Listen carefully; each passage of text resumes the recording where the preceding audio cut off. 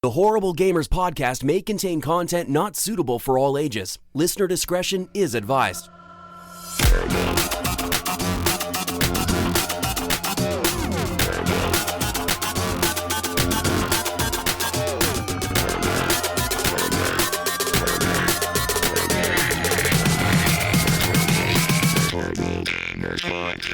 Welcome, ladies and gentlemen, to Horrible Gamers Podcast, show number 278, being recorded on October the 12th, 2019. I am one of your hosts, Jesus Gonzalez, is known as Jesus Walks Out. Today, I'm joined by my friend from the West Coast, the best coast, Gunny Chief, Henley Merrill. Welcome back, Henley, welcome.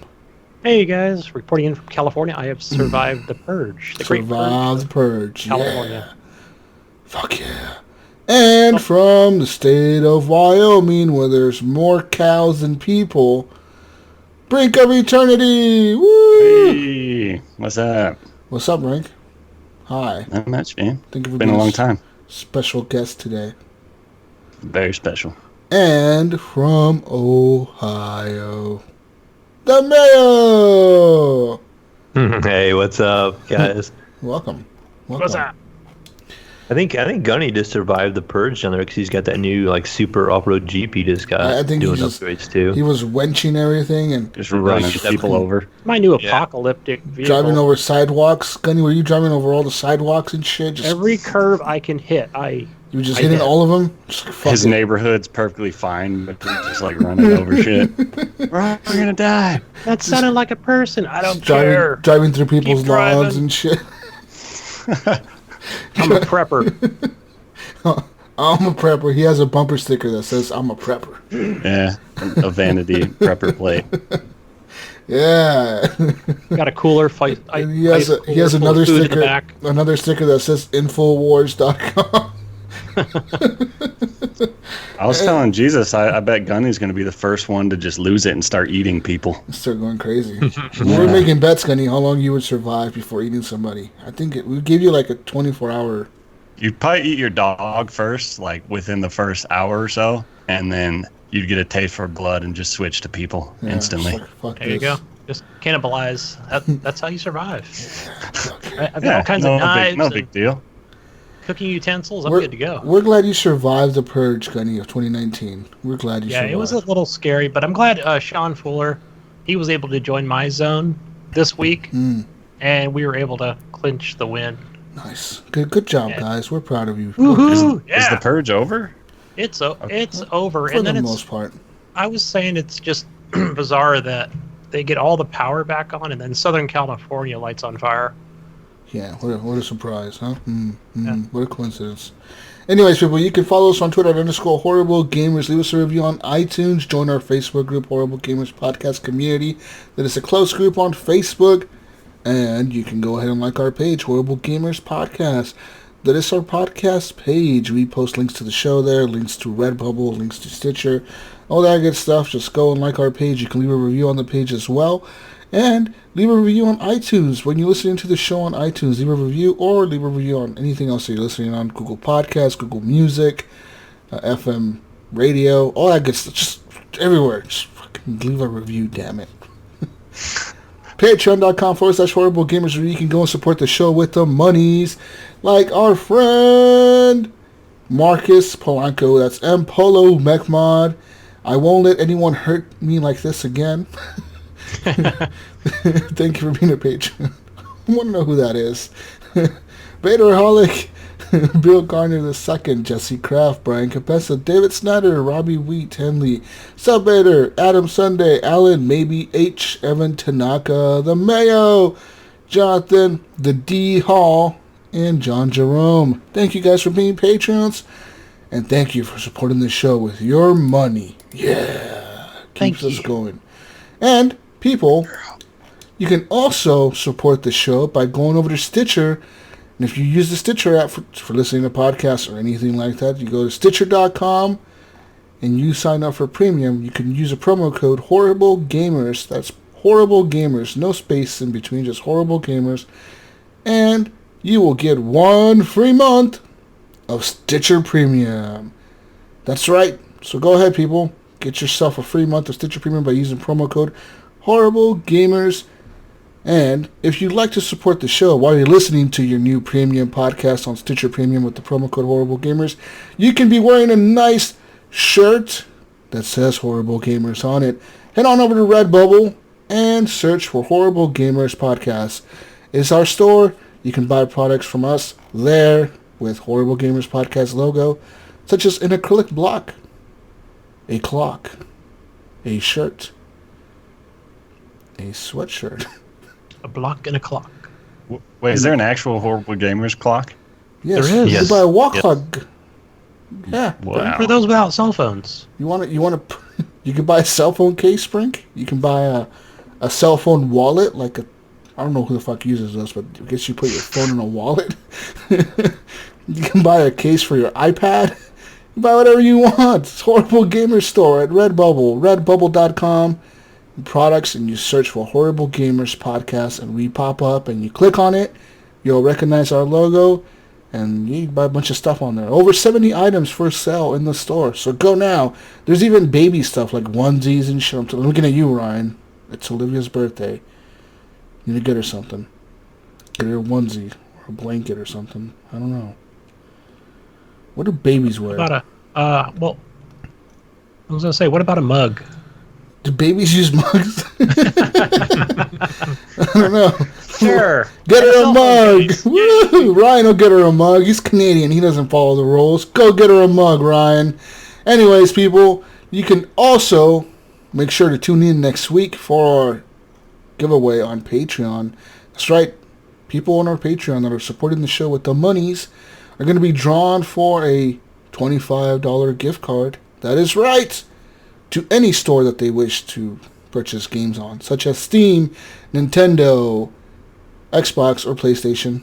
Your choice. You pick what you want to buy your things on, and we'll send you a gift card courtesy of the Mayo. Thank you, Mayo. Thank you, Yep, Mayo. problem. Yeah, and Got this. our intro song is done by Fowler and Twistics. It is called Breakout. Our outro song is done by Broke for Free. It is called Night Owl. And let's get to talking about video games, fellas. Video games. Yeah. You excited? Did you play games this week, guys? I did. I did play some games. I played some games too. How about you, Mayo? Yeah, I got the opportunity to get a couple games in this week. I'm going to start off with some games that I played today with my best friend, Brink. How we turn it? Yeah. Brink, me and you had the awesome experience of being best friends, and we decided to play some Apex Legends today. Oh man, Woo! we wrecked it. Woo! Hell We yeah. won all the matches. Got 10 wins in a row. Super champions is what they end up calling us at the end. Like, you are the super champions. Super champions. No, nothing like that. We didn't even get close to winning, not even once. I don't even think we got... Did we even We get didn't to the last top circle? 10. I don't think we got top 20, top 30. No, well, there's 20 teams. We got to get at least top 20. Well, players left, but yeah. Yeah. I think that it was just a rough day, man. We literally were just dropping, and we were discussing this because we played another game that's a Battle Royale, but we were playing Apex Legends for a while on the new map.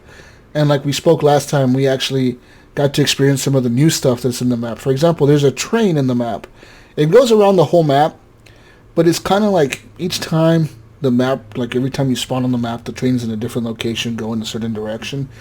And the train is moving, and it will stop at each station, but then it keeps moving.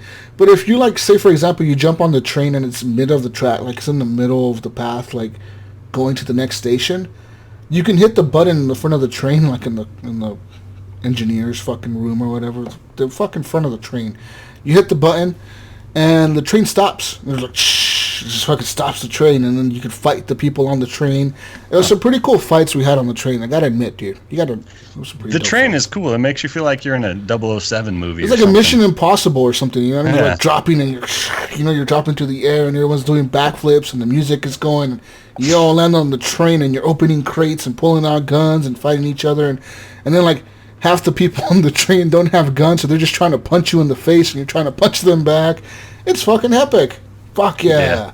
And if you're the robot, like while the train's going Yeah. over the bridge, you can jump out and then like grappling hook and swing back onto it. It's fucking Ferris wheel sick. behind it. Yeah. Yeah. It's pretty cool, yeah, because you can jump off the train and then grapple and go around it and like swing, and it's fucking cool, man. So yeah, we were playing a lot of that map. Had a lot of fun despite our losses. We had some fun. Actually ended up switching it from regular mode because I was playing on the regular, like, the Apex Legends mode, and there's rank mode. So I decided to put it in rank mode, and I felt like in rank mode we were actually doing a little bit better. And that's because it actually is pretty smart about it. It actually pits you against people that are in your rank. So, like, if you suck, like I do, then it puts you with people that suck, like you do. So it makes the matches more, I would say, more balanced, you know what I mean? More fair to you. Instead of, like, being in a match with somebody that has, like, 500,000 kills and 75 wins this season. Top teams. It'll put you, like, with somebody that has only, like, 10,000 kills and 5 wins this season. Yeah, I played a round today, actually, and I ran into a crypto who had like 500 kills, and he had like 35 wins already. A crypto? That is crazy. And I'm like, oh my goodness. That season just came out 2 weeks ago. That means this guy is probably like nonstop. But there are some people that I gotta say, there's people like in Fortnite as well that only play Fortnite. There's people dude, they main it. People that only play PUBG, people that only play Apex. So I understand if you only play Apex, I can see how you could be that good. You know what I mean? Where you just know the things and you're just fucking everybody up. But yeah, it was pretty cool today. We actually got to experience the new, they've actually unlocked these vaults. I think they kind of took this off of Borderlands or something. But there's these vaults in the game. They're scattered around the map. There's 5 of them in the map. And sometimes somewhere on the map, there's a key to each vault. There's only 5 keys on the map. So if you land in an area, you find the key. You have the key, and the key will show you what vault that key opens. So it'll tell you, like, this key is for this vault, and it shows the person who has it. For example, today our teammate, I think he was a crypto, by the way, or a Pathfinder maybe, he found the key. It's like, I have a vault key. And like next thing you know, he started running outside the circle, and Brink was probably like wondering, what the fuck is he running outside the circle? And I told Brink, let's just follow this dude because he's going to the vault. And sure enough, we went into this tunnel, and there's like these golden doors, and you have to, if you don't have the key, the doors don't open. So you like swipe the key card, and then these golden doors open up, and inside that vault, there's like gold items. So there'll be like a gold shield, a gold shield, and a gold plated armor, gold helmet, purple helmets, purple like armor or whatever, attachments for your weapons. There's enough for your squad? Usually there might be enough for like each of you to get something, because there's like probably like 9 items in the vault. But the one thing that is not in the vault is weapons. So there is no weapons in the vault, but there is helmets and armor and like shields and attachments for weapons, but there's no weapons themselves in the vault. So like you're not gonna find a Mastiff or a whatever, like those special guns in that vault. Yeah, I'm pretty sure you and I ran in there and yoinked everything before. I think we did. I think he was pissed. I think he was pissed, yeah, because you grabbed the gold shield, right? Yeah. And I grabbed the purple stuff. I grabbed the purple helmet and the purple shield, and I'm pretty sure the other dude was like, "What the fuck?" Yeah, and he waited on us too. Yeah, and like he was actually pretty nice, and he actually like waited for us to follow him in there, and that's cool. So like that was kind of cool of him, I guess. We still ended up dying pretty bad. Yeah. But it was fun, man. That game got harder, man. Like that game is way more sweaty than it used to be. Like way more. Stressful. I don't know if it's because the only people left still playing it are the people who that's their game. Yeah. Or if people have just gotten really good at it, because I think crazy. It is. Apex reminds me of like Overwatch or something. People just, that's all I play. Yeah, if it's all you play, you're going to be really good at it. Because you're right, Gunny. I go back to Overwatch. I remember when I had my Xbox, I would randomly go back to Overwatch when they had certain events, just to try to get some crates or whatever, some skins. And I would play, and I'd be like fucking getting wrecked. I'm like, fuck. Yeah, and you want to play that one character for at least a couple weeks. Yeah, I'm like, what happened? Just like, learn that every inch of it. Like my game's tough. My main used to be that diva chick, the one with the mech, and I used to fucking wreck with her, and like, I was just getting destroyed. And even when she had the mech, I was like, what the fuck? My health goes down so quick. And like, it's just if you don't stay on top of the game and you don't know the changes they're making and the constant tweaks they're making to each weapon, etc., you're fucked. Etc. That's the meta game, man. That's some games. That's how Destiny is. If you don't keep track of the meta game, you're gonna get wrecked because you got to know which weapons to use, and in Overwatch which characters are OP at that time, and all that stuff. And not only that too, but it's like, okay, we've got the A team. I've seen that in streams where it's like you can't just go in there all mismatched and go it alone. I mean, you could if you're playing enough, but it's just you need that team formation. But yeah, so after playing a lot of Apex and losing a lot, me and Brink were like, well, we really suck at this game. We were kind of like, I was getting like disappointed in playing it, right? Because I got the new Battle Pass for this season. Like I told you guys last week, the only reason I bought it was because I had enough gold coins left. So I'm level 7 or 8 in the Battle Pass now, which I feel like I'm not grinding up a lot. It's just taking... I feel like it's going a lot slower than the last time, and I don't know why. Maybe because I'm not focusing on the challenges as much. There's a lot of challenges in this one that you have to do, like... Similar to the last one, where you have to get so many knockdowns in a certain area, and I just don't know the map. Because they'll be like, get fucking 4 knockdowns in this train yard somewhere. I'm like, where the fuck is this train yard? And then I find out where the train yard is, and I'm like, that is like the hardest place to drop on the map. It's like Pachinki or something. Like, you drop there, the chances of you dying are really high compared to the chances of you surviving. So, yeah, I don't know. We'll see how the season pass goes for me. There's still like 110 days left or something, so still plenty of days left. But we'll see how it goes. I'll keep playing Apex just to keep grinding those levels or whatever. But we decided to go and play PUBG. Classic PC gaming. We decided to play some PUBG. Sweet. From a hard game to a harder game. Yeah, we're like, Apex is too stressful. Yeah. We need to unload. We need play some a PUBG. game that's not as stressful as Apex. All Hey, that quiet lo and time. behold, PUBG, though. where it's all silent before you get headshot in one shot. That Yeah. Where'd that come from? happens. That totally happens. Because I mean, Apex is it's like PUBG, but it's as stressful as PUBG. But the thing about Apex is when you're getting shot at, it's like fucking like all you hear is gunshots like fucking, and you hear like all the call outs and shit that the people are like, I'm going down. I need a friend. I see somebody here, friend. I'm getting shot at. You see all these fucking call outs by the people, and then PUBG, it's like everything's silent. You think you're doing good, and you get shot, and then you die. I mean, that's how it goes. But me and Brink decided to get some PUBG action going. We spawned on Sanuk, and then we went to the Erangel map. And I actually had a lot more fun playing PUBG than I did with Apex. And I don't know what it was, Brink. I don't know if you can pinpoint what it was. For me, I think it was just the I don't know, we had more downtime, more time to bullshit with each other and just kind of like fuck around and it was.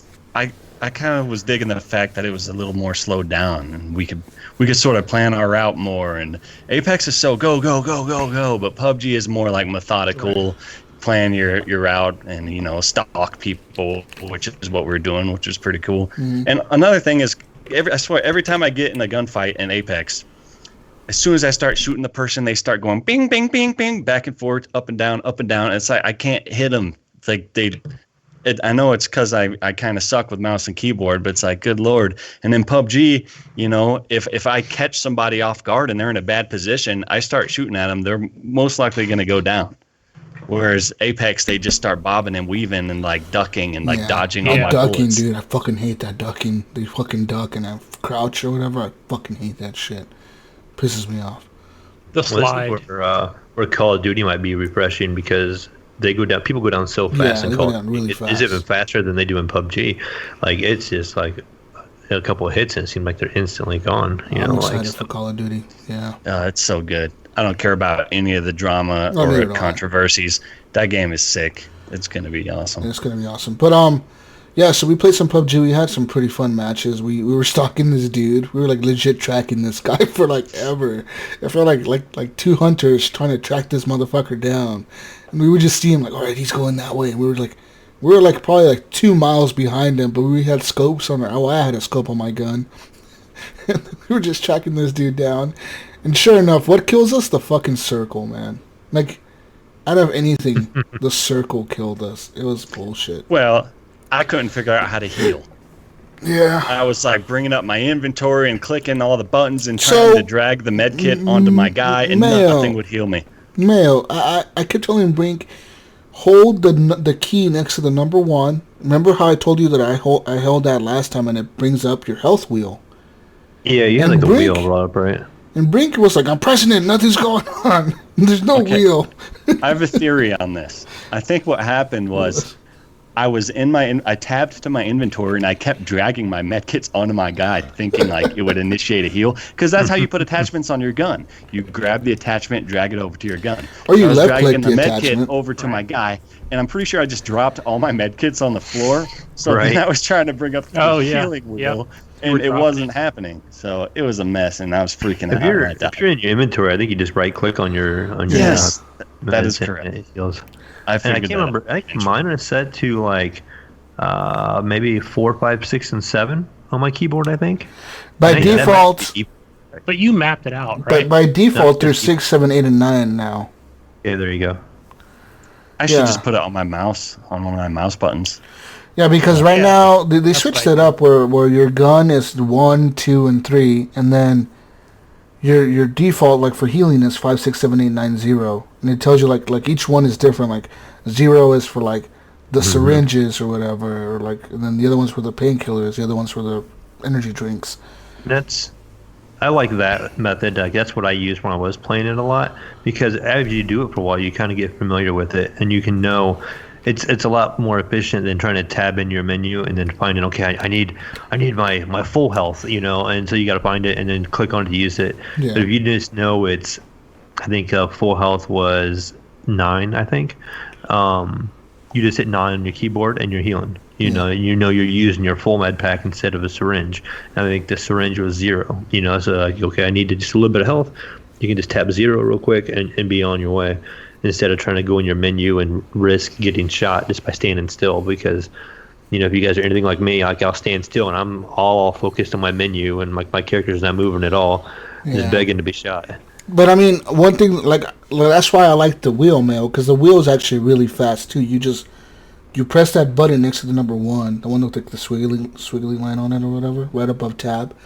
You just hold that, and it brings up your entire inventory of health. Like, it just has all the health items right there. And you just, literally with your mouse, really quick, tab over to which one you want to use, and just, your character will keep using it until you heal up all the way. I think you like that one just because it makes you feel like it's a controller. Yeah, I think you're right. No joke. I think you're right. Because if you just press 9, it's a lot faster than sitting there holding down 1 and scroll. I would have to look down at my keyboard, though, and assume that I'd be getting shot. You got to look down there to hit 1 anyways. No, you don't, because you know where the number 1 is. You know where tab is, because you're always on tab. You just move your finger up, and you hold that wheel. Yeah. I don't know. Maybe. Fuck you, Mayo. And I mean, controller's you've got 2 better. zeros on your keyboard, presumably. If you have the right keyboard. The full. That game's polished now, though, isn't it? It feels. That game was running so good. It was actually really stable. Like, I mean, don't get me wrong. Like, I was getting like 70 frames a second on ultra, but everything was ultra. Like, the whole thing across the menu was ultra. 1440p, right? 1440p, yeah. And I was getting like 70 frames, pretty solid. And there wasn't like a major dips. There wasn't like back in the day when I was first playing it. Remember earlier this year when I first got my PC. I would get dips where like I was like at 80 frames and then it would dip to like 50 and then it would go back up to 60, then go back up to 70. Nowadays it seems like there is a certain fluctuation, but it's not nearly that dramatic. It's like a few frames. Like it'll go from like 70 to like 68, then 65, and then it'll go back up. It doesn't like fluctuate like 10 fucking frames, you know what I mean? Like it used to. Like even on the Xbox One X, it used to do that. It used to be like fucking 30, and then 20, and then 25, back to 30, which is really annoying. How stable is it on the Xbox now? Do you guys know? Like, I haven't tried my Xbox. It's pretty stable. So long on Xbox. From what I've seen people play, like I know a few people that legit play it a lot. Like Mirza, Alan Maybe's brother, he's always playing it, and from what I'm hearing from those guys, the game seems to run pretty decent for them. Now, if we go and play it, knowing we've played it on PC at more than 60 frames a second, we're probably going to think the game runs like shit. And it probably looks like shit. But yeah. But for them, that they've only been playing it on the Xbox, I think that it runs pretty okay. Yeah, I think I've only ever tried it one time, and that was like when it kind of was new on the Xbox. I remember dropping out of the plane and none of the textures were loading in yet, you know. I'm like getting ready to run into a building, and I'm like, I'm pretty sure there's a door here just because I'm familiar with the map, and it wasn't even loaded in yet. It was like just a brown square looking thing on the map, you know, or on the screen. Yeah. And I'm like, I'm pretty sure this is a door, you know, and I'm running in, and like everything is just like a blur and stuff. And like, one thing that I do not like the one thing I do like about Apex and I don't like about PUBG is how clumsy picking things up in PUBG feels, and how the doors feel in PUBG. Like it's just so clumsy. Like pressing F, it feels very clumsy as you're doing it. It feels like very slow, like deliberately, like they try to screw you over. Where in Apex, dude, you can legit be run through a door, because your character automatically opens doors if you run at them. You just run right through the door, pick stuff up as you're running. Like you see a gun, like you're running towards a gun, you see that gun, you want that gun, you just press E as you're running, and just your character picks it up as he's running. In PUBG, there's no fucking way you could do that. There's just no fucking way. I don't see how anyone could be able to pull that off. Yeah, different engine. It's just so slow, dude. Yeah. I think they try to keep that for the, I don't want to say realism, because, you know, we know we could run and grab things too, but I don't think we could grab things as fast as they do in Apex, you know, like. Oh, yeah. I see Apex is really fast. You know? But I actually tried remapping my PUBG controllers when I played it like 3 weeks ago, and tried mapping the pickup to E, and I did away with my lean. I put my lean on my mouse, and it was all right. Did it but work? It's still not fluid like Actually, Apex is, I don't really use lean much. I mean, I guess the one time that I do this and I need lean, right? That's wouldn't have it. I wish I had that. I wish I had lean back. What the fuck? That's what I did. My two side buttons on my mouse. The front one is lean left and the back one is lean right. Wow. Works pretty good. Yeah. Yeah, for my mouse buttons, actually today as we were playing Brink, I ended up mapping those to crouch and prone, because I hate moving my fingers down. That's what I do on C Apex. is so easy to hit, Yeah, man. control and shift. Z and C, I don't like hitting those. It's right there. No, it's not. Yeah. But it is. Yeah, I have my crouch on my mouse on Apex because I like to slide, you know, and it's just so easy to just slide by hitting the mouse button, and it just kind of feels real fluid that way. On Apex, I fucked up, and I mapped my ultimate and my other ability to my mouse. So sometimes when I'm like in intense gunfight, so I'll end up hitting those fucking buttons. Next thing you know, I'm calling in fucking airstrikes. I'm like, oh fuck, I didn't mean to call in my airstrike with my ultimate. And I'm fucking like using all my shit. I'm like, fuck, freaking out. I keep it consistent across all my games. I map the same moves to the same buttons, just so I don't get confused. Sometimes. One thing that me and Brink were discussing though as we were playing PUBG today is how high the level of skill it goes from when you switch from being a console gamer to a PC gamer, and you realize the skill level or the ceiling on PC is so fucking high, dude. Controversy. It's just so high. Are we talking PC Master Race stuff over here? It sounds That's like what this is sounding like. This is turning people off over here. And Well, it just feels like it's really... Complete disclaimer, I had nothing to do with this No, conversation. listen. No, I did not start No, it. this I mean- is Mayo inspired. no, this is all your It's fault. true, because I used to be really good at PUBG on the Xbox. Like, really good. I could get first person, like, FPP wins, like, really fucking good. Like, I was good at that game. I could get wins constantly with multiple kills. And in PUBG PC, I am fucking lucky. I don't even think I've got one win in that game. I am fucking lucky if I get more than one kill in a match. That's The last luck. time you and I played PUBG on Xbox, we were killing it, man. Yeah, Remember that we epic got game we wins, had where we yeah. won? We get No, I wins all the don't know. time. I considered, I've been playing Xbox, for since the early 2000s when it came out, and I consider myself like A decent gamer. a fairly above average player, or I did. But now on PC, I feel like every game I play, I'm definitely You're like, bottom fuck, of the pool. like, fuck this. Yeah. Well, and I thought it was just because I needed to learn the mouse and It keyboard, ain't but that. now, it's all second nature, and I still just get wrecked in every game I play. Like, people Maybe are just getting old gods like on me, Brink. PC. Maybe you're just getting old. That's me. Well, No. that's part I of think- but you know what? Not really though, because No. yes, the reflexes. You learn. Oh shit. Uh-oh. Brink's cutting out. froze. Brink, you're cutting out. Brink, you froze. But he's right. I think what he meant to say is that, like, you end up. It's just the skill level on the PC is so fucking high, man. Like Brink said, like you consider yourself a good gamer on the console, like even a above average gamer, and then you switch to fucking PC, and next thing you know, you're getting wrecked.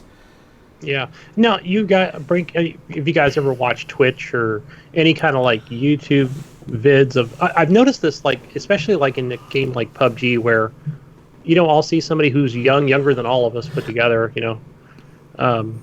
late, early adult, and it seems like to me, I'm like, as I watch these people, I'm like, man, like they were born with a mouse and keyboard in their hand.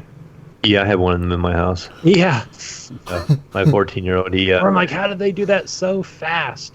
So like natural, Jesus was saying how like picking stuff up like in PUBG is different from Apex. Of course it is, but then I've seen players where they're just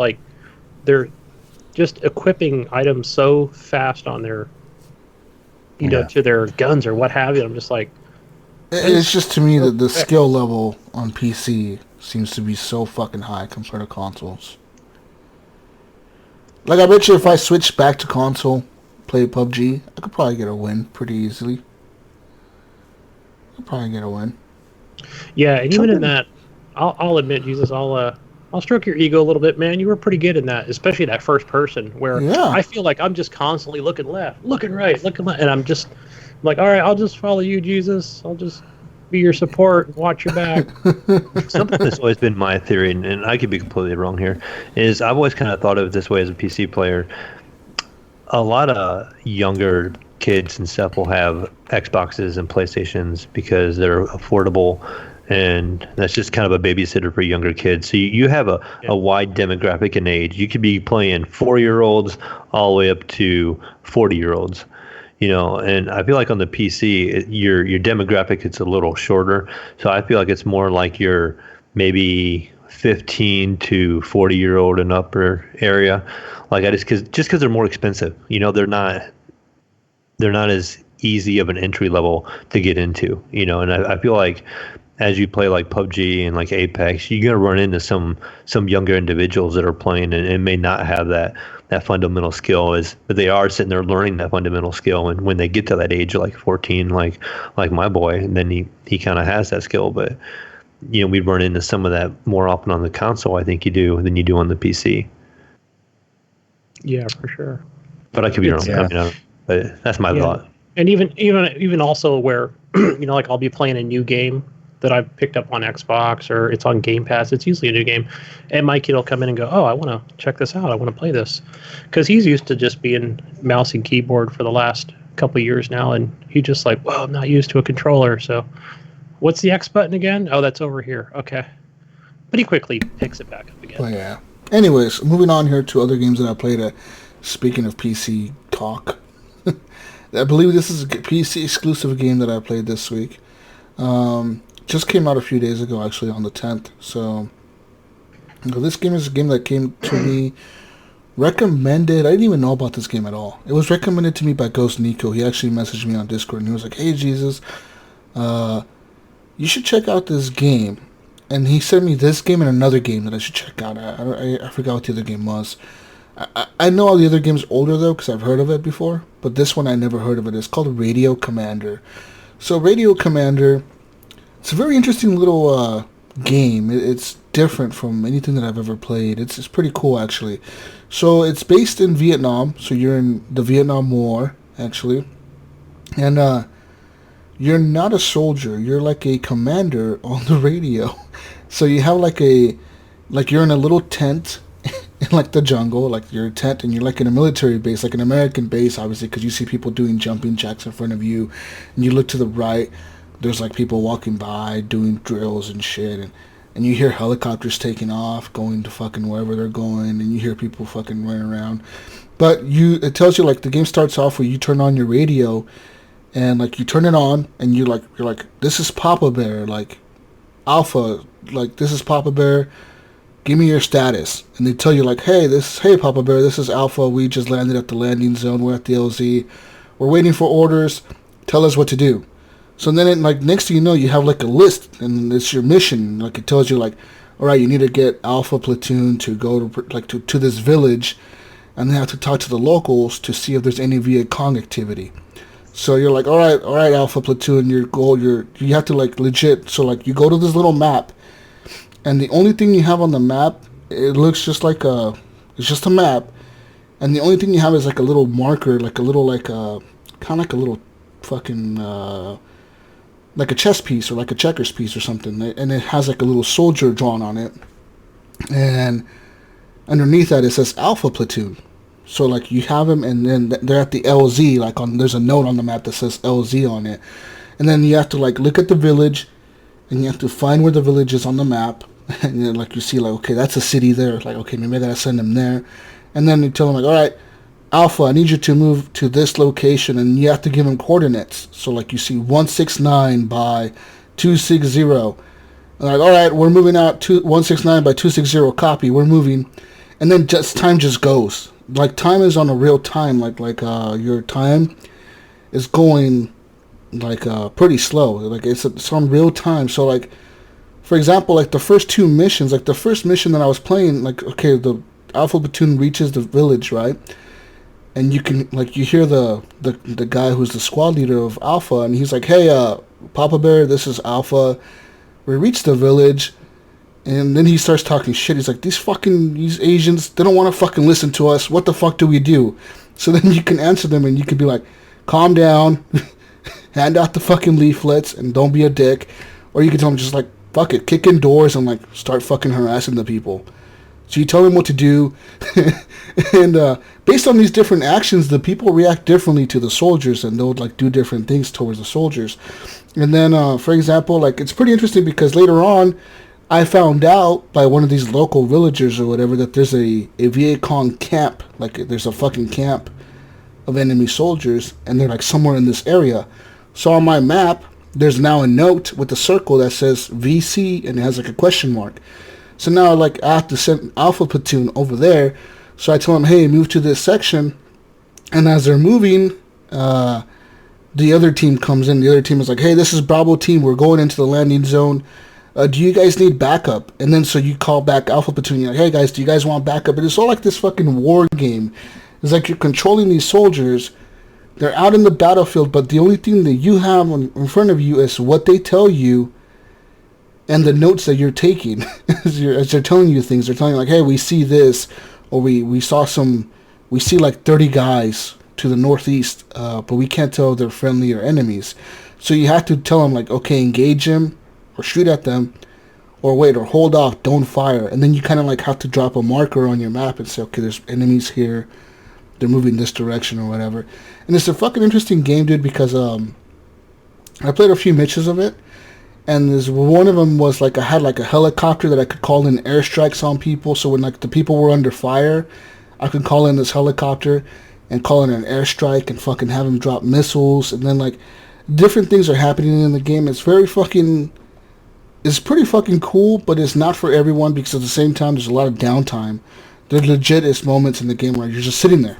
You can't speed up time. You can, and that's a cool thing. You press tab and the time fast forwards and it tells you like the next thing. Then like, for example, if they're walking from point A to point B and there's no enemy contact in between, like they're just walking from point A to point B. They get to point B and then they'll be like, okay, we're here. What do we do now? So. There's a lot of moments like that. For example, the second or third mission that I was playing, we had to find like an underground bunker, like the Viet Cong bunker. And so as we're trying to find this bunker on the in the map, the map came up and it's like, okay, you have to choose the landing zone, and you have to choose where the people go. It's your mission. You control where they want to go. So there's this fucking huge map, and I only have Alpha Team and Bravo Team, and I have to tell them where to go to search for this fucking tunnel, and I have no clue. So I'm just standing around the map to go to different places, and during that mission, for example, as soon as like both of the teams landed, like they were both dropped off by the helicopters, another helicopter of like U.S. Army or something, it went down. And it crashed nearby. And they're like, hey, mayday, we're going down, we're going into the trees. So then, like, your Alpha Platoon, the guy's like, hey, the doctor wants to go and see if we can rescue these guys that just crashed. So you have to make that call. You have to tell them, okay, you can go, or you can only send so many guys, or fuck it, don't go. They're on their own. So like you have to make all these different calls, and a lot of people die, people get wounded, and between each mission, so like once a mission ends and then you go to the next fucking mission, there's like a story of like the squad leaders of each squad, so the Alpha Squad and Bravo Squad. I think Bravo Squad is this black guy, and then Alpha Squad is a white guy from Texas or something. And at first they kind of don't like each other because one's white and one's black, and this is the fucking 60s. But then they kind of get to know each other, and they're kind of becoming friends because they're fighting together. You know what I mean? They're in this battle together, and they're fighting. And so they're sending letters back home, and you're seeing the letters they're sending back to, like, one of them sending a letter to his girlfriend. That's the Texas guy. And the other dude is sending a letter back to his little brother. The black dude is sending letters back to his little brother. So you're getting these letters back from the U.S. saying, like, hey, like, fuck this shit. Like, we're rioting. You know, we're protesting against the white people. We want civil rights. And then you're getting letters from, like, the lady who's saying that, like, fucking Muhammad Ali doesn't want to go to war. So, like, doesn't he realize that the communists are against all religions, not just, you know, Christian religions or whatever? So it's like all these different, like, letters and shit coming back from the U.S. to these guys, and you're seeing like that story build up. And it's kind of like there's some really tense moments, dude, in the game where the soldiers will do something and you're just waiting to see what happened. For example, there was one where we found a tunnel, and one of the guys was like, hey, can I go into the tunnel? And you're like, okay, go in. And then like a minute goes by. 2 minutes go by. And like his squad is fucking freaking out. His squad's like, hey, Papa Bear, can we go in after him? And you're like, no, wait. And they're like, okay, it's been like a few minutes now, dude. Can we go in after him? We're kind of not, like, he hasn't said anything back. He hasn't told us anything. We want to go check on him. And you're like, no, you got to hold. Like, don't go in yet. Does it kind of become an extraction? And then, yeah, like, or is it just... Yeah, like at that point you're just waiting to see like if the dude ever comes back out, or if he calls you up and tells you like, hey, everything's clear down here, or like do you send the other people in behind him? And so these pretty cool like different things that happen. Then you get like later on in the game you get control of, like I said, helicopters, mortar teams, vehicles, fucking special operations forces like Spec Ops and shit. You get like Delta Team, the Green Berets. You get a hold of them. They're like more stealthy or whatever than the regular platoon, the regular soldiers. So it's like pretty cool. It's a pretty interesting little game. It's a strategy game. Is it for everyone? Fuck no, because it's pretty much you're looking at a map and you're moving soldiers around. What kind of music does it have? Is it playing any good music in there? A lot of like as part of the story. Or? I think it's like 60s music, like rock music, like Welcome to the Jungle and shit like that. Like, you know, the typical Vietnam fucking war music. Cool. Yeah, I saw this on the front page of the Steam. Yeah, it's pretty little interesting game. It's $15 right now. I think it's 25% off. But yeah, I actually had a lot of fun with it, and even like Ghost Nico was like, holy shit, dude, you got a lot of achievements in this game. You've been playing the fuck out of it. And yeah, pretty much like last night I stayed up pretty late playing it, and this morning I woke up and I started playing it more. I'm in a really hard mission right now, because this mission I have to escort there's like a convoy. So I have a convoy of like civilians that I have to escort across this entire map. And I have like a set of tanks with us, and I have like 2 soldier platoons with us. But like, dude, by the time I got halfway through the map, like all my team was dead. Everyone fucking died. Everyone was dead. It was like fucking slaughter. It's like, holy shit. So, but it's really cool because there's this mode called replay. So if you, for example, say you failed a mission and you have to restart it, or you complete the mission, you can go to replay mode, and in replay it shows like it shows your characters where they were, like your pins, your soldiers, and it shows all enemy forces. So sometimes you think to yourself like there wasn't that many enemies during that mission, but when you look at the replay, there really was a lot of enemies. They were just really smart, and as you're moving in closer to their headquarters, they're moving back and they're retreating and they're going around you and they're trying to flank you. And you don't realize that as you're like playing the game. You don't realize like, oh, there's a guy to my left, there's a guy to my right. You don't realize that because the soldiers don't see them and they're not calling them out. So it's pretty interesting seeing how smart the AI is as you're attacking them. They're really actually flanking you and doing different maneuvers to get around your soldiers and try to kill them. It's pretty wild. It's a pretty neat little game. I think it's in early access maybe. Yeah, it's a game of war, yeah. Yeah, I never heard of it, so I seen you playing it last night, so I looked it up on Steam. And right away, for me, it looked like it'd be a really good VR title. Like, it looked like a VR title. It actually would be a pretty cool VR title. Because, yeah, you're just sitting there and you're, like, listening to this radio and you're just, like, looking at the fucking map. Table with the map on it, and we had the pieces, it'd be kind of cool in VR. You could sit and look at it and kind of strategize and stuff, move the pieces around like that. It's pretty cool. I know Brink is over there like bored as shit. Like, what the fuck is she just talking about? We need to shoot things. Yeah. Yeah. Hey, it's not for me, but I'm glad you enjoyed it. Yeah, like I said, I've been into strategy games lately. Like I've been playing Jurassic Park World, playing all that stuff. So like this type of game, it really makes you think, and it really.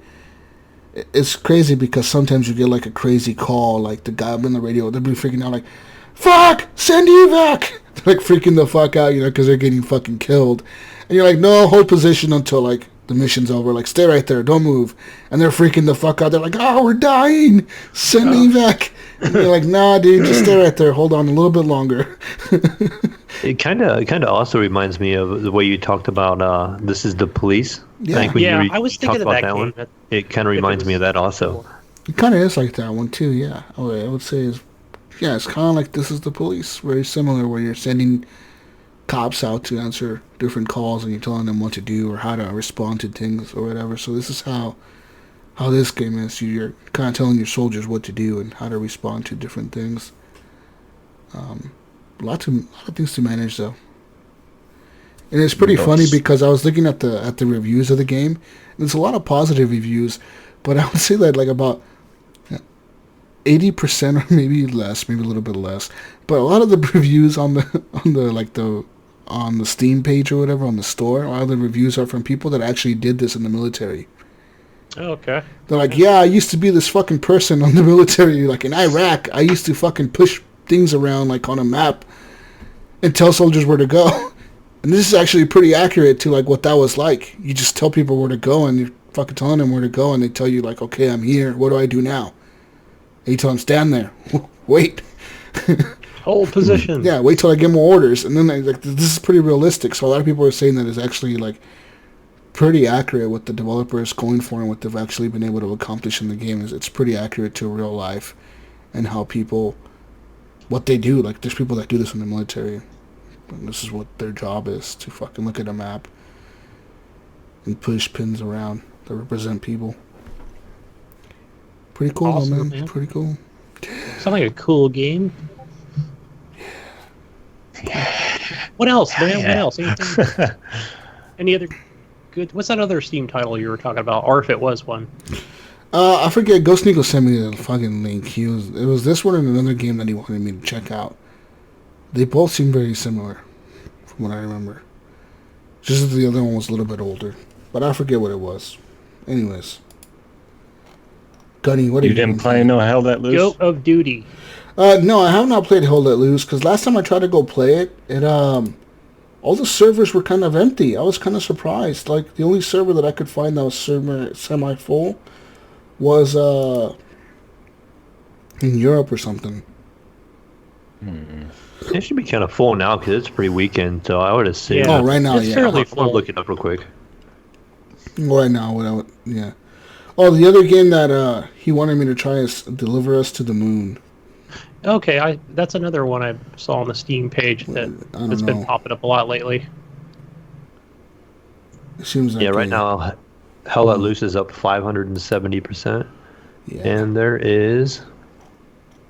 right now there is 6,683 playing, and then within the last 24 hours, the highest has been 11,000 playing, and that's the all-time peak. So that's a really good game, man. Like that game is actually pretty fun. I did get a chance to play that. Oh, you did, Gunny. Tell me what you think of it. So I get in there, and so whatever squad I joined, it was just in like the regular vanilla map, as just as a regular infantry soldier.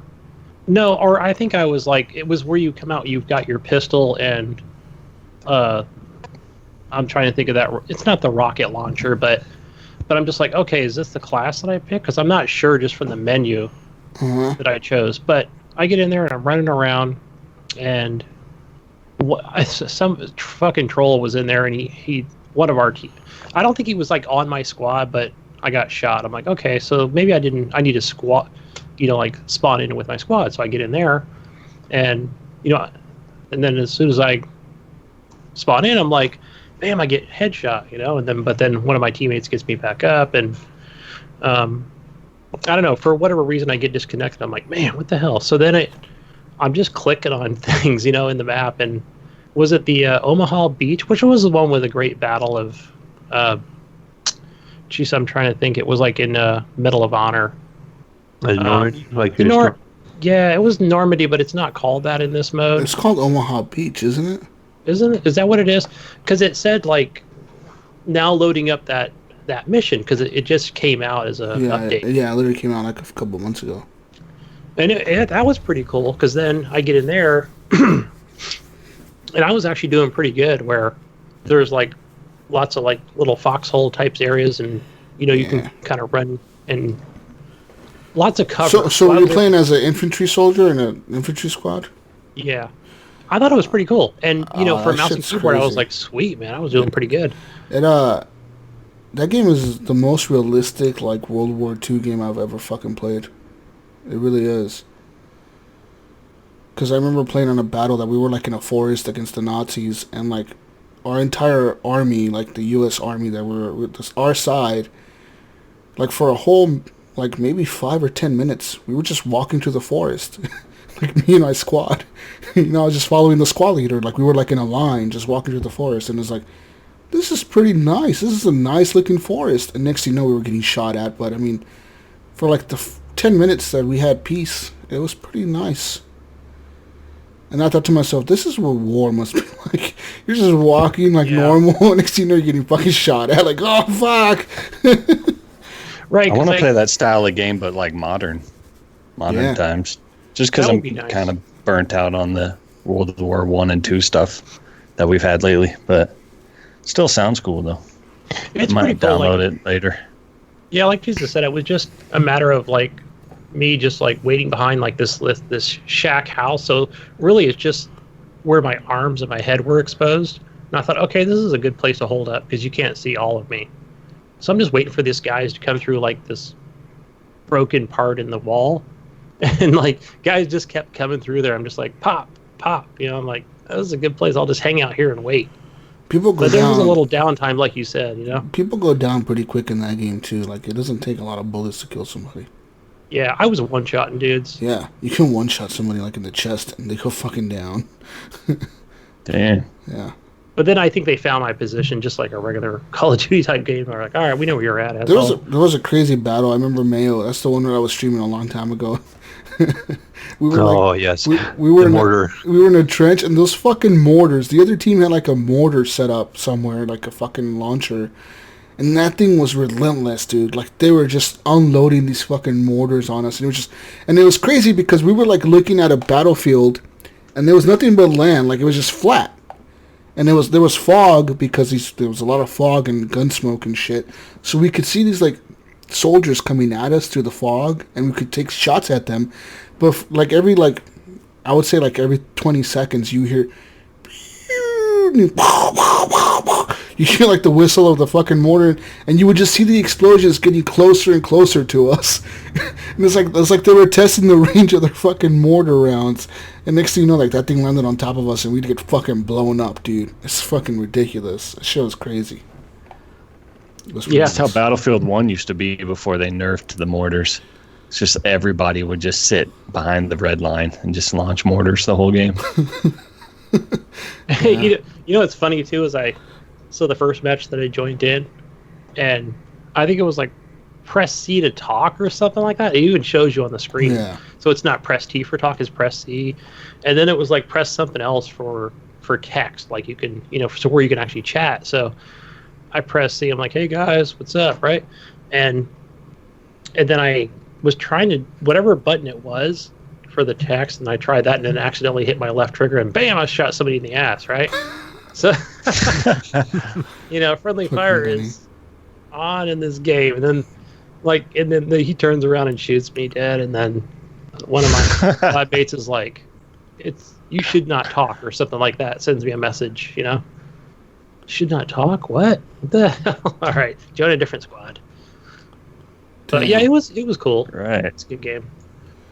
Was everyone talking in your game when you were playing? Yeah, the second squad that I joined, they were all talking. Yeah. Which was nice. It's one of the first games that I experienced too, where everyone has a mic and everyone's actually like talking about the game.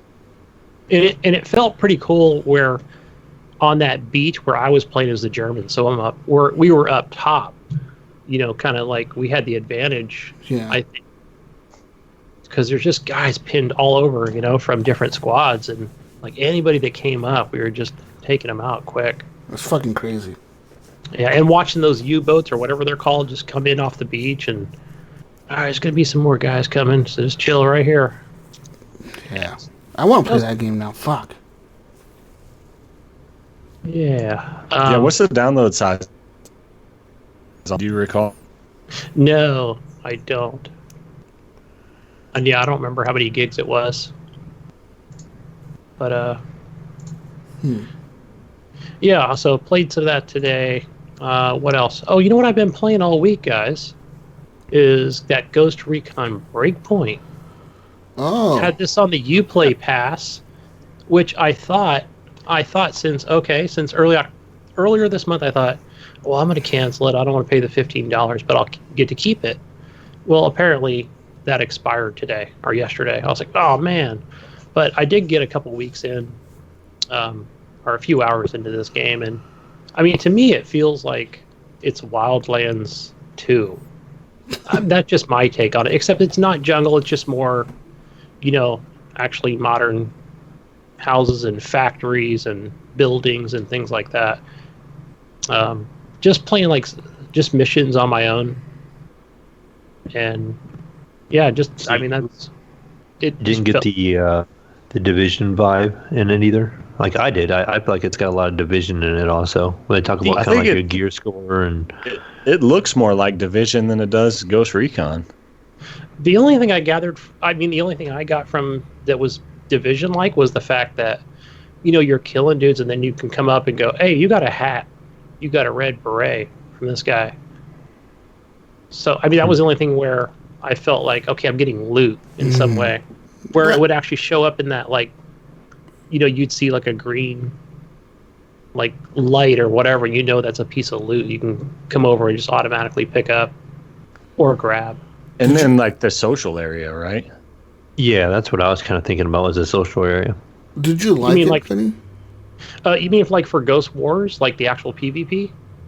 No, like there's a hub, there's a social hub where like you can run into other players and just like Division. Yeah.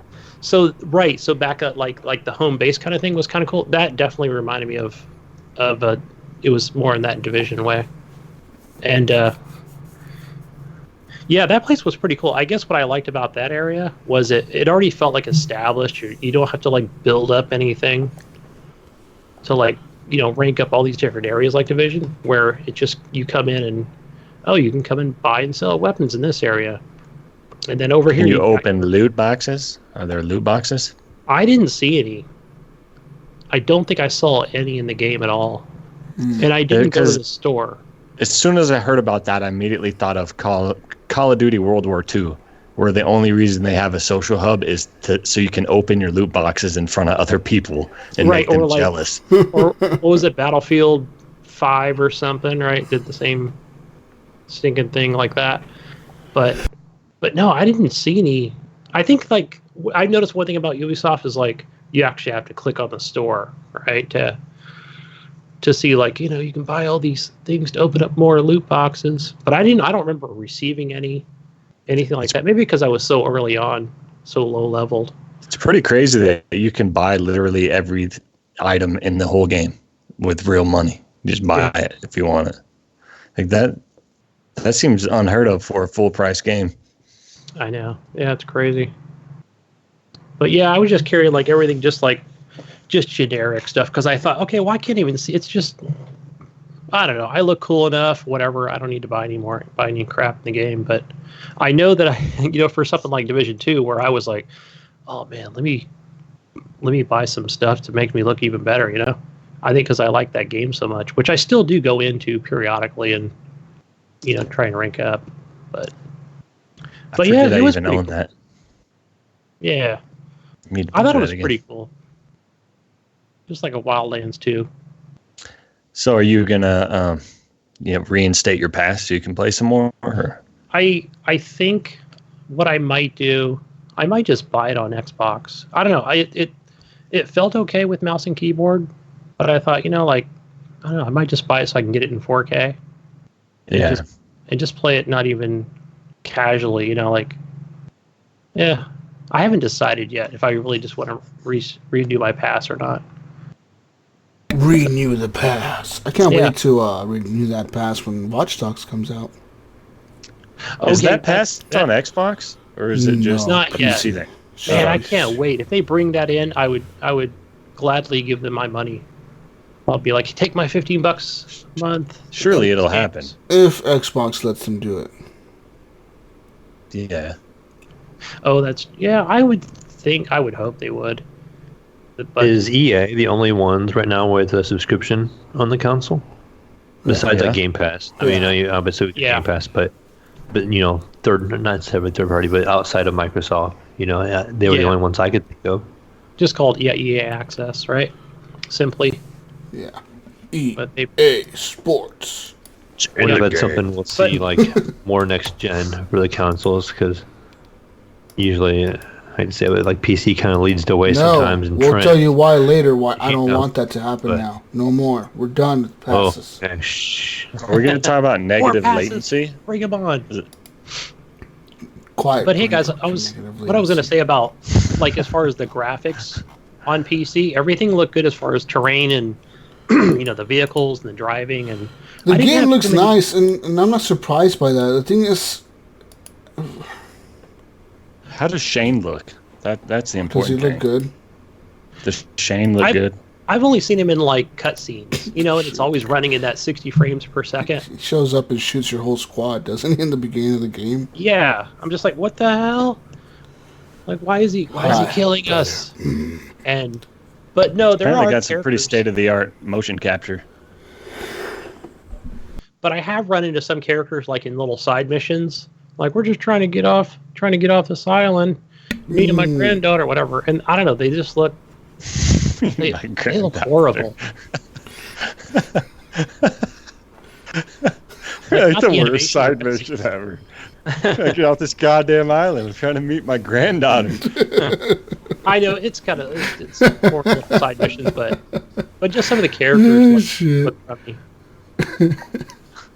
I mean, but overall, the game is beautiful. Would you recommend people on the Xbox or PlayStation 4 to buy this for $60? Buy or wait for a sale, Gunny. Yeah, I mean, because I liked Wildlands, and I think this is second one in the series, and why not? Absolutely. Yeah, so you say yes, you get $60 worth? I think so. Yes, because you will get your money's worth. Yeah. You'll get your time in. It's an open world. All right, you're just going to go in and do all these missions. That's one thing that Uplay can do. They can seem to make really big maps and really big worlds with lots of little missions and things to do. They seem to do that pretty well with Assassin's Creed and they support their games too. That's the one thing about them that you can always count on it. They're always going to release DLC for their shit. Mm-hmm. One of the things I was going to say they did differently is where, let's say you've got a slight hill and you're coming up to a base, you're tagging enemies or whatever, and they spot you. But then, which obvious thing is to run back down the hill or, get to cover or get away so they can't find you. And, now you've got this, not the health meter, but where you'll start tumbling down the hill and, and then you're what kind of meter am I thinking of here? I can't even think of the name of it, but it's where you're running out of breath and you got the tumble tech, stamina. Yeah, it'll tumble out, and it's your health actually goes down a little bit. So it's not like you can just run forever like in a classic Ghost Recon game, where it's hey, I've gotten away, or because it'll show up on the screen where it'll say, okay, on your mini map it'll show vanished. So you're okay, so now they don't know where I'm at. They can't find my position. So it's just you, right? You're not with the squad. Correct. You are alone. Because that's kind of appealing to me. Because I don't in Wildlands, I don't like my squad around orders and stuff. Like I don't want to deal with any of that. Me neither. And I would always leave them behind. But I did watch later gameplay, and I think maybe the game changes up where you do have an AI squad. I assume, where I've watched Twitch streams and things like that, and I'm like, because when you go, I don't think it's a spoiler, but when you go back to your, back to the social hub, you do run into some of your squad mates, and you're talking to them, and they're kind of like in critical condition, or, like they're kind of healing up, like right at the beginning of the game. So I assume like, okay, they're going to join you later. So, yeah. But I would definitely recommend it. Is it like Wildlands where if you put on Ultra, it just melts your PC? So, yeah, I didn't do that. I just like, the only thing I noticed, like when I'm in the vehicle and I'm trying to go at high speed, it did kind of hiccup a little bit like Division 2. Like where you're at a full sprint and people are shooting at you and stuff. So, but I thought, okay, I'm going to keep the settings as low as possible. Take fog off. I think that was even unclicked. So, but I didn't try and break it. You know what I mean? Like try and see how fast. I did do frame limit. I think I set it at 120, but it was running in between that 60 and 80 mark. 60 FPS. But I set it to 120. Horrible. Yeah, single player game. It did pretty good, and then I think my even my GPU or whatever, like it wasn't even running that hot. So games like that are more open world, they tend to use a good amount of CPU, and that's where it kind of hurts your frame rate. I think it's like the big open worldness, because it's got to do calculations of like wind movement of trees moving and stuff like that. So it's not really drawing it, but it's doing that calculations of things moving and like the like pedestrians, if you see pedestrians walking around in the game and stuff like that, the CPU does a lot of that work instead of the GPU. So that can be taxing. So I wonder, like when I go into my task manager, especially in a game like Ubisoft, you can't set it to high. I noticed. I wonder if they're just trying to do that for, so that you don't basically crash the game. That's how Division was for me. I couldn't adjust it. Yeah. So only Ubisoft. Those are the only games I can't change in Task Manager, like the CPU priority and that kind of stuff. Oh, okay. They say it's for the easy cheat system that it won't allow it or something. I guess it's to keep hackers out of it. But yeah, that beta, I legit on the lowest settings, 1080p, I couldn't get over 40 frames per second. So it's like, man, but surely they've optimized it since then. Yeah, because I had really no issues at all. Nice. So. Hell yeah. But let's see, what else did I play? I played on the old Xbox Game Pass. This it's called Creatures in the Well, and it was pretty cool. It's like a top-down, like pinball style game that's like a dungeon crawler, and it looks pretty good, man. Like even running in like 4K. But to me, it feels like you're just this dude who comes in and you've got like a sword or a stick or something, right? And you're just hitting the balls to the, correct bumper or wherever they want you to hit it. And like you can even, like if you hold X or whatever, it'll power up and then it'll actually charge faster. And when you hit that like the bumper or whatever, right? That's where you've like completed the challenge, to get to the next room. But it looks pretty cool while you're doing it. So, I thought it was pretty fun. Where it's just like you're earning like these different, I want to say like points or energy points. So that'll allow you to unlock the next door. And it seems like it just gets harder and harder each time, or as you progress. So yeah, if you like pinball or just like top-down arcade games like that, definitely recommend picking that up. So looks pretty cool. One of the things I found where I died and then it like put me into this town and there's like this sandstorm going on and I'm just like, it doesn't tell you where to go. That's the thing. where I'm just like, okay, let me go into this door and see what happens. Where I think I came into where there's a store, but it only lets me like talk to the dude. He's just like, yeah, it's pretty windy out there, and there's a big dust storm. I'm like, all right, man, what the hell? So I go into this other door, and it says, okay, pick up a frying pan. So now my bat will become a frying pan or something. You know, it just has that same effect. It's just a different look. So I'm like, okay, that's cool. So then you can just, eventually I was able to find out where the next challenge is, but I thought it was pretty neat where it's not telling you where to go. They might put up like these flags that are flying, and it just kind of like, you know, you're going in the right direction.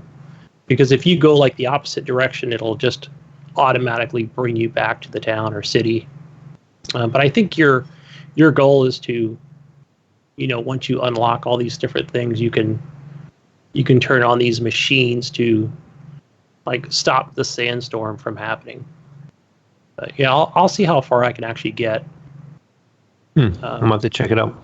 Yeah, I mean, it's not something that usually I'm not into, because I know once I get frustrated, with like a puzzle game where it's like you're holding down X and you're pointing your left stick like on a controller to hit a bumper that's going to hit another bumper, but then they might turn on these lasers. I mean, this might be a game for you, Mayo, because you'll see the lasers coming, and then you'll have to like quickly press A to move out of the way.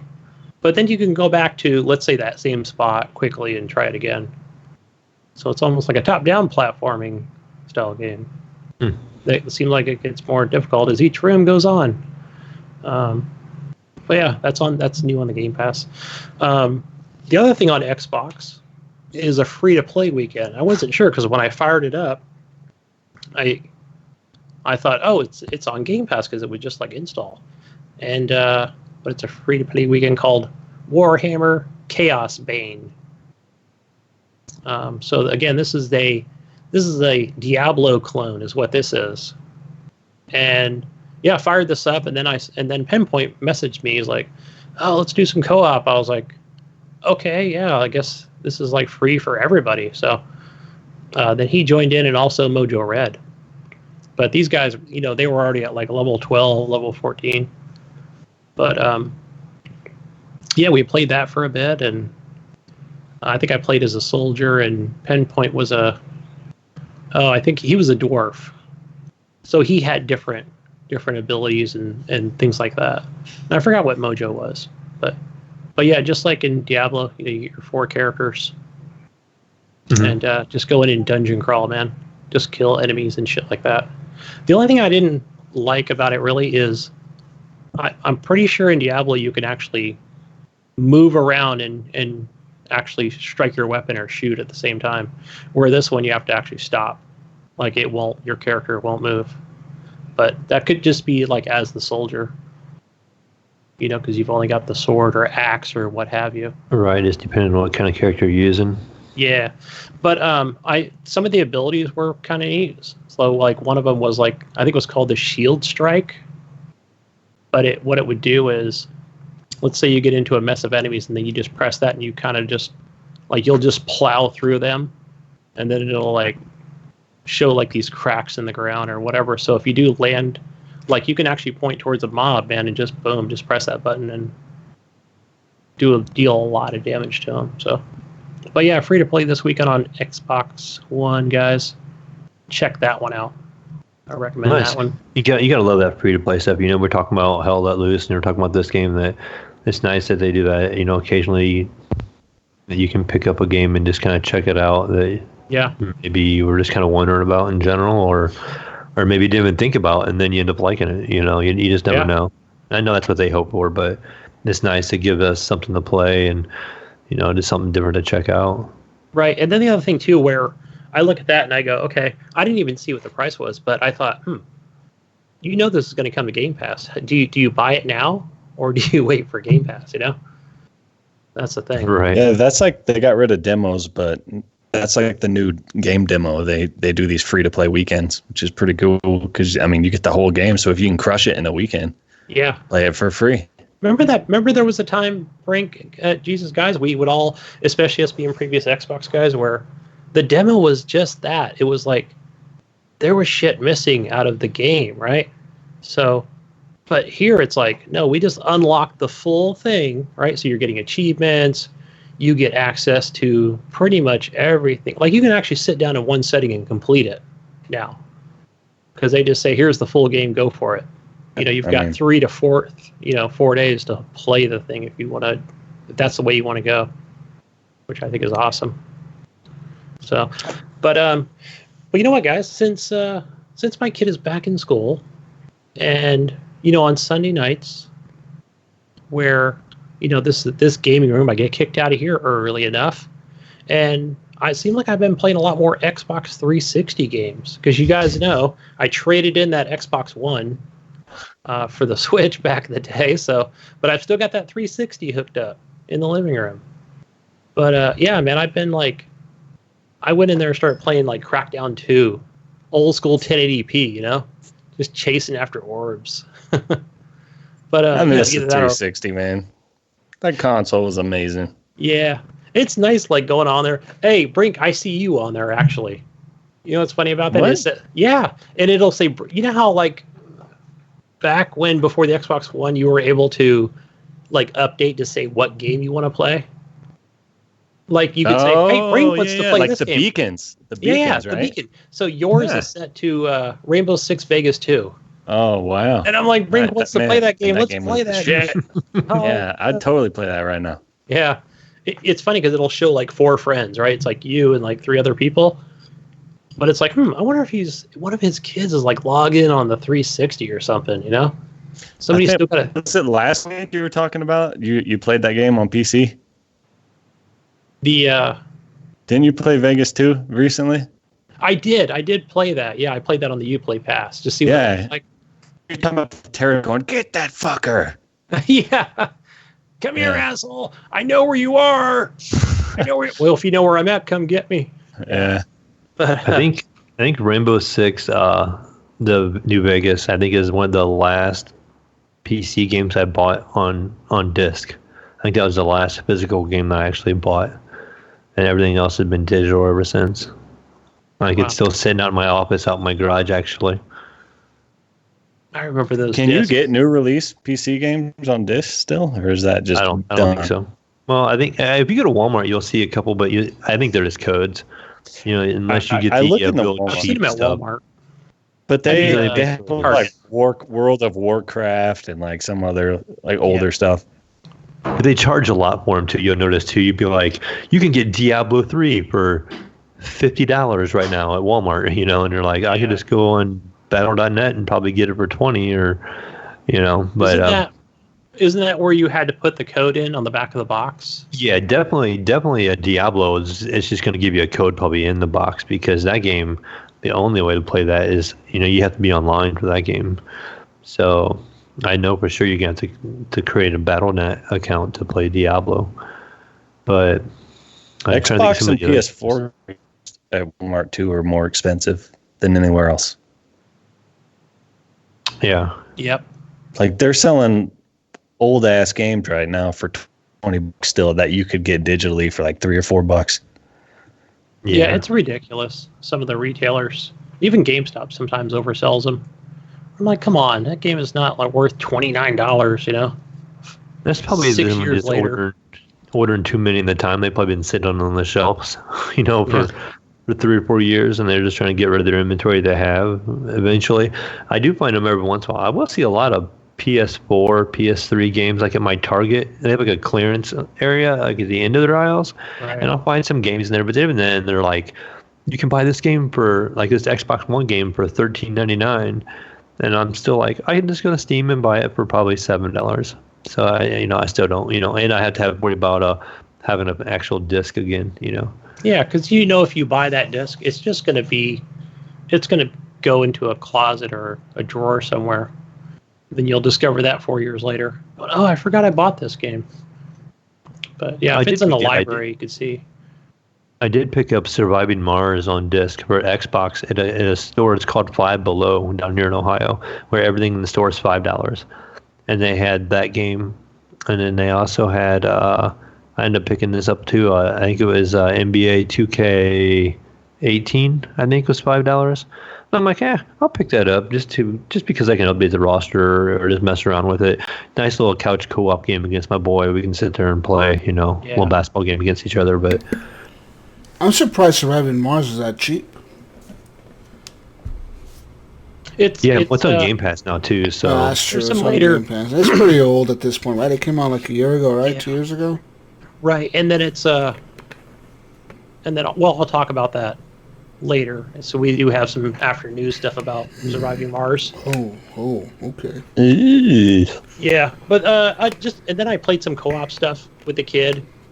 There was I always Gunny, how many fucking games did you play? Jesus Christ! I played a lot of games. Man, there's some stuff I didn't do. The perch over there. He was locked into his house. It seems like you had all the power over there. You had no power outage. You played all the fucking games. Well, that was the east side of town. They were without power, so they probably should have been at my house playing games because I had full power.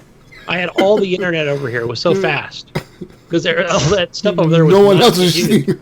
You were using all the internet. I had like 100 up and 1,000 down over here. I was like, yeah, download every game. Dude, mine's the opposite. Mine's always like 1,000 up and like 200 down. Like, what the hell's going on? That's weird. Yes, here, like I said again, I've said before, here in Ohio, I have really good up, and it's only 60. And everybody's like, wow, you have 60 up? Really? I only have like 1,000 down. Yeah, I only have like a little bit up, and then a lot of it down. It's 500 down. It's weird, and like man. 50 up. I don't know why mine's ass backwards like that. But I was concerned, though, with all these power outages that they were going to turn it off or something, because Comcast, as far as I know, it says I'm connected to like the Silicon Valley, but I know where the hub is, pretty sure like right at the line where the power was out. But no, it actually stayed up, so I was happy. Able to connect online to everything. Hey, do you guys remember that game that was made by Clay Entertainment?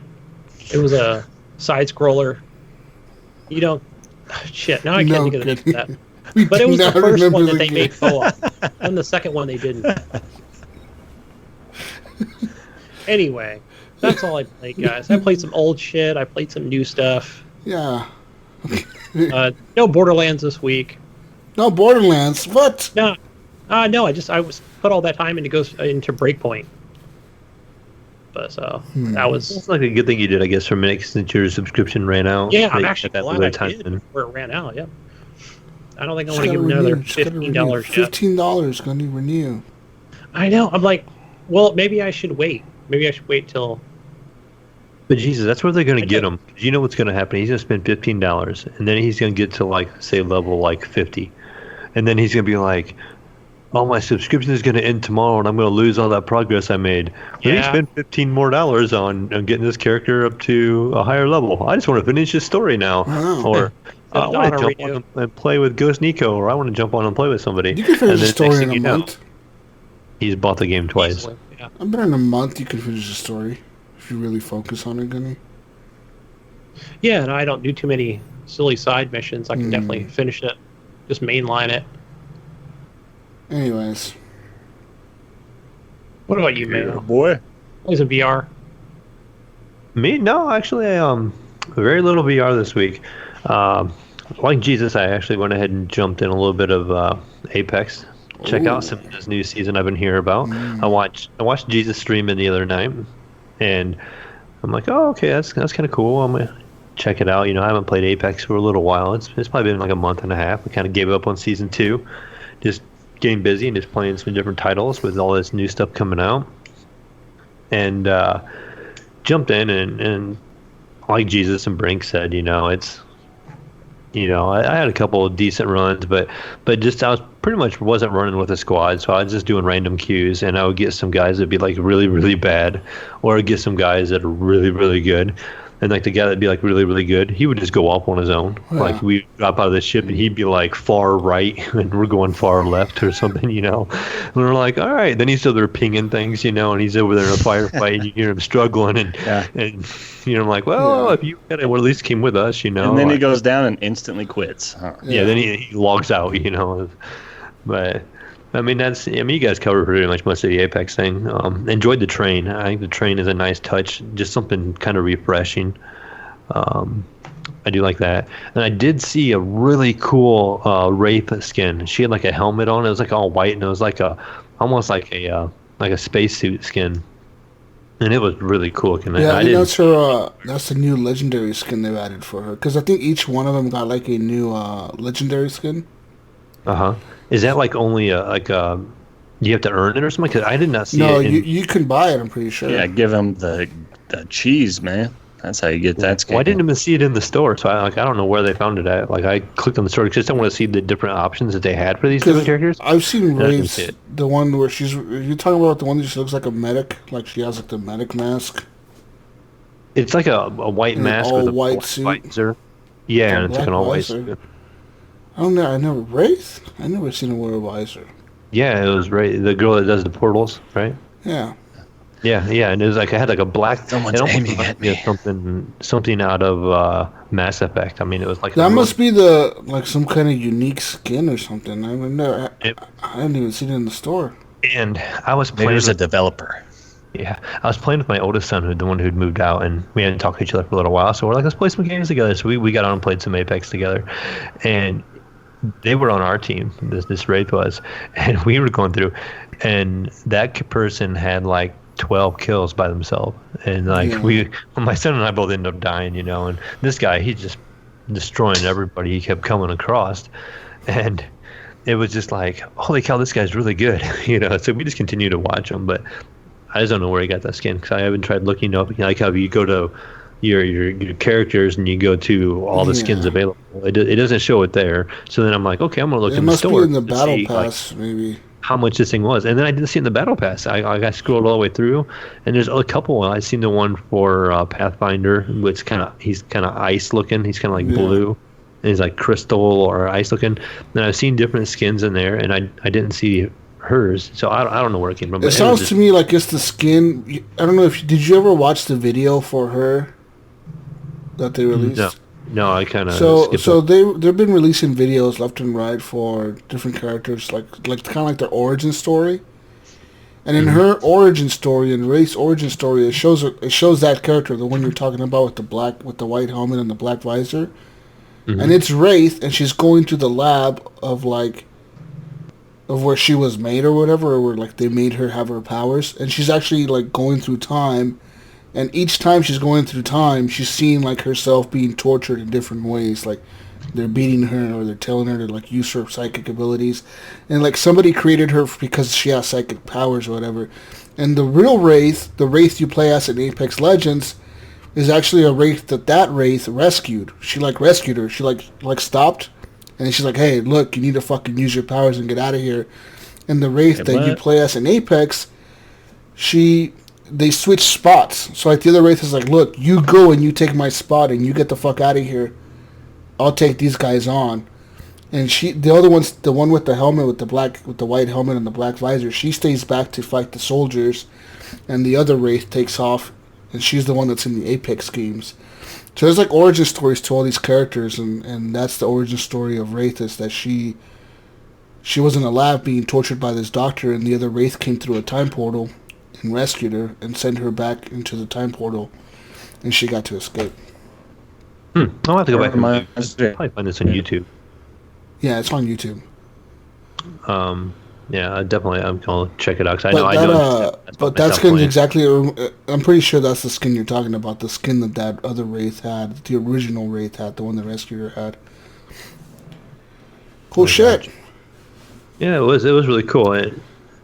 But besides that, like I said, it was typical Apex. You get a couple kills here and there. Like my KD was like a 0.5. So my KD in that whole game was 0.49. Yeah, so we're about the same spot. I understand your pain. You get one kill every other match. I did have like a 4-kill match. I was kind of proud of myself. Oh my! Save that video. Yeah, that was a Mayo highlight right there. but no, a couple other games I did play. I did leave Apex, and I've been hearing a little bit of talk about it. I ended up jumping on to Star Wars Battlefront 2, just because I wanted to check out the new map that they added. I've seen some information, some news articles talking about it. Like they added a new map in this game. They're continuing to support it, and I went ahead and jumped in. And it's very colorful. I think it's called Volusia. I'm not sure. Like Star Wars people are probably gonna be yelling at me like right now. Like I don't know my Star Wars lore that well, but it's a very neat looking planet you're fighting on, and it's very colorful and just it's still pretty much Battlefield with Star Wars characters, you know. Yeah. And but really neat. Yeah, it was almost distracting though, because I played the assault mode, and it was one where you have like A, B, C, and D, and you get E, and you got capture points, and like, oh, we got to capture A, or you need to hold B, you know, and so, but it just seemed like on that new map, it's very hard to tell. Like the people we were fighting were those like skinny droid people that had the guns. I don't know their names. Like I said, I'm not much of a Star Wars person, but they were just hard to see that vegetation. I'm like, I think there's one there. You see like his head moving, but you can't even see his body. You're like, there he is. Or there's like a little red dot above him sometimes, which would really help me. But you know, it's just a fun running gun. You know, just kind of shoot your way through things. And I could gain like 5 or 6 levels for my assault class at the time. Have you played this at all, Jesus? Or have you touched Battlefront in a long time? I have. I played Battlefront 2 a lot on my Xbox, so I know what you're talking about. I actually really like that game a lot. Yeah, I was enjoying myself. Like I forgot to like. I haven't played it for so long now. That was my bullshit game. That was my game that if I wanted to just get in and shoot shit and like have fun, I would play it. So, yeah, it's a lot of fun. I remember I've had some good moments in that game where we tricked the system and just like won matches by fucking everybody else over. me and Taggin, our famous story where we legit stayed in the back of the map, like by our spawn. We just stayed back there and the enemies couldn't get to us. And it was just me and him versus like 15 people. And we just waited till there was one guy left on the other team. It literally took about half an hour. We were trolling them for half an hour. We wouldn't move forward. So they couldn't get past the line to get to the back where we were. So they were trying to snipe us and all this stuff. And finally, about half an hour later, me and Taggin finally, the last dude was left alive and we ran at him. And I think Taggin ended up spawning as a Jedi. And that dude was a Jedi. So it was like 2 Jedis fighting, and I was just standing there watching them fight. It was like Darth Maul versus like fucking Yoda or something. It was like 2 Jedis. It looked like a movie scene or something. They were just both just fighting it out. And I'm just standing there with my gun like, interesting. Yeah, might as well. You get those Jedi characters and stuff like that. You just die. I just turn and run. You know, when I see like a Darth Maul coming at me, hell yeah, or a Yoda, especially Yoda. Yoda scares the crap out Yoda's of me. fast, dude. Yeah, yes. Little green fucker running around doing backflips and shit and floating around. It's scary, dude. Just flopping all over. Hell yeah, I'll run all the way across the map. I've never played it. And it was later on when I tried to actually get in and play this mode. Did you ever play the Ewok mode? Yeah, that mode is cool. I hear that's pretty cool. And every time I try to get in, it's like there's nobody playing it, and I can't get into it. Man. But like, it looked like it'd be a really fun It's super mode cool because you start off as a stormtrooper, and it's really dark on the map. Like it's like pitch black, and all you have is your flashlight. Yeah. Then you hear the little fucking boop boop boop boop. You hear like the little fucking Ewoks making their noises and shit, and you hear them running around. And they can throw like fun, man. They throw like this fucking thing, like this pouch. I think they carry this pouch of like fucking magic dust or something. They throw it at your face and it stuns your fucking stormtrooper. And you see like double and shit, like you can't see right. So like they can fuck you up and kill you. Yeah, they stun the fuck out of you, dude. And it's fucking crazy. There's a new co-op horde mode. There is. I heard Pinpoint talking about it. Yeah, that's what I heard. GFNG. And see, the problem is I want to try these modes, but I think on PC, that game is pretty much dead. Yeah, it's probably like Anthem at this point. I mean, how popular no, was it's the Star lobbies, Wars, man? though. There's always at least a small pool of diehard Star Wars people. Yeah. Yeah, I didn't have any problem getting into the assault games, but I mean, that's a completely different mode. And then too, when I was in the assault mode, I think I did that new map like 5 times in a row. Like we did the new map. It has like the real like vegetation area. Then the next one, you're kind of like on this ship, and you have this big reactor thing that we was trying to destroy. And you're going down these hallways, and you're trying to shoot this thing, and there's doors. It's a rotation. Those maps are really good. Yeah, those are fun. I like Star Wars a lot. I like that one with the reactor, like you said. It looks so pretty. That looks like I feel like I'm in the movie. But yeah, it's a lot of fun. Another game, Jesus, you mentioned something about strategy games. I'd like you to check this one out sometime. This will be on my pass when you get back to my Mayo pass here. Okay. I've told Gunny about this game before, and he tried it and played a little bit. Is BattleTech, and this game is a lot like XCOM, but I went ahead and fired it up again over the week, and so it's been a while since I played it. So I'm like, I'm gonna start fresh from the beginning, and so. Now, I forgot at the beginning of this game, they give you like choices early on. So there's like 8 choices like of your background, like for your main character in it.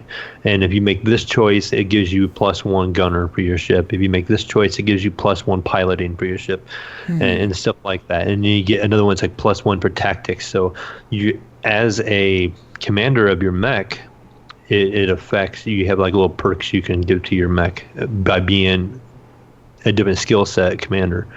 So you do that. Then it turns around and asks you about your background, as in like you were from like a wealthy family, that a couple things happened. What happened that you lost your family? Your family all died, but did your family die because your company went bankrupt and your family did this and this to get money, and they all end up dying, and just different things like that. But you end up being a loner.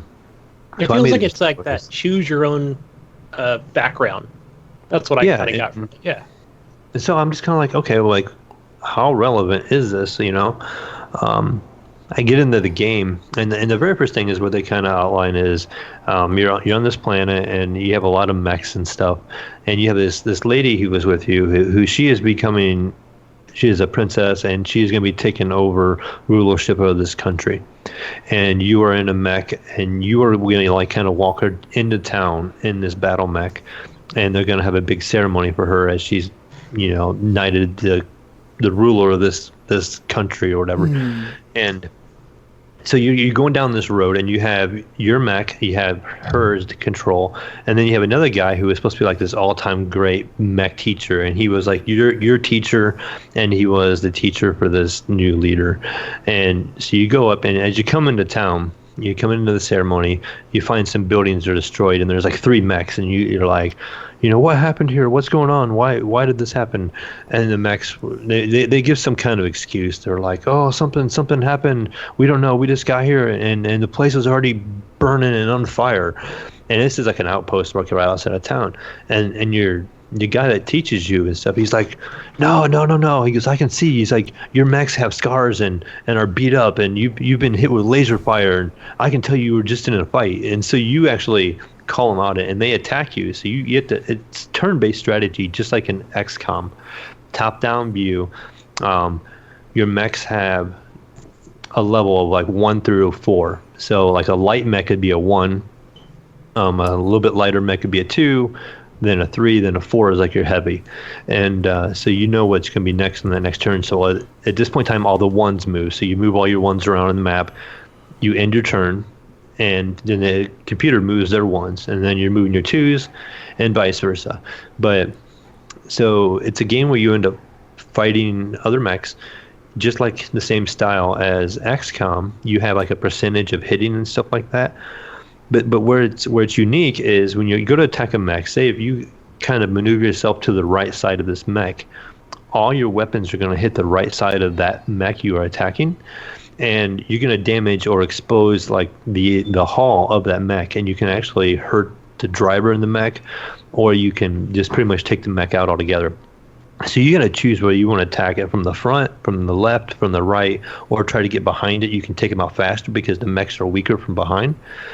And also before you attack, you can see the loadout of the mech, like what guns are where. So like you'll see these guns, and he'd be like, he's got 3 lasers on his chest, and he's got 2 rocket launchers on his arms. So you like, okay, I want to take out these lasers, and so you can focus your fire on that part of the mech and hitting them square on and disable his lasers. So when it comes to their turn to attack, you can actually not have to have as much damage taken on you. The other thing is too, when you do an attack, it shows all your weapons equipped on your mech, and you can turn on and off which ones are going to fire because you have limited ammo. So like it's going to tell you a probability for that particular weapon hitting your target. And so if you have a 0% probability, say there's like an obstacle in your way or something like that, it will tell you, you have a 0% hitting with this laser. So you can actually deselect the laser so you don't fire and consume any ammo. But so then it's turn-based, as you go through, you beat the first little 3 mechs, you get into town, and you find out there's like a couple little cutscenes that happen. You find out basically that your uncle didn't agree with the way your family ruled, and he decided to overthrow. And so your uncle's the one attacking, and they're using mechs, and they're like, get to the rally point. We have to get you out of here. Gotta get the princess out of here. So you go to this rally point in the game. It tells you where you have to go, and it's like a ship that's going to take off. Well, as you fight your way there, there's going to be different tanks and stuff you got to fight to get there.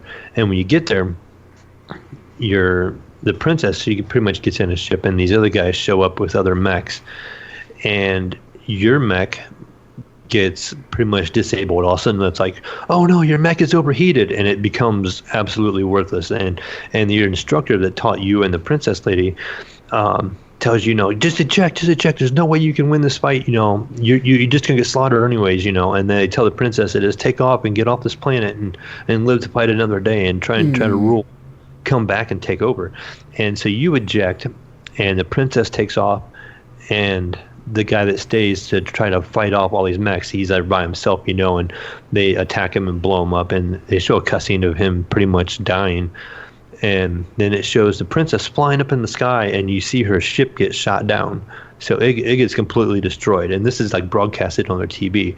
So now they're like saying, I am now the ruler of this planet. The uncle is saying that, she is dead.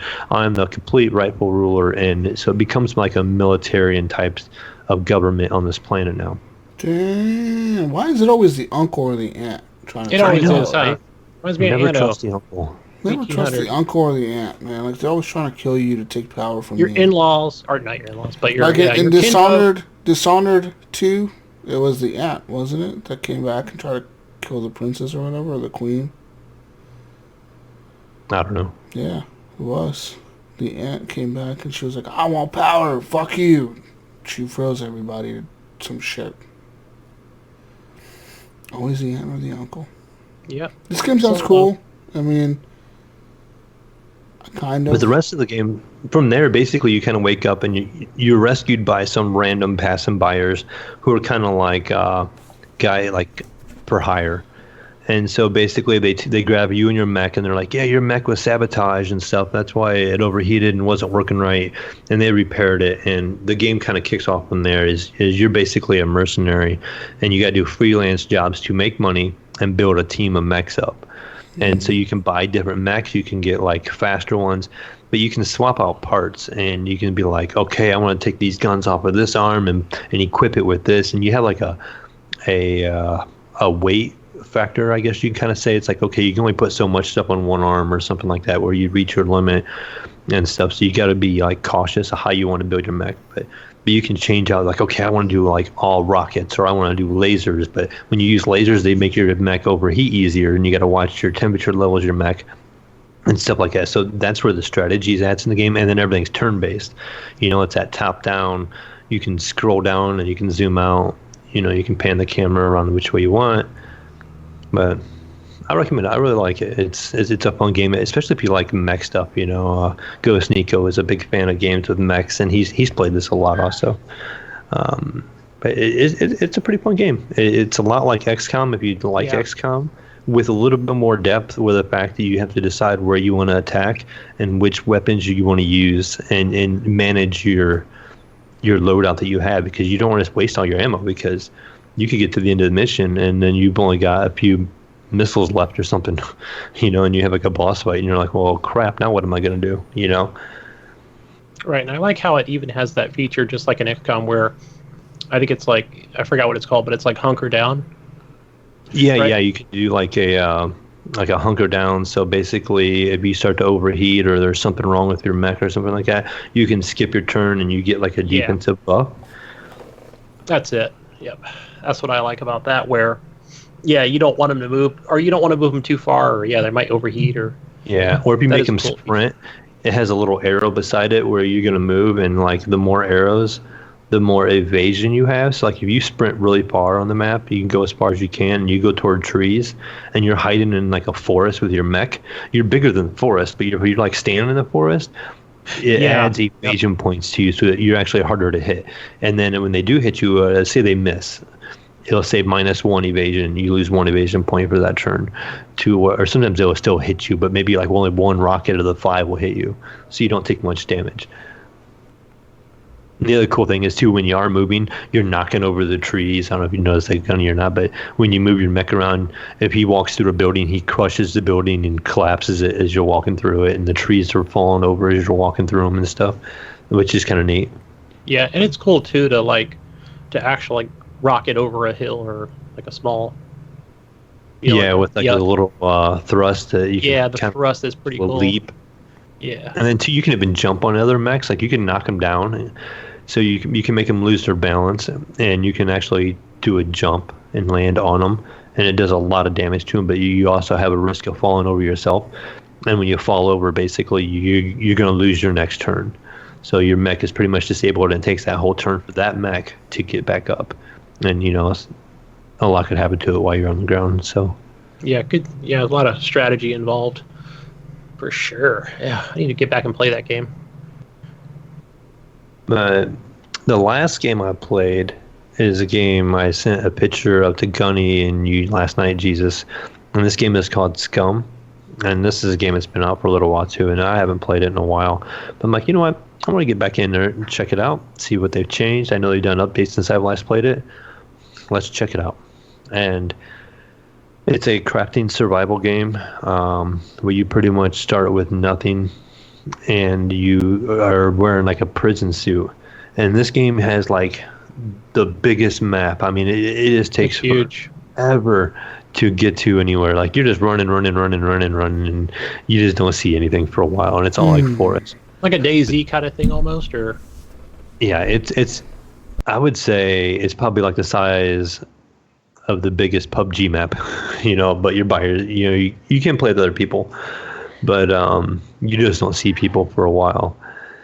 But so you have to craft everything, and so the first thing you want to do is grab like 2 stones, and you can make a knife out of those 2 stones. And so when you have a knife, you got to put it in your character's hand. And you can run over to trees, and you go over to a bush, and you can cut the bush, and you'll make it into sticks and stuff. And if you can find a couple long sticks, you can actually make spears. And with the spears, you can put like 2 on your back, and you can carry 1 in your hand.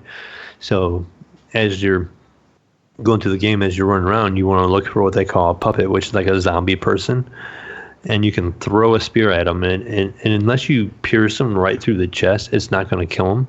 They'll turn around and kind of run at you, but then you take the one off your back and you put it in your hand, and you can swing it and just kind of beat them to death, because they're kind of slow moving. They don't come at you like real fast, not like World War Z or anything like that. They're kind of more like a Resident Evil slow zombie, So you beat them up, and they finally die. They're on the ground, and you take out your knife, and you have the option to like chop them up. So you chop them up into little pieces, and so like. It shows on the ground all these little pieces. It shows like their head and their torso and their legs and stuff all laying around. And you're like, man. And basically you can take like the bone and start making parts. You can start taking the meat, and you can make a skewer, and you can heat it, and that's going to be some of your food, because your character also gets hungry. Zombie meat. You have a full health system to where like your characters have to like use the bathroom and stuff. So like you could be like playing a game, and all of a sudden your little meter is like your character has to use the bathroom. It's kind of hilarious, but it has this full like tab that you can go to. You get your inventory, and you can see what's on the ground, and you get your crafting menu, but you also have your health menu for your character, and it will say like how full your stomach is, what's your bladder levels and all that stuff. So you got like everything. Like, oh man, I don't want to get into blood a pressure right now. Like, my bladder level is like 3/4 of the way full. You can go like pee in the woods or whatever with your character, and it's just funny. But it's really complicated crafting survival, and the aspect is it doesn't tell you very well what you need to do what. So the game just puts you in there, and you just figure it out. Like, the best thing I can suggest is to use YouTube to learn how to start in this game, because you're probably going to be lost and you're just going to give up on it right away. I don't know. Have you tried it at all, Gunny? No, I haven't tried it, but I did start watching it day one out of the gate. Watched on Twitch, and it just consisted of people like pissing on each other, cutting up zombie meat, like exactly like what you said, carving the bone. But what I'm curious about is the videos or some of the streams I've seen is where people have full on kits and assault rifles and light machine guns and things like that. And I'm like, what's the objective of this game? I don't think they really gave it an objective. It's PvP. Like, you can kill each other, and that's some of the tenseness of the game, because you can like walk into a town and you'll see like 2 or 3 guys running around, and they'll have weaponry on them, and you can talk. You have like a proximity chat. You're like, hey buddy, I'm just gonna pass through. I'm not. This is like that one game, that fucking other game that's like PUBG, that fucking you can run into people and they fuck you up and kill you, right? Yeah, this is pretty much a lot looking like, it looks like PUBG. It kind of plays like PUBG, and But it's like a. But is it? I'm thinking of also like, is it also like where Arma 3, where you can go to like a safe zone where you can't shoot people, or you can always use weapons? No, I think you can always use weapons. I think the only way you're safe is when you log out of the game. Like, you're running around. You can build a little tent out in the middle of nowhere. Like, if you have the materials, you can like just put up a little tent, and I think that becomes like a save point. Like, if you die, Arma 3 you're gonna respawn at that tent, but you're gonna lose all the gear you were carrying. Oh, okay. So you have to go back and try to get it if you think you can. But you mean where your body was at that time? Yeah, where your body was at, all that stuff will be on.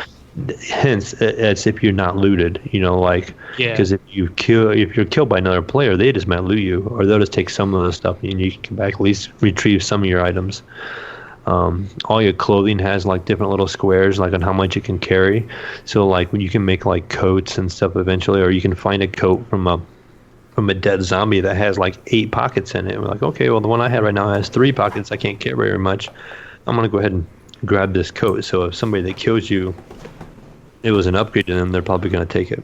But they're gonna leave theirs behind. Or you can just cut it up. You can cut it up into rags and turn it into band-aids. So when your character actually gets hurt, you can bandage yourself. So you can take the clothes from the puppets that you kill or from other people and chop them up into pieces and actually turn it into, band-aids or different things. You can get lighters. There is guns in the game, and guns and ammo are really hard to come by. So it's like, okay, you may find a gun, but you might not find any ammo for another couple hours. Sounds like what they did was they took some of the best of other games like Rust and DayZ, and just kind of threw it in, made this game. Because one of the video streams I was watching where they come into like this warehouse, and I also saw some AI stuff, because there was like a small bot or mech or whatever, and it had guns on it. I'm like, okay, so you probably want to avoid that and just avoid everything that's going to try and kill you. There's these military zones that have like these bots that patrol. So you think of like the bad guy mech from RoboCop, the big two-legged one that kind of walks around. Like. Yep. That's what it reminds me. And they patrol, and them things are lethal and really hard to kill. So you got to like almost coordinate with another person. You want to get in there with some other people, because it's going to take a lot to take it down. And you can take it down, but it takes a lot. And so you can get into this military base. Best way to do it is sneak in, try to come around, and they have cameras. You can see where they have like a field of vision kind of. So when they turn around and they're looking around, you're like, oh, okay.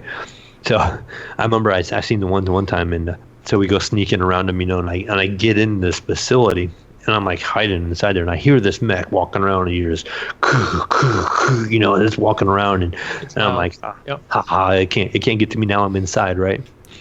And next thing I know, I'm not being quite so cautious because I know it's outside, and somehow it knew where I was at, and it started shooting, and it like shot. I can't remember if it was through a wall or if it was like through a little opening, and that stupid thing killed me. I ended up dying and losing all my stuff, and I had a really hard time getting back there. So the next time I go back there, I have very minimal gear. I'm like, okay, I'm going back there. All my stuff's dropped, and the path I try to take has like 15 zombies walking around right there, and if you kill one, it gets like the attention of all of them. So they all start rushing at me, and it became like a lost cause. I just gave up on my gear and was like, okay, I'm just going a different direction at this point in the game. I'm not. Yeah, stamina. That's what I'm thinking of. It does have that stamina bar, right? So you can only run so far, and you're like, I gotta piss, I gotta poop. Yeah, you got all that. Like the weird thing about running, you don't hold shift. You actually scroll your mouse wheel. So if you roll your mouse wheel forward, you start full running. If you click it back a little bit, you slow down your run. And if you keep rolling all the way back, you actually just go to a normal walk. So like you can just like control like how fast you run. It's not just run or walk. It's literally you can control how much speed you're using. So you can be I only want a half run or do a little trot, so you can kind of do a trot to save some of your stamina, but yeah, you can run into situations where you're trying to run for your life and your character gets tired, and if you can change whether you're a heavy set character or a skinny character, and that also changes like how much stamina you have. So if you're heavier set, you can't run as long as a skinnier character. So interesting. Yeah. I haven't watched any streams lately on it. Hasn't been trending, but I'll definitely check it out. I think I downloaded it. It's been out for a long time now. Like it's just a game I kind of felt like back into. They had an update like I think in August, I think it was. So I'm like, you know what? I'm gonna just jump in and check it out. There's probably not many people playing it anymore. It's just fun to kind of just get in there and tinker around and craft a little bit and kill a couple puppets and just to see what they changed. I didn't notice a whole lot of stuff that they changed. The only thing I noticed right away in the character creation, there's like a nudity slide bar where you can turn it on and off, where it has like full nudity and stuff. So, but it's by default it's on. So, and you can do a male and female character now. Before it was only a male character you could make when I played it. Yep. When it first came out. I'm not sure how long ago they added that. Cool, man. Good old survival games. Cool, yeah. Woo! So, we got Brink over there yet? Brink's falling asleep over there. Let's talk about survival. Not shooting games anymore. What's up? What's up? Yeah. Sorry. Yeah. What's going on? What else did you play, Brink? What did I play? Yeah.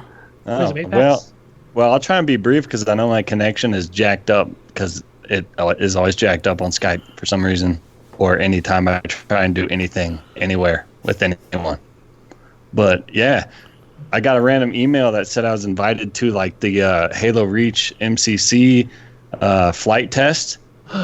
So I downloaded that, my 1S, because I sold my 1X.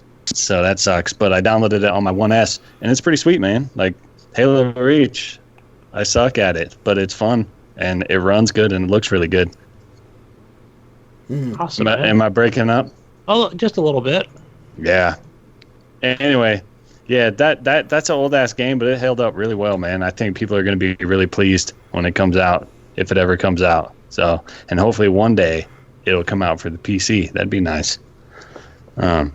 Anyways, I played some Destiny 2 Shadowkeep, and it was pretty sweet at first, and I was like, yeah, this is worth the $60 I just spent. And then like an hour later, I was like, this sucks. So that sucks. Wait, so is this on PC, right? Yeah, it's on PC. Okay. So there is that light version. Well, no, the thing is, what Bungie always does, and they just reused fucking everything from like their old shit. Like, it's all the same enemies, it's all the same, it's like the same maps, it's all D1 stuff, it's all Destiny 1 stuff that they brought forward and charged us for it. it's bullshit. It's really bullshit, and it's lazy, and I don't know. You know, I still have like a deep love for Destiny. That game will always have a place in my heart. Like, I think the shooting and the aesthetics and that game just feels good to play. It feels good. Yeah. But this was a cash grab DLC. It really was. And I'm pissed I spent $60 on it. I should have spent that $60 and pre-ordered Modern Warfare or something. I was just really hoping that, like, the amount of time from the last update, guys, they're going to do it up good, man. For $34, $35 for Shadowkeep, I thought that's going to look really good. But I've just been watching just raids and stuff like that. Yeah, you know what? It might be different for me if I raided. I'm not a raider. I raided in the first game because I actually had like a group of people I played with consistently. Yeah. And now I don't. You know, I switched to PC. I don't have any friends on PC. Like, I just lone wolf it. So I haven't been raiding or doing any of that stuff. So for me, I'm basing the expansion off of the story, and the story is not very good. It's really not. It's like, go into this cave and fight this boss that you fought in Destiny 1. And then, okay, and now if you want to continue, you need to go shoot 10 aliens in the head and then go here and find this guy and kill him. And then we'll give you the next story mission. And then you get it, and it's just, okay, now go fight this other boss from Destiny 1 that you fought. And I don't know, it just felt cheap to me. It was disappointing. I mean, it's cool. The nostalgia is cool, but at the same time, it's bullshit. Yeah, I was watching Nipron, one of our community members, and he was streaming, and he goes, Gunny, don't you remember this from Destiny 1? I'm just like, and I was kind of thrown for a minute. I'm like, what are you playing? Oh no, it's the Shadowkeep. I'm like, oh, so they threw in shit from Destiny 1? Is that what they're doing? They just kind of tweak some things exactly like what you said. And why can't they design some new enemy types? Why can't they design some new weapon types? Like, why do we just have to keep reskinning and reusing the same things over and over and over? It's just not fun anymore. And that's why I mainly stick to Crucible. Like, I love the PvP in that game, and I'll grind that for hours upon hours. I love it. And that's one of the few games on PC where I'm actually as good as I am on the Xbox version. So that's cool. But I don't know. That's pretty much it. What I did do is I went and bought a new monitor. I've been playing on it. I've been playing on a 1080p 144 hertz monitor for a while, but I keep wanting to switch to my TV. Like, I have a 30-foot HDMI cable, and I will run it from my PC over to my living room TV because it's like a 4K HDR TV, and games just look amazing on it. And I got sick of wanting to do that, of wanting to play on my TV. So I said, screw it. I'm just gonna grab my Best Buy card, and I'm gonna buy like I'm not gonna cheap out. I'm gonna buy a monitor I want and I enjoy playing on. So I bought this like BenQ monitor. It's 1440p HDR, 32-inch curved monitor, and it's freaking awesome. I love it. Super immersive. Like, I did not think the curved monitor would make such a difference, but it's insane. Like, every game feels different now. I can't explain it. You have to experience it to understand it. And I think, Mayo, you play on a curved monitor, don't you? Well, my other monitor, I have two monitors, and the one I have is a 34-inch ultra wide. So the regular monitor is a 20 or a 16 by 9. This is 21 by 9, so it's a little wider. But it is curved, and I know exactly what you're saying. Like, the immersion of it is a lot more. Like, you just feel a lot more immersed. Yeah, it's like it's hard to explain. It's not 3D, but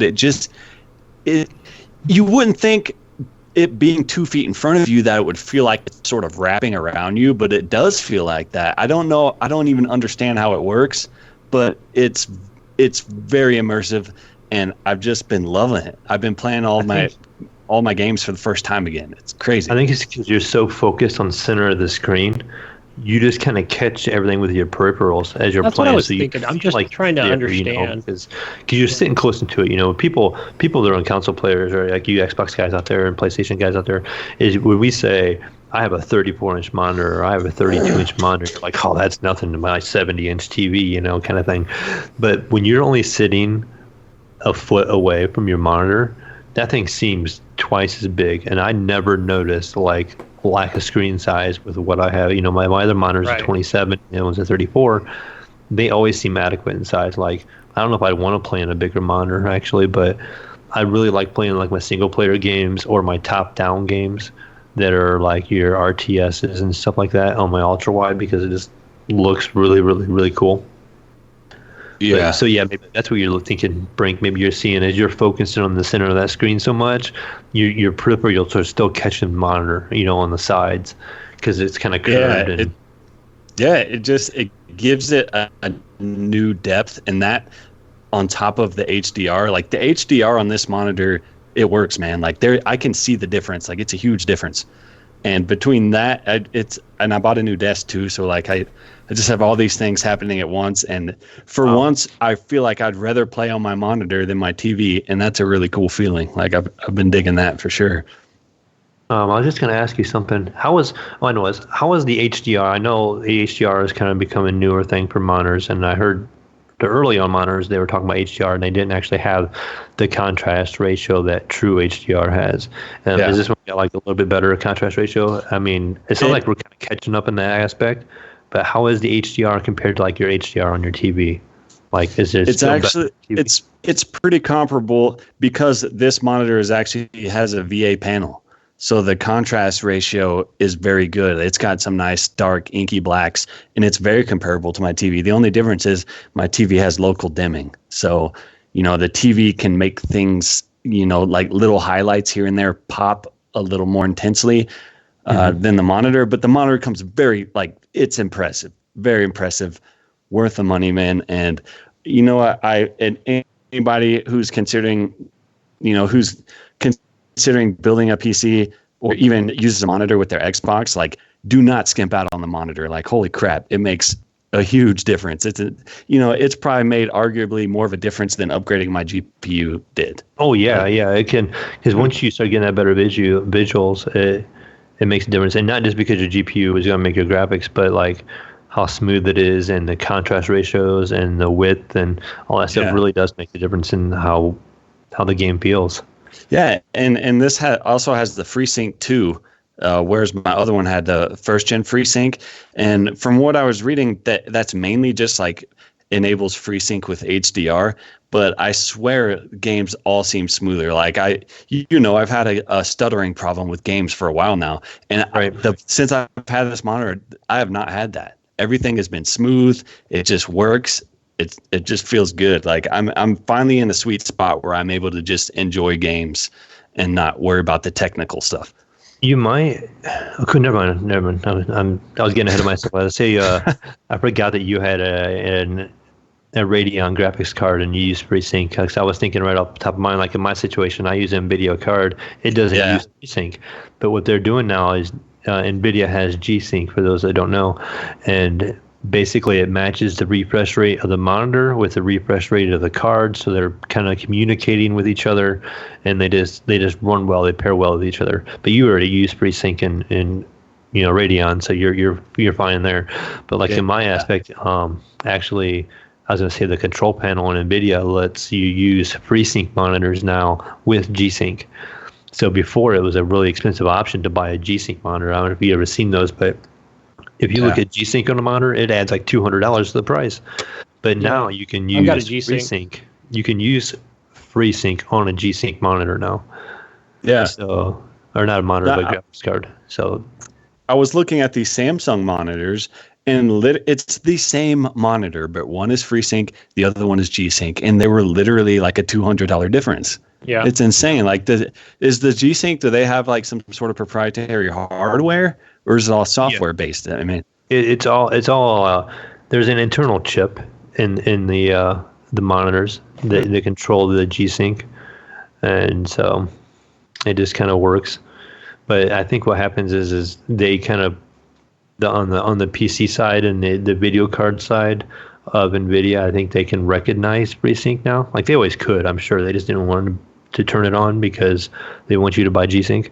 Yeah. But they just kind of gave up, and I don't know why suddenly it was like, here, we are now going to support FreeSync, Yeah. So, Well, and I would say I wish Radeon would be the same way, but there's really no point if you're a FreeSync user to go to G-Sync because there's not much of a difference between the two. It's except for one was proprietary to NVIDIA at the time and one was for AMD Radeon at the time. So, but yeah. I mean, obviously with the price difference, it makes sense for an AMD card to support G-Sync, but it'd be not. If it was all just it'd be nice if they all just used the same damn standard. And right, and I think that's what NVIDIA kind of eventually said. They were kind of like, you know what, we're kind of tired of messing with this. We're just going to support FreeSync, is what NVIDIA ended up saying, I think. How do I know if I have that enabled, Mayo? Hey. So you're going to get the hell out of here. Yeah. Where did this guy come from? This is PC Talk, you console peasant. So Jesus, you're going to go to the control panel for NVIDIA on the bottom right. So I'm here. Okay. Not the actual experience, not GeForce Experience, but the actual control panel. How do I do that? If you bottom right, go to your NVIDIA thing, which is NVIDIA settings. Right click and go to NVIDIA control panel. Okay. So this is going to open up. Okay. I'm there. Okay, step 2. Oh, I got to find step 2. I don't know why mine's not opening. Oh, there it goes. Adjust desktop it was buried. Color settings. So see where it says set up a G-Sync about 3/4 of the way down? Yeah. Man. Click on that. And it's going to show your monitors down there on the bottom under number 2. But the first one, it says apply changes, and it's going to hit enable G-Sync on G-Sync capable, and just hit enable for all full screen. And then your next step, you're going to click on your monitor, and it should say under step 3 to enable settings for the selected model, and you can turn on G-Sync for that model. That's it. Yep, and then that's all you got to do, and you just close it out. You do both monitors. So you told me this whole time I never had it on? I don't know. I've always keep mine. I keep mine for Windows. That box wasn't on, so I clicked the box, and now the box is on. Okay, so initially when they first started doing this like 6 months ago, I'd say roughly. Not every monitor had support. So what am I going to see as a benefit? Well, I don't know if you're going to notice a lot. It's going to just seem a little smoother, is what they say. I don't even notice. Reduces latency. I cut out. Jesus, have you been playing without G-Sync on this whole time? Yeah. Oh wow! It's always for both Windows and full screen. Holy shit! Yeah. Yeah. Have you not been getting screen tearing? No, dude. Stuff nonstop. No. So then surely there was some sort of G-Sync working, right? Because you would be getting tears all over the place. No, never got any tears. But he has a higher refresh rate monitor, so like the only time you're going to tear really is if your game is doing say 200 FPS and your monitor can only do 144. So the monitor can't draw as fast as the game is producing it. So it has to pick a point and cuts a line across your screen and refreshes everything to try to catch up. And so it's kind of what happens when you get screen tearing. That's crazy. So for the most part, since he's playing newer games, he's not going to see screen tearing so much because he's not getting over 144 hertz. I go 165. Now, if he dialed back, you and your 165. But if he dialed back to 1080p, you making numbers up over there? I got an Asus, bro. I got a Swift PGR 2780QR. That sounds fucking made up. Is that 1440p? Yes, it is 1440p, 165 hertz. Man, those are pretty much. Is that one HDR? No, I know it doesn't have HDR. Now I want HDR. Fucking hobo talk. I'll tell you what. With the new consoles coming out next fall, I think monitors are going to make a huge resurgence because these consoles are going to produce high frame rates. High frame rates. They're going to have to, or people are going to need monitors. Don't skimp out on the monitor, people. Holy crap. I'm telling you. This one's going on. I guess do not. My last question for you, Brink, too, and I just kind of want to hit it for listeners, too. What kind of monitor did you get? Did you get a TN, an IPS, or? No, it's a VA. It's VA. Okay. That's how I'm able to get those good contrast ratios. So, and, people say with VA you're going to get ghosting and stuff like that. I'm not a professional gamer. I haven't noticed anything like that. The colors are all super saturated. Blacks are nice and dark. I think it's freaking gorgeous. That sounds racist. I love it. It's way more saturated looking than my IPA panel that I had on my other monitor. So, I don't know. I love it. It's amazing. Sweet. I think I think you guys are 10 would buy again. BenQ, what is it? Shit, I don't remember the model number. Hold on, I'm gonna tell you the model number. Yeah. BenQ number 1 for gaming. How do you see the model number? You might want to go into your control. BenQ Radeon, so I'm not really sure. He turns the monitor off. BenQ EX323R. Best monitor. Love it. It's awesome. I came from some Asus VGQ something. It was a 1080p 144 hertz. It's actually it's on sale right now, ladies and gentlemen, for $400 on Amazon. Sweet. This BenQ? Yeah. What the? I just paid $550 for this thing. It's already out. That was like yesterday. Yeah. It's on sale for $400. It's like when I bought my CPU, like the next day, they're like, "This CPU dropped $80." And I'm like, "Wow, that's good." Brink, driving the car up a lot. You lost $2,000. Don't feel bad. I paid $1,200 for my ultra wide, so. Jesus Christ, Mayo. It's only 75. It's only 75 hertz. $220 right now. Fuck. I had that ultra wide for like a week before I sold it. But the thing was, it was 1080p. So when you stretch 1080p to a 21:9, it gets real blurry looking. Yeah, your pixels get bigger. Basically, what's going to happen because you got that much more landscape to cover. It is cool though. If only the game supported it better. But it's awesome. That's the thing you run into on an ultra wide. A lot of the older games don't have support. A lot of the newer games are, going that way now. But I still run into games. It gives me some black bars on the side. I'm like, man, I paid all this money for this monitor, and I'm getting black bars. I might as well be playing on a 16:9. Yeah. Hopefully, the new consoles will support that too. Ultra wide. Surely they will. I think a lot of consoles. Yeah, I hope so. I think you guys are correct with the fact that monitors are going to become more popular here once the new consoles come out. Because it's the truth. These consoles they're touting 120 frames a second. I mean, people are going to want to experience that. Yeah, that's actually a question I get at work all the time. Guys I play with that are on console at my work are asking me questions about monitor, like, "Hey, if I get a high refresh rate from my Xbox, I'm gonna play better. I think it's gonna be better." I'm like, "Well, it depends." I said, "Some of your games gonna be locked at 60 FPS. You're just wasting your money, at this point." But I'm like, these next generation consoles are saying are gonna have a faster refresh rate. Then it's gonna be more worth it. But then someone would be like, "Well, I bought one the other day, and I'm telling you, it's better. It's better. I can tell it's better." He's probably seen the pixel refresh rate and stuff like that being a little crisper and a little better on a monitor because it's usually a little faster than on TV. But the frame rate, it's still going to be only running like 60, even though he bought a 144 hertz monitor. So yeah. But I'm like, save up your next console because it's going to be great on that.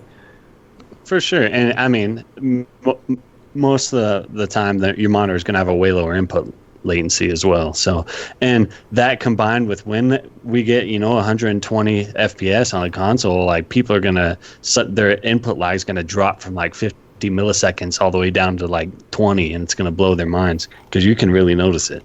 I just can't wait to hear the FPS argument when they all start going 120 FPS in consoles. Oh my god, they're going from like 30 to 120. It's gonna blow people's minds. It's gonna be awesome. Some aren't tech savvy. They're gonna just think it's so powerful that it just runs better. And some people are just gonna be like, "Oh, there's something to this." But some people, I think, are just gonna don't care. They just want to plug it up and play.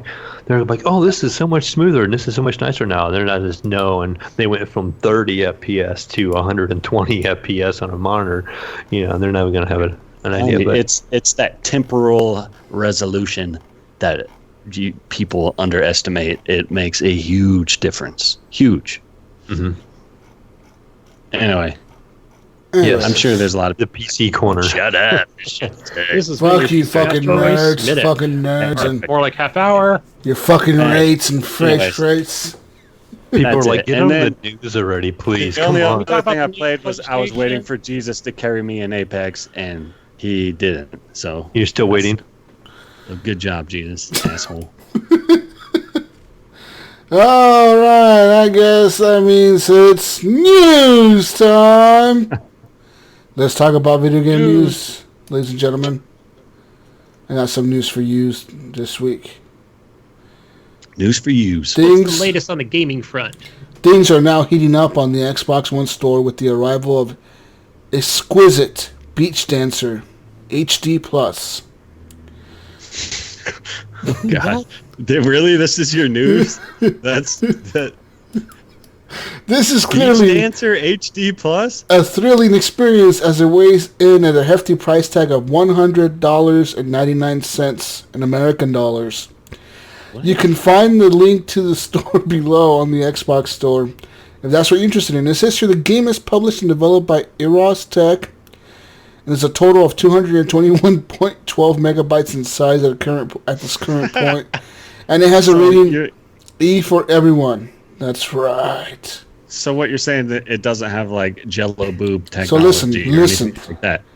If Xbox isn't the place for you to play this, Brink, this is also now available on the Windows 10 PC, mobile Windows devices, Surface Hub, and HoloLens. These are the highlighted features from the page of the store. Choose your dance steps. You choose to play with the model. Dance till you want. Get down in the dance-off mode, or get ready to dance till you drop in the endless dance mode. Dance modes. You can choose from varieties of different modes. Beaches. Dance in different environments ranging from the simple beach to populated ones. Says here the description in the store says as follows, quote, an engaging gameplay with real beauty character, doing real dance steps in the all possible ways. Play with model, having total control for you to move in whichever direction you want with 360-degree support. Train your fingers and follow all the beaches to take the ultimate experience. Get ready to hip-hop, freestyle, belly dance, and other all-form dance for your way to glory. The best dance application is here. How to play. Control the model via playable button. Locate the sticky dance model and click to perform the straightaway dancing mode. This is like, who the fuck released this? To dance. Who released this on the Xbox for $100 and on the Xbox? How did this get past the Xbox? I'm just sad we probably lost Gunny as an online gamer. That's all he's going to play anymore. And yeah, he's gonna go buy this now. Jesus now and Brink. Exquisite Dancer, Beach Dancer HD Plus. I'm putting two cameras up on my TV. Gunny, just streaming this 24/7.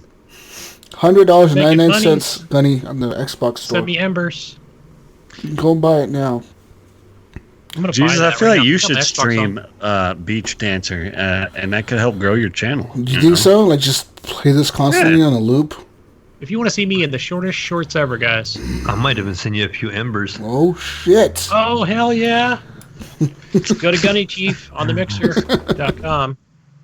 Follow me. Subscribe.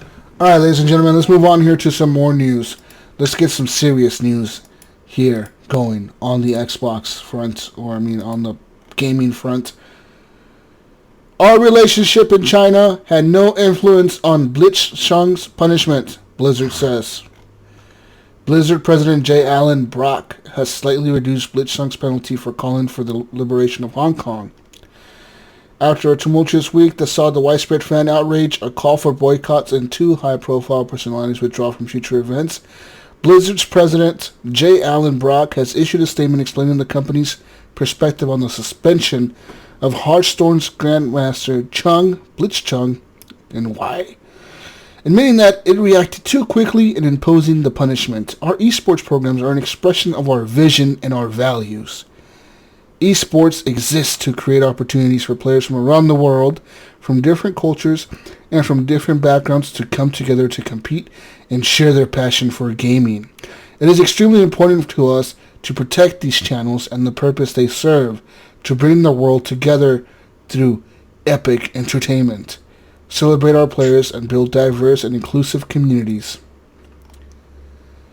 It says here, Brock emphasized that the views expressed by Blitzchung when he said, "Liberate Hong Kong, revolution of our age," were not a factor in determining his punishment, and that, quote, "our relationship in China had no influence on our decision."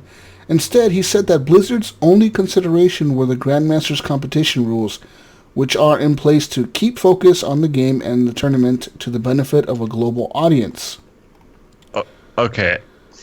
How are they going to say that after they posted on the Chinese social media, "We will do whatever it takes to protect the interests of our country"? That was the Chinese. That wasn't Blizzard. God damn it. No, that was Blizzard posting on the Chinese social media. Yeah, I know. They literally said "our country." It's like, yeah, so what? didn't they use isn't it called like WeChat or some shit on like the Twitter for China? Some dumbass name like that. I don't know. They're trying to keep Big Brother Tencent happy over there. These are some two-faced pieces of shit. That's what they are. Other things, if you guys didn't know, is in the tournament, they don't let Taiwan fly the Taiwan flag. If you're a team from Taiwan, you actually have to say that you're part of China. Like, it's not called Taiwan. It's called like something Republic of China or something like that. What you mean, like while you're in China? Yeah. Like if you're competing over there? Okay. Yeah, like if you show up to the tournament as like a Taiwan team, you can't say that you're from Taiwan. You can't represent Taiwan. So let me get this straight. So do you think this is just Blizzard just trying to say, oh, you know, we kind of stand with China on this, and then they realize they fucked up? Well, the thing is, they fucked up because you fucked up because America is based on freedom, and we've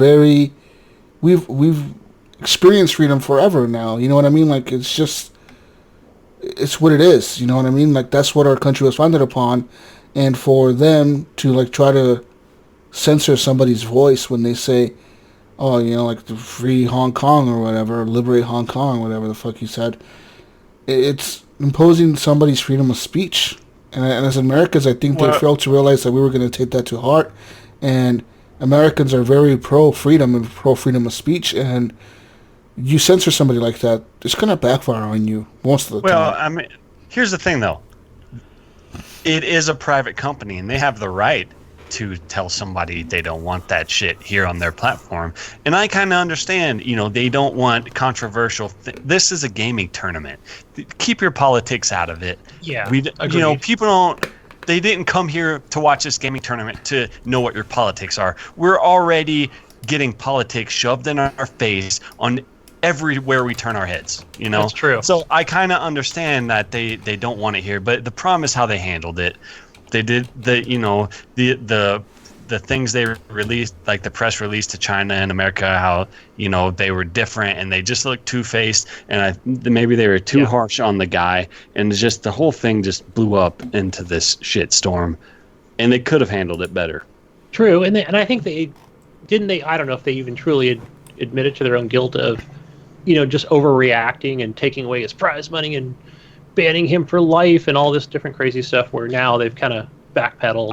I'm pretty sure, though, because, you know, this has happened before. This is not the first time this has happened where somebody has gotten banned for doing something like this at a live tournament. I forget what it was now, but I've seen a documentary before where this very same thing has happened, and I'm sure it's in the rules. I'm sure when these guys sign up for these tournaments, they sign documents that say they're not allowed to, you know, talk about politics and stuff because it's a gaming tournament. So, you know, they had these rules in place. This guy broke the rules. He faced the consequences, and that's just the way it has to be. But then, I don't know. How could they have handled this better? What could they have done? Just said fuck our rules? Yeah, they could have said nothing. Well, I guess they could have not acted so quickly. Yeah. Right? By taking away all his prize money and banning him for however long they were originally planning on. Which I don't know. And now, in the article, based on this decision, people are now going to go to BlizzCon, the biggest convention, and they're going to protest with Hong Kong flags. Yeah, dude, that's if real Blizzard was smart, right now. they would shut this thing down now, this BlizzCon thing. This thing is going to be a complete disaster for them. How are they like redeem themselves after last year? Because last year went so bad, you know, and now... Yeah, it ended on a sour note, for sure, with Yeah. The Diablo Immortal. I was going to say Diablo. Don't you people have phones? Yeah, you guys want to play a mobile Diablo game? So that crowd, man. Oh my gosh. We are in this age of just like extreme reacting to everything, and they are underestimating the trolls on the internet right now. Like, this is going to be bad. I think that as a company, like, whatever, I don't think they should have taken China's side. Personally, I think China is encroaching on a lot of American companies and quite frankly, American culture. And it's the truth. China is a communist country. Did they take China's side, though? They did. When you have your accounts saying, you know, hey, we're going to do everything to protect the country of China. When you take somebody's winnings away, complete winnings, like he's a champion, and you take everything away from him. It's like if somebody won like the Super Bowl. You just fucking take away their whole thing because they say something against Trump or something. You know what I mean? Like, you take all their winnings away. Just fuck it. You lost all your Super Bowl rings. You're not the champions no more. There's other teams the champions. Fuck you guys. We're not even going to pay you guys anymore. You guys don't even get paid anymore for this. That's what they did to this kid. They took away all his earnings. And his championship status and everything. I just feel like it's not... It isn't right in my opinion. So yeah, Blizzard is definitely in damage control mode at this point. I think it'd been better off, I think, just to cut the feed as soon as they realized that he was saying something, you know, to support China at the time, and before the announcers had actually had time, you know, to duck underneath their desk, because they knew they were doing something wrong too. They knew they were going to get in trouble. You know, they were like wanting to hide, you know, behind what he was going to say. So they had to have known that he was going to say something. That as soon as he started to say something, you think somebody would have been monitoring that channel and just shut it down, you know, and that would have been way easier to deal with than... You think so? You think now. by silencing him it would have been easier? Maybe. I mean, this is more of a coulda shoulda thing, but yeah, it's... I don't know. I think they my perspective is they should have not done anything really at that point and just... Because if they could have silenced him, at least they could have been like, you know what, we're staying out of this, and we don't want to represent either. Well, that would have been my statement after, you know. You know, and that's what I'm saying. We shut it down. We don't want any political view. We just want to talk about the game, and we want to leave it to the game, and we don't want any of this other information in there. So we shut the stream down. Is what I would have done as like a PR person for Blizzard, you know, or Activision. Yeah. Well, they know they screwed up. Yeah. I think they screwed up, and I think they shouldn't have done that. I think that they should have done nothing at the end of the day. I mean, I don't know. Pretty much. Yeah. Yeah. It is what it is. They're there to make money, and we see it now with the NBA right now as well with the current situation with the NBA and all that shit going on. It is what it is. I guess like you were saying to Gunny, I mean, you see these NBA players speaking against the president now. That would be kind of like equivalent to us taking somebody's championship away if they're speaking out against the the president, you know. So. Well, right now the big thing that's going on right now is that some players in the NBA said something against the Chinese government, and then the NBA took some of their coaches said they're with China. And some are not with them, and it's like a big deal in the NBA right now because China took down all the banners because China, they host a few NBA games a year, like how London hosts football games. China hosts a few NBA games because basketball is big over there. Right. Yes. And apparently China told the NBA that they wanted those players suspended or something, like they wanted them punished for talking bad about China. And the NBA said, no, we're not going to punish our players because it's freedom of speech. They can say what they want. So China took down all the posters promoting the NBA games in China.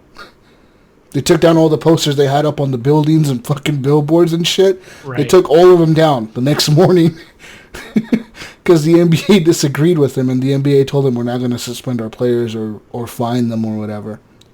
So it's like really... And I'm sure there's probably a lot of money over in China too. Like, you know, China's a big population, so that's a lot of sales, you know, because I'm sure they're selling jerseys and they're selling all that kind of stuff. So you start taking posters down and you start taking away exposure to the NBA teams, that hurts the NBA's pocketbook too, you know, and I'm sure China knows this. I think so too. And yeah, I don't know. It's fucking crazy, man. How like that whole thing is playing out right now, and I don't know. We'll see what happens with Blizzard. I think that Blizzard shouldn't have taken a side. I think that they should have been smarter about it. I think that you're right, man. Maybe they should have just cut the feed or something and said, "Fuck it, we're cutting the feed real quick," you know. And we had technical issues. Yeah. We don't know what happened. What was he gonna say? We don't know. But they screwed up. Anyways, I know that some of you guys are out there boycotting Blizzard and you're deleting your WoW accounts and deleting your WoW and all that shit. But if you really want to boycott China, you have to boycott Tencent. So, yeah, good luck with that. Let me tell you about a few companies they are invested in the United States. Yeah, a lot. They pretty much, they own 100% of Riot Games. That's League of Legends. They own 100% of it. They own. Yeah, that's like one of the top games streamed on Twitch every day. They own 40% of Epic Games. They own about 11.5% of PUBG, Bluehole. They own 5% of Ubisoft. They own 5% of Activision and Blizzard. They own 80% of the Path of Exile developer, the publisher. They own 80% of them. And they own a bunch of like mobile games, like Supercell, the company that makes what's that? Clash of Clans and all that shit. Clash Royale, Clash of Clans. They own about 85% of that company. Frontier Developments, the company that makes, for example, Jurassic Park Evolution and Zoo Tycoon and all those games, like those strategy games, they're Frontier Developments. They own 10% of that company. Paradox Interactive, the company who makes Surviving Mars and City Skylines and all those games, they own 5% of that company. They own also 100% of Shark Mob, and that is those people used to make The Division and Hitman. They broke off and made their own studio called Shark Mob. They now own 100% of Shark Mob, as well as Discord. Bungie. So Discord, Tencent invested $158 million into Discord. And they control over 20% of the chats in Southeast Asia. Tencent does. So, I mean, that's a big investment in Discord, and who knows how much of Discord they actually own in the U.S. And yeah, and Bungie, they own 5% of Bungie, and a bunch of companies. It's fucking crazy, man. Yeah, we're going to have to support them no matter what, unless you're going to drop a lot of games. You got to drop a bunch of games. Think about it. All your Ubisoft games, all your Activision games, all your mobile games, pretty much, you got to fucking drop those. Good luck. All I'm saying is good luck with that, man. I personally don't give a fuck. I'll still buy Call of Duty. Whatever. I know China is encroaching in the U.S. culture, but it is what it is. Yeah, it is. Yeah, I think it's safe to say they have your information. They do. Yeah, and China, think about if people are mad that China is encroaching on U.S. culture or our culture, which they are, but think about the United States back in the day when the United States became powerful after World War II. We became a superpower. Our culture encroached on everybody else's culture. Think about how many people speak English around the world. That's them embracing our culture. It's going to happen. If you're a superpower, people are going to have to embrace your way of life and your culture because you are the superpower. And right now, China is becoming a superpower. It is what it is, people. Yeah. It is what it is. What's that? What's that fucking movie? That fucking movie, wasn't it that movie Looper or whatever? Where, like, in the future, China's, like, the #1 country in the world or whatever the fuck. It's the future, motherfucker. Red Dawn? No, it wasn't Red Dawn. No, it was that movie Looper, remember? Because they would, like, at the end I just watched Looper the other day. I don't remember China being involved in that movie at all. China was involved in that movie. Because the whole thing was they would kill the last person and then they would take all their gold and move to China or whatever and just fucking live in, like, Hong Kong or whatever. Like, everything's fucking cool over here. Or some shit like that. I forget. I think it wasn't Bruce Willis, was it? I'm pretty sure it was Bruce Willis. Yeah, it was Bruce, and then that other dude who they tried to make look like Bruce, and it just looked real weird. Yeah, he didn't look like Bruce. Yeah. Anyways, fuck you, Blizzard. We're supposed to be mad at Blizzard, guys. Fuck you. Fucking Blizzard. Fuck Blizzard. Hong Kong #1. Moving China on. number one. Wait, what? No, not China, Hong Kong. Hong Kong number one. Hong Kong number one.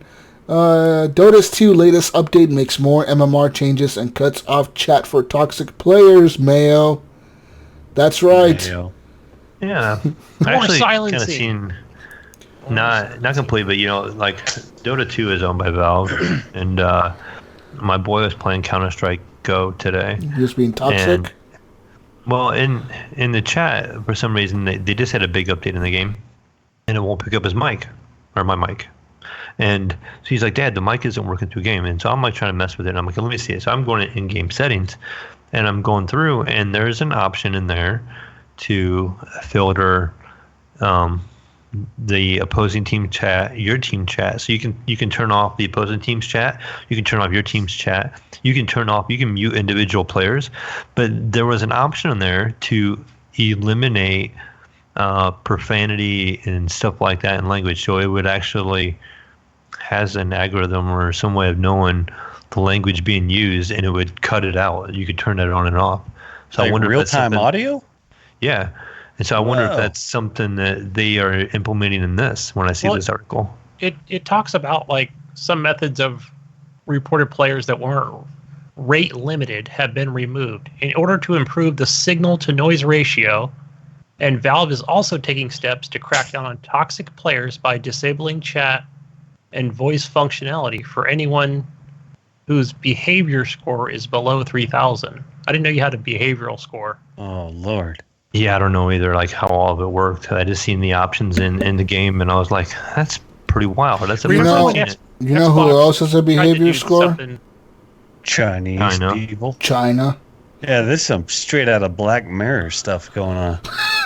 I'm not even kidding. In China, there is a behavior score for real life. Depending on how you behave in your day-to-day activities, they get a score on you.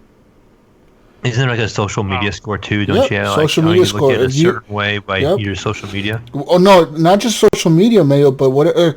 They take your entire score. So your score is based on what you do during the day.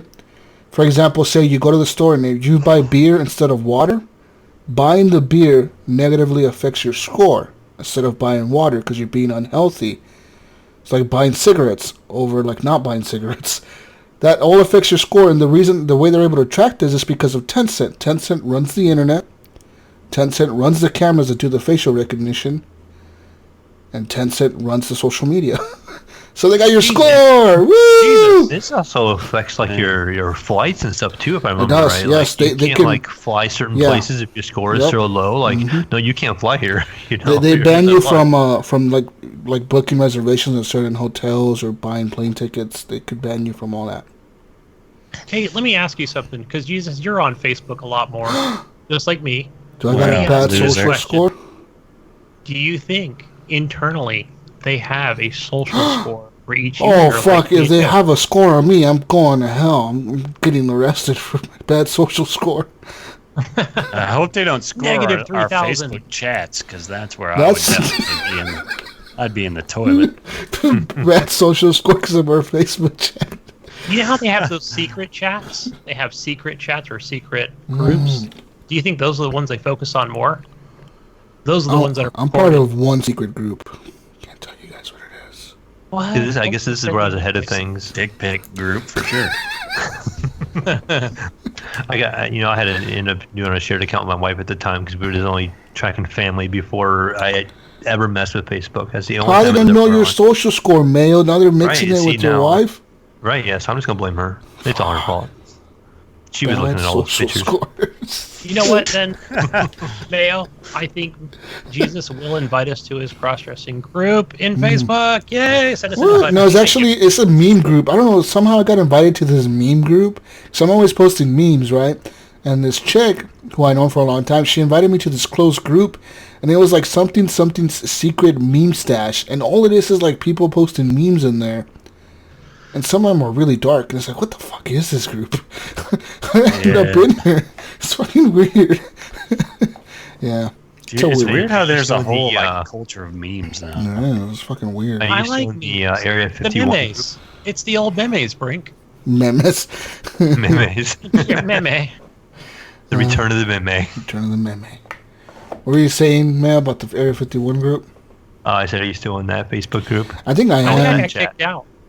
Did you get kicked out? After it was done. They just disbanded it or something. Oh, wow. Yeah, I'm no longer in it. I'm like, oh, man, they must have kicked a bunch of people out. They probably didn't like the behavior there. They seen what you did with Gibbs, and they were like, this guy's gone. They left him in there, and they were like, you're out of here, pal. Yeah. But anyways, yeah, like this voice thing, it pretty much it does have a social score, and if you go below 3,000, which I don't know how low that is, you don't get to chat at all. It just blocks you. Doesn't let you chat. Oh. So there you go. It's ridiculous. I'd be protesting too. I lived over there. Hell no. In other news, Riot, who's owned by Tencent, has warned League of Legends streamers and players to avoid sensitive topics on the air. What's up with all this China news this week? I know. Guys? What's up with all this silencing stuff, man? We're silencing things. Over. This is ridiculous. Next thing you know, they're going to try to silence our podcast for being anti-China or something. So sure. Oh, this podcast definitely banned in China. Sure. We're definitely banned in China. I'm pretty sure we're banned in China. I think we got an email once saying we were banned in China. And if we haven't been banned in China, we're going to be banned in China after this episode. Kind of like South Park. Like South Park got banned in China last week. We're going to get banned this week. With the League of Legends World Championship group stage competition set to begin on Saturday, Riot Games has now issued a statement calling on the casters and players to avoid discussing, quote, sensitive issues during live streams.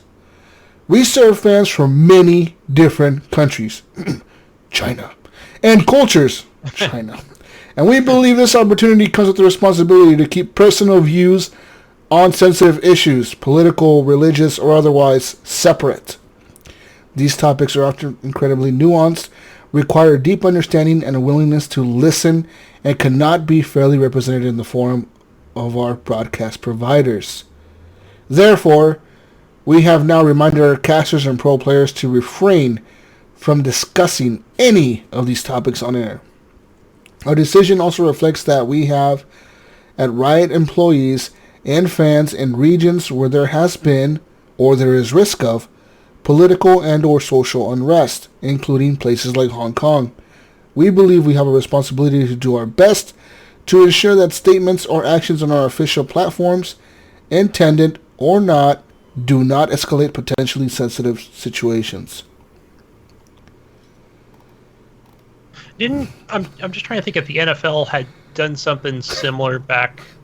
Well, I think this is smart. I think this is smart to actually say. This is smart by Tencent. Tencent owns this company, Gunny. Yeah, but I don't know. I'm just thinking, like, let's just knock this shit off now before this becomes an issue, because somebody in the tournament's going to say something, or just potentially. Let's just play the damn game and forget about the politics. Set that stuff to the side. Yeah, like Jesus said, though, Tencent owns 100% of Riot. So this is really a Chinese company saying this. Yeah. Hey, let's not talk about that, people. How let's about keep this under wraps. We don't talk about religion too, but still. Yeah. And I know also, like, Riot, we've read several articles over the last, let's just go back a year, from sexual harassment all the way to straight up discrimination. So, it's like, just damage control before anything even happens. In response to this, Epic CEO Tim Sweeney recently has said that Fortnite players will not be punished for political speech. That's because he's pro-consumer. Yeah, he's a American forest owner. America, right. Fuck yeah. He's a prepper. He's a prepper. I'm a prepper. He owns a forest, man. He's a prepper. I'm a prepper. He's going to just yell that when he goes on stage. I'm a prepper, guys. Anyways. Told you, Gunny, he has a secret plan with that forest. He's going to turn into a real-life battle royale. Pretty much. I think secretly, you can build things in Fortnite. He's probably building walls around the whole another forest. News. Fortnite land. Yep. World War II shooter Hell Let Loose is now free for the weekend. That's the news. Woo, yeah, big news. Okay, moving on to more news. Cyberpunk 2077 developer talks multiplayer, microtransactions, next-gen consoles, and Switch port possibility, and more. Says here, CD Projekt Red's 2077, Cyberpunk, blah, blah, blah, all that good shit. It's one of the most anticipated titles of 2020, and it came to PAX Australia this week. That's right. It's the first time they showed it in Australia, and so blah, blah, blah. Says here, they don't think that the game's going to have any issues clearing classification in Australia because they have a lot of sexualized violence in the game and all that good stuff. But yeah, I don't know. This article is really long, Gunny. Give me the... Well, it just talks about the potential censorship in Australia. And it says he does not think there will be any censorship. Yeah. So, on the multiplayer, they said the following. They said, it's public knowledge that we want to make AAA games at the same time in the company. We haven't been able to, but now we're growing to a certain extent, and we might be able to do that in the future. At least we hope so. For microtransactions, they said, I think it's a bad idea to do microtransactions after you release a game. It seems like it's very profitable, though. It's probably a hard decision for the guy that runs the business to decide if we should do it or not. But if everyone hates it, why would we do something like that and lose the goodwill of our customers? Oh, wow. How sensible I like that. of you. It sounds like they're not going to. Yeah. For post-release plans for Cyberpunk 2077, they said here The Witcher's 3 free DLC with big paid expansions was a good model for us. It worked pretty well for The Witcher 3. I don't see why we wouldn't try to replicate that model with Cyberpunk 2077. We're not talking about that yet, but it seems like that would be the smart way to go. On the confidence in hitting the April 2020 release date, they said, a lot of people do feel good about the April 2020 date, and some people are scared about the date. It's a normal kind of mixture feeling about that date in the studio. That is a directive. We need to keep that date. So, all right. And on the power of the new consoles, this is what they said. It's going to be awesome. It's always cool to have new consoles coming out, and I can't wait to work on those things. We'll see what we can do with those. It's fun watching games evolve. They're looking more and more realistic, which is why I like working on games like that. The more powerful the technology or the consoles, the more it is good for me as a game developer. That's right. Yeah. So, there you go. On the possibility of a Switch port, they said, who would have thought a game like The Witcher 3 would be possible on the Switch? So who knows? That's it. Mm-hmm. Yeah. At 260p. At 100p. Oh, man. Running in 22 frames a second. You need one of those things like they used to have for the Game Boy that had it was a big magnifying glass that attached to it. Oh, there you go. I remember that. Yeah. Anyways, more news here. There's a new Nintendo Switch now available for $270 in eBay's huge gaming sale. That's right. eBay's huge gaming sale. Anybody buy games here on eBay? No. Nope. No, like Windows 10. That's about it. $3. I've never even done that. Yeah. Yeah, no, I've never bought like a console or a game on eBay. I just don't trust it. No, I just go to Amazon. Right. So it says here that they have, so pretty much they've gone on sale now. So you can buy an Xbox One S with Gears 5 and NBA 2K19 for $200. You can buy one with Red Dead Redemption 2 for $225. With Fortnite, the special edition console, for $235. You can now get the Xbox One X bundle with the Division 2 for $374. The PlayStation 4 or the PlayStation Pro, for $355. That's kind of expensive. How the fuck has the PlayStation Pro not dropped in price since release, dude? I know. It's because it's selling so well. God damn, that thing is like... because all those Xboxes are old inventory. They're trying to clear out before this new stuff comes out. Jesus, that... Look, it's all S models except for the one Xbox One X bundle with Division 2. That's true. Which Division 2's kind of sailed at this point in the year already. Like, nobody really cares about Division 2. So they're probably just trying to get rid of old back stock. Probably. Yeah. Except with the PlayStation, it's enough in demand where... Yeah. I mean, they do, they run out of stock. Pretty much all the major Switch games like Mario, Zelda, Mario Kart, all that good shit, it's $45. Star Wars Battlefront 2, Mayo, it's on the Xbox, $17.54. Wow. I think I paid, $12 for it on the PC. Xbox Live is on sale for $50 for a year. PlayStation Plus is $39. And on the PC side, the Asus ROG Strix Hero 2 is down to $1,000 from $1,699. The Razer Blade 15 is down to $2,700 from $3,000. The HP Omen 15 is down to $800 from $1,096. The Acer Predator Helios 500 is down to $1,400 from $2,000. And the Acer Predator Helios 300 is down to $800 from $2,000. That's fucking a huge drop. Still too much, though. Yeah. What is this Helios 3? Oh, my. Oh, look at this laptop. Yeah, if you can't wait for a holiday release, then yes, yeah. You need it now. Here's good deals. Being a Predator monitor, it's going to be probably 144 hertz. Yeah. They usually all are. Or 240. Yeah, I say the next thing is 240. If it's 1080p. 1920 by 1080p. Yeah. Mm-hmm. Sometimes they're 240. What? I mean, shit. What? You would need a crazy CPU to, even at 1080p, do 240 frames per second, unless you're playing CS:GO. Yeah. Mm-hmm. Yep. Yeah. So Negative latency. Is running a Core i7 on that laptop. Yeah. Anyways, enough PC bullshit talk. Moving on to more news, Gunny. Mike Ibarra. We all know the name. We've all seen him stream. Yeah, he does stream games a lot. He I does. see him on Twitter all the time. He goes off on... Dude, you should see his Mixer chat. His Mixer chat is the nicest chat I've ever seen on any stream ever. Hello, friends. No, not even kidding. Like, if anyone even trolls him, like, even a little bit, like, you say anything, it's like automatic ban. Like, boom, you're fucking gone. It's like the Mixer team is just watching his account as he's streaming. They're just deleting people off of there. It's fucking crazy. Cause I watched him a few times. He plays a lot of PUBG. So I watch him play PUBG on PC quite a bit. And every time he's playing, and someone talks shit to him, like, oh, you suck, you're not good. It's like, okay. Like, he just Why looks... are you playing on PC and not an Xbox? Yeah, they ask him that all the time. And he's like, because I like PC. He works for Microsoft. They own PC.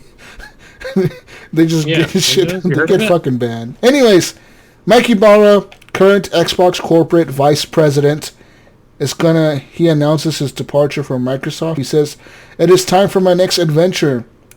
He is now leaving Microsoft after being with the company for almost 20 years. It says here, Ibarra initially joined Microsoft as a systems engineer back in the year 2000.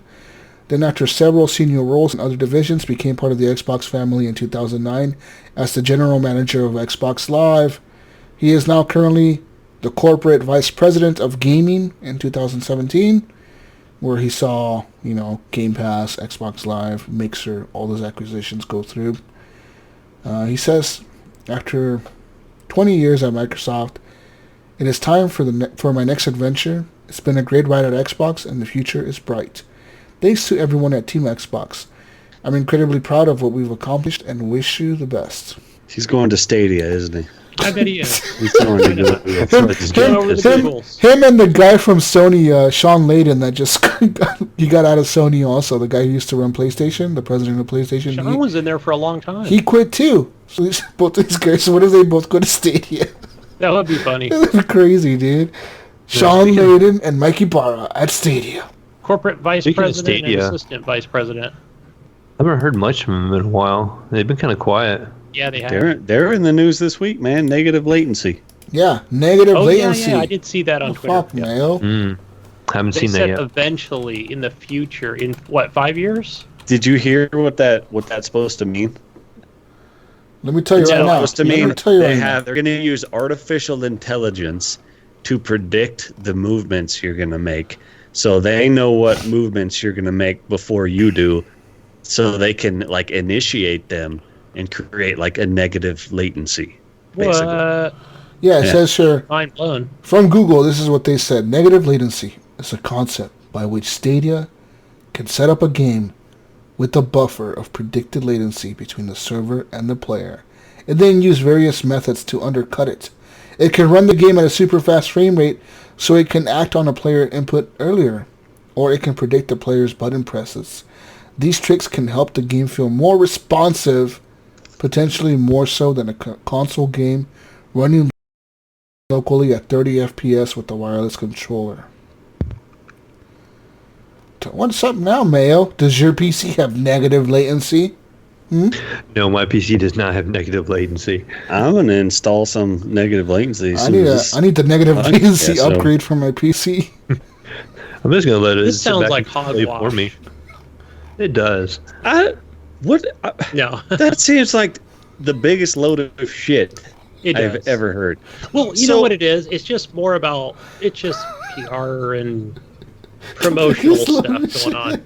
How could you possibly predict how bad I'm going to fuck up in this game before I fuck up in this game? I mean, you're going to play differently than me, Brink. Jesus is going to play different from.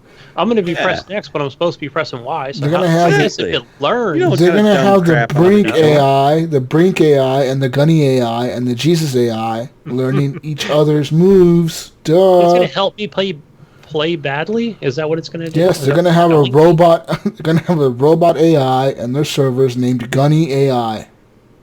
It's going to learn our play style. It's going to monitor how we play, and then it's going to implement it by how each of us individually play, and they're going to have all that on record. They're going to use China. Send it to China.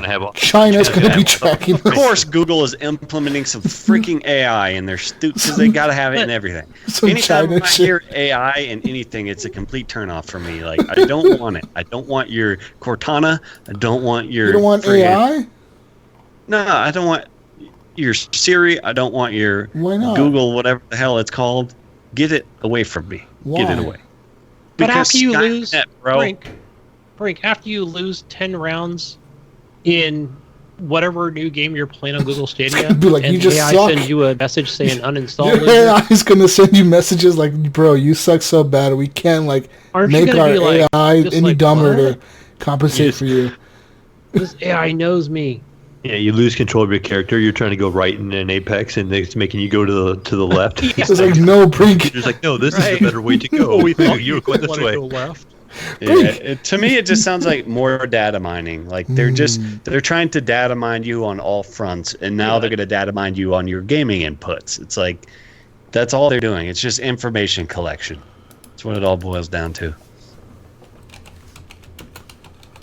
They're gonna sell your inputs to Tencent.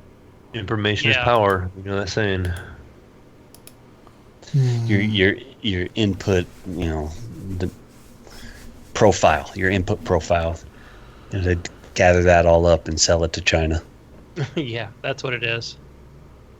Anyways, moving on to some more news about Stadia.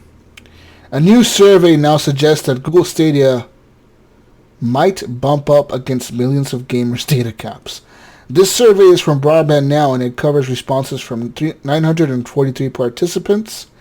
Their info suggests that almost 6 million gamers out of around 34 million estimated to play at least 22 hours a week would quickly blast through their data caps if they were to switch to Google Stadia as their primary device. It says here Stadia is estimated to require up to 15.75 gigabytes of data every hour of 4K streaming. Oh, shit. This is kind of old news, though. We talked about this a while back. Remember when the first Stadia was first announced, and we heard it was like 15 or 20 gig for 4K for so many hours, and we're all like, well, what's everybody going to do that has a data package? Like if you got limited data, what's going to happen?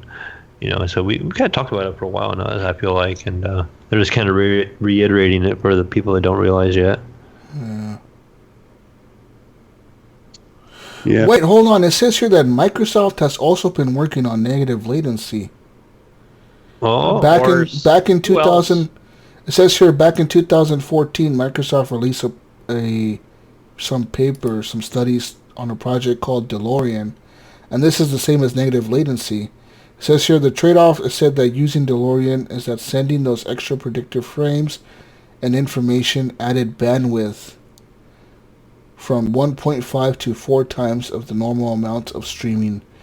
So they're saying that because Google's going to be using this negative latency, you might even see a higher usage than that 15.75 gigabytes. Because you're trying to predict your moves and shit. So that's it ahead of time.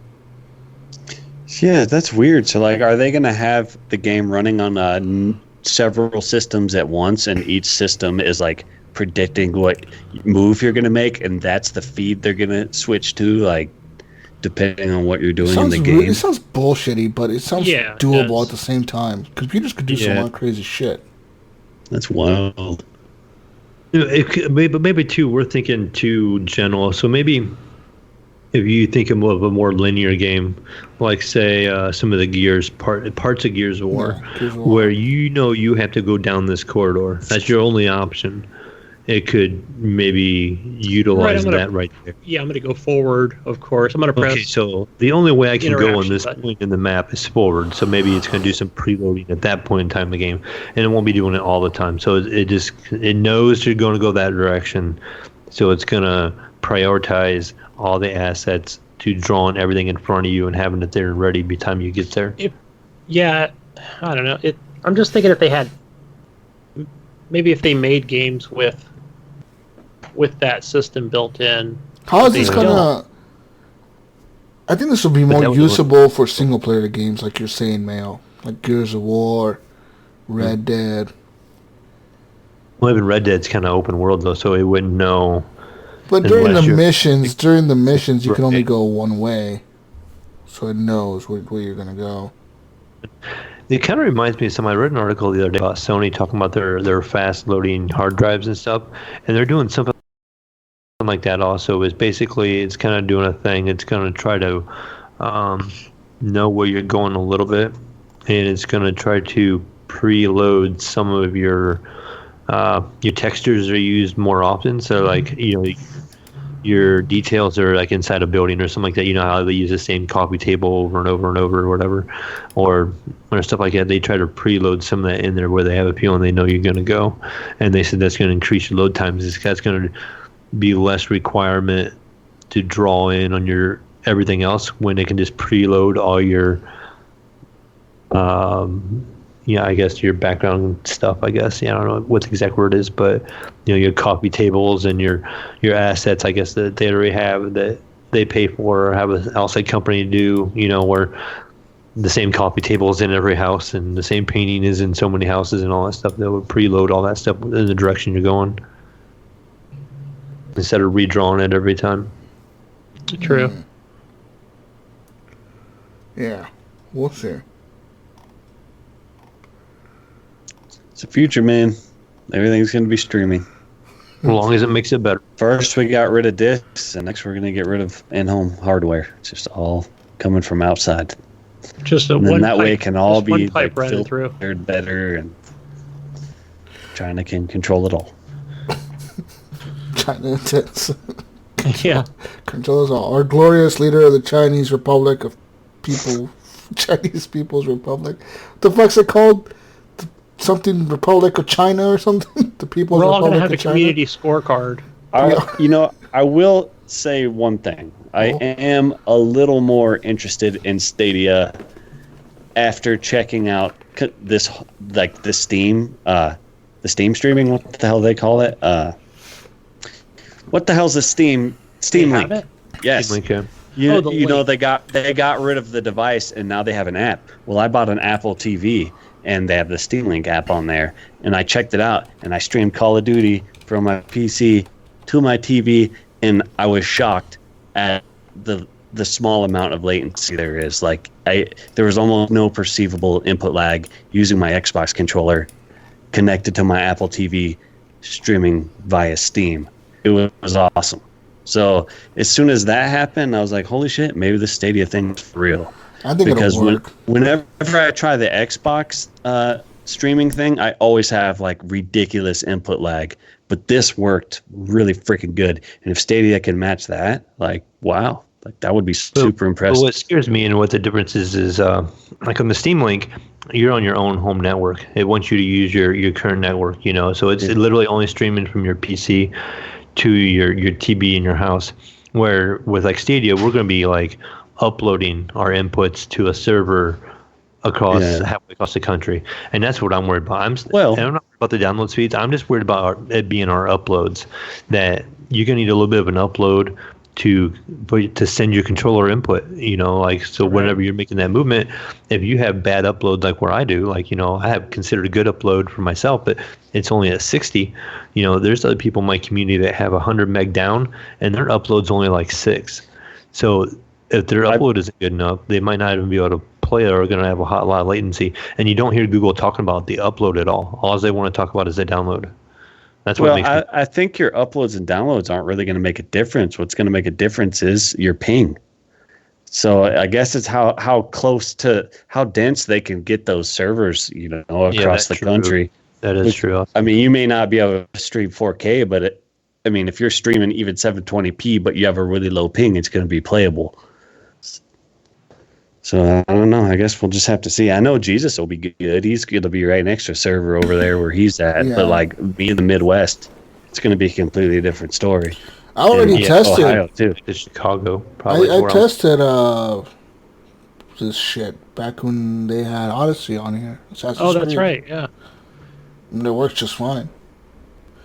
And the coolest thing for me was that I can legit go from using mouse and keyboard to picking up my Xbox controller, and it would just work. Like it works, motherfucker. I mean, it is playable. Another thing I have to make sure to nail down is I don't want like artifacts and pixelation and shit constantly on my screen. Like I don't want it to look like the image is buffering. Like they have to get it to where it's streaming a nice clean image. No, and basically you don't know clean. It's streaming. Like it looked really nice. Yeah, it worked, dude. I'm telling you. That's cool. I mean, I can't remember the last time I had any trouble streaming a 4K Netflix movie in HDR. Like it always just works. I mean, I have pretty good internet here, but I never have any buffering. Like it's always instant, and that's a lot of data coming through in 4K HDR. The 4K assets. So a game, at 1080p should be no problem. So I don't know. I guess we'll just have to see when the hell is it going to come out. I feel like it should be out by now. Yeah, it's a mixed bag for me, still, because I don't really play on my TV ever. I know you said Brink you do occasionally, but like I'm just like my workspace where my computer's at was where I'm more comfortable. I'm not even comfortable playing in front of the TV anymore. So if I would play Stadia, it's going to be on my monitor, and more than likely it's going to be locked at 60 FPS. It's going to be probably 1440 like my monitor, but I can probably get a little bit higher refresh rate by just playing the game locally, for me at this point. But I think if I decided to play it on TV, it would be a benefit. But for me to through my browser, I don't really have a whole lot of desire to play a game through a browser, unless it's like I want to call it a rental. Like, I want to pick this game up, check it out, and be done with it. But you have to buy them through Stadia, so you can't do that either. Yeah, exactly. If they would have some kind of subscription model, that would be way more enticing for me if it was more like a Netflix. But the fact that I would have to pay the $60 for the game and then use Stadia to play it, I would rather just pay $60 and play it locally. But a lot of people don't have PCs at home, and so it's going to be much more enticing for them. Yeah, and I definitely see that draw. And also, I think again that'll be for AAA titles. But I mean, obviously, it's going to have a bigger. Probably when it starts, it's going to have that little library, and here's a free game every.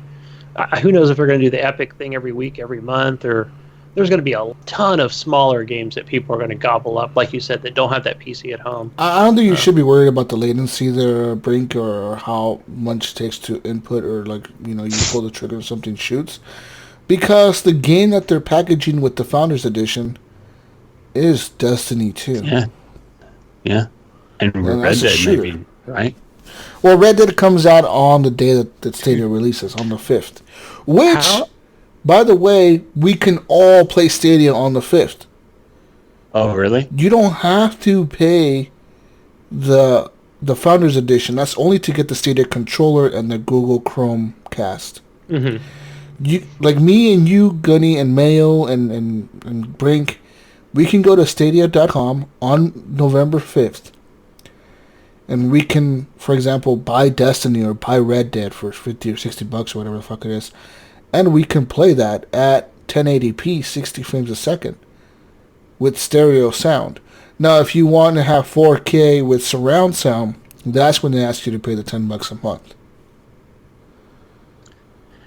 Right, like Netflix asks, is charging more for the 4K. And you can use your Xbox HDR. controller, your PS4 controller on your PC, or your keyboard and mouse on PC.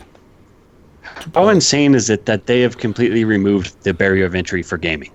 You no longer have to worry about buying a console, PC. Nothing. When like, holy crap, when Cyberpunk comes out, you don't have to worry about, man, I got to build a PC so I can play Cyberpunk. You got to freaking just go to Stadia.com and play Cyberpunk. Like, that's insane. That's all right, cool. Brink, here's the question for you, because I know I've asked these guys before, is I'm sure somebody has had the same exact conversations that we've had when that Ouya thing came out. So is this Google Stadia, is this going to be around for a while, do you think? Is this going to work in the long run? It's all going to depend on the quality, man. And since I have not played it, I can't really comment on it. From what I've played in the past, I want to say no, hell no, it's gonna die. but maybe they'll surprise me. Maybe it really is legit. Maybe they've conquered this latency issue. They've conquered the streaming quality issue, and maybe it's going to be amazing. And I hope it is, because that would just be so cool. So one thing that is a downside to it, though, I don't know, they haven't confirmed or denied. If you know how Destiny 2 is now free to play on Steam? Yes. Yeah. They haven't confirmed or denied if that free to play version will be coming to Stadia. Because if it is, that can be the game changer. That could be the game that gets everyone to try Stadia for free and see if it works or not. And that's what I'm worried about. If anybody's playing Destiny by that point. Yeah. Well, no, I mean... That's 2 months from now. No, Stadia comes out next month. Well, I guess it is next month, isn't it? In November 5th. So, I mean, if Stadia can release for free, I'm saying for free, Mayo, you can go and log into Google and download, and you don't even have to download anything. You literally just launch a browser and it takes you to Google Stadia. We can all try it, and you guys can see if it works. I know it works because I've tested it, but I think you guys will be surprised at the latency, and I am more surprised because there was a few bugs here and there when the Odyssey test was out, but it worked. You could fucking play anything in that game, and it fucking worked. And I think that bundling with Destiny 2 if they're confident enough to have a first-person shooter as the launch title with Stadia, I mean, that kind of says something right there. And Red Dead is going to be available at launch. It's another big game. That's for people that cannot afford to buy a PC or whatever. They can just play this fucking thing. I was playing Stadia on that laptop over there, dude. It's a fucking laptop. Legitimately, like, you fucking log into a laptop and play that shit. It's fucking crazy. Will Stadia support mouse and keyboard too, or just controller? Yes. Like I said, it switches. You can switch at any time. It's like playing a PC game. Yeah, you were saying that. Yeah. Yeah, because you could be playing on a browser. So, like, if you're on your PC, you're going to have to pull up a browser, and it's going to recognize your mouse and keyboard input right away. So, or you can switch to a controller. That will be the true test of latency, how the mouse feels. Yeah. I think a lot of people are going to be surprised. Personally, I have one pre-ordered, but I don't know if I want to buy it, guys. I think the draw is really going to be for your console players, because they were saying, because it's basically like PC hardware and stuff doing the streaming. So they said your game's going to be like ultra and 4K, like ultra settings. So they might get a little bit better graphics at 4K because it's going to be running ultra like the PC version. And the game's probably going to look a little better than the console counterpart. So like when it comes out, say Destiny's on the console, and then it's on the Stadia, and it's running on Ultra on the Stadia, and it's on whatever setting it's on for the console, because, we don't know what setting it is. We're probably saying it's probably equivalent to like a medium setting or something like that on console, where they won't have quite as many textures. Maybe they're going to see all these high-res textures and all that stuff because the game's running in Ultra, and they're going to be really attracted to it, and it's going to take off. So do you think you could get on your Xbox, open the Edge browser, and go to Stadia.com and launch a Stadia game on your Xbox? No. They don't recommend the Edge browser. They recommend the Chrome browser. Is it like an HTML5 type of deal? It's a Chrome browser because I think it's Google's. Maybe they'll launch an app on Windows that you could just download and it will connect. I don't know. Xbox would probably block the fuck out of that thing. Be like, fuck you, block. I don't know. You. Not if they give him a piece of the pie. Fuck you, No, we got blocking Phil, it. guys. We got Phil Spencer. He says play on anything. Go buy a PlayStation 5. A downside. I really hope they play make God of War. like an Apple TV app and an iPhone app and an Android app. And you just click on the Stadia icon and it opens up. Right. Well, they have that, Brink. Yeah. That's what the Founders Edition. You get a Chromecast, and if you have a Chromecast, you just download the Stadia game. Well, hopefully it's not exclusive to Chromecast and exclusive to Chrome. It might be. It might be for a while. I think because it's Google, so they have to make it. Once they get like fuck, man. Once they get I think once they get the worldwide appeal, they will be able to move it to other things. But they have to be able to prove to other companies like Apple and stuff that hey, you need us on your device. Right now, Apple can be like, "Fuck you, we don't need you on our device. We got." What Apple about Arcade. my Roku? What about my Roku that technically runs Android? Like, will they get a Stadia? I think you need Chromecast. The new phones are running. You're gonna have it on the Google Pixel phones, but that's the only phone that supports it right now. So like, everything is gonna support it right now. It's like it's all Google related. I'm not gonna buy an Android phone, and I'm not gonna buy a Chromecast to check this out. So until it comes to like my Roku or my Apple TV, You don't need that. You can try it on your browser on Chrome. Well, maybe you will try. I want to do it on my TV, man. I don't want to do it on my. Then run that cord. Run that 30-foot cord. HDMI cable across the room. Do you have a Chrome browser on your TV? String it over the sofa. Well, my TV has a built-in Chromecast actually, because it's a Vizio TV. So I don't know if that'll work or not. That's probably all you need, right? Isn't Chromecast what you need? Yes, but I think you need the newest Chromecast thing. Yeah, the new one. Yep. Just run that HDMI cable, Brink. You got a 30-foot cable right there. Just plug that motherfucker in, and you'll be fine. Yeah. How much is the new one? You just did it besides the controller. Like, do you know how much it was separately? A Chromecast by itself is like $40 or some shit. Is it? Yeah. Because see, I'm thinking I'd probably want to play it in the living room. But I mean, initially, I'm not gonna. I still need to get that Bluetooth controller. And the controller doesn't even connect to the Chromecast. The Stadia controller connects to your Wi-Fi for that negative latency, bro. Yeah. That's crazy. Like, it connects to Stadia. It connects to it's wild, Stadia. Man. Yeah. Destiny 2 players on Stadia, though, if you're planning to play this on launch, if you have it pre-ordered for the Founders Edition, and you plan to play Destiny 2 on launch, Bungie has now confirmed that you will be able to transfer your character over, kind of like how people are doing it now, transferring to PC, transferring to console, carry your one character to everything. You will be able to carry your character from the PC to the Stadia, but you will not be able to play with people on PC or PS4 or Xbox. No crossplay. Right, because, it's all close to Bungie Stadia. doesn't have that yet. Yeah. Yet. So, fucking sucks. Also, Red Dead Redemption 2 coming to Stadia. Yeah. Oh, yeah. Yeehaw, motherfucker. Yeah. Let's talk about the Snowblind, Mayo. Yeah, what's the Snowblind about you guys were talking about? So, iBuyPower has now unveiled their newest... I saw that video. Their newest pre-built computer. I think Brink should be here for this because he would really be like, what the fuck is this? Yeah, this is kind of neat. But it's a custom gaming case developed with, like, who was it? Intel or something like that helped them make it or some shit? They actually, the one I seen one of these in the store yesterday. I took a little video of it. iBuyPower is the one who's building the one you can get. Yeah. They partnered with that case maker, wasn't it? That fucking, what's that case maker called? Corsair? No. No. Fuck. NZXT? NXT or whatever it is. The one I have, yeah, like the ones that have the glass on the side or whatever the fuck. They partnered up with those guys, and they fucking... But now the fucking glass, Gunny, the glass on the case, is an LCD screen. It's kind of that, what do they call it, like a see-through? Yeah, it's a see-through, so they use the lights. So instead of, you know how TVs, they're backlit, that's how they provide an image, they're backlit or whatever. Well, this uses the lights from inside the case, they put a bunch of white lights in there or whatever, and then you can display an image on the screen itself, on the case. Is it essentially a projection? It's essentially like a third monitor or a second monitor. It's kind of what it is.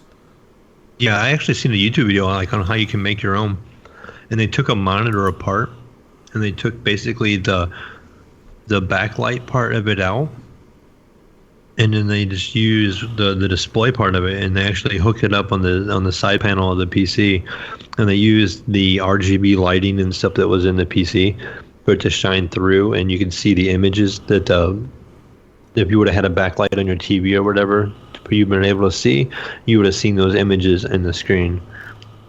It looks fucking cool, man. Yeah, it does look pretty neat.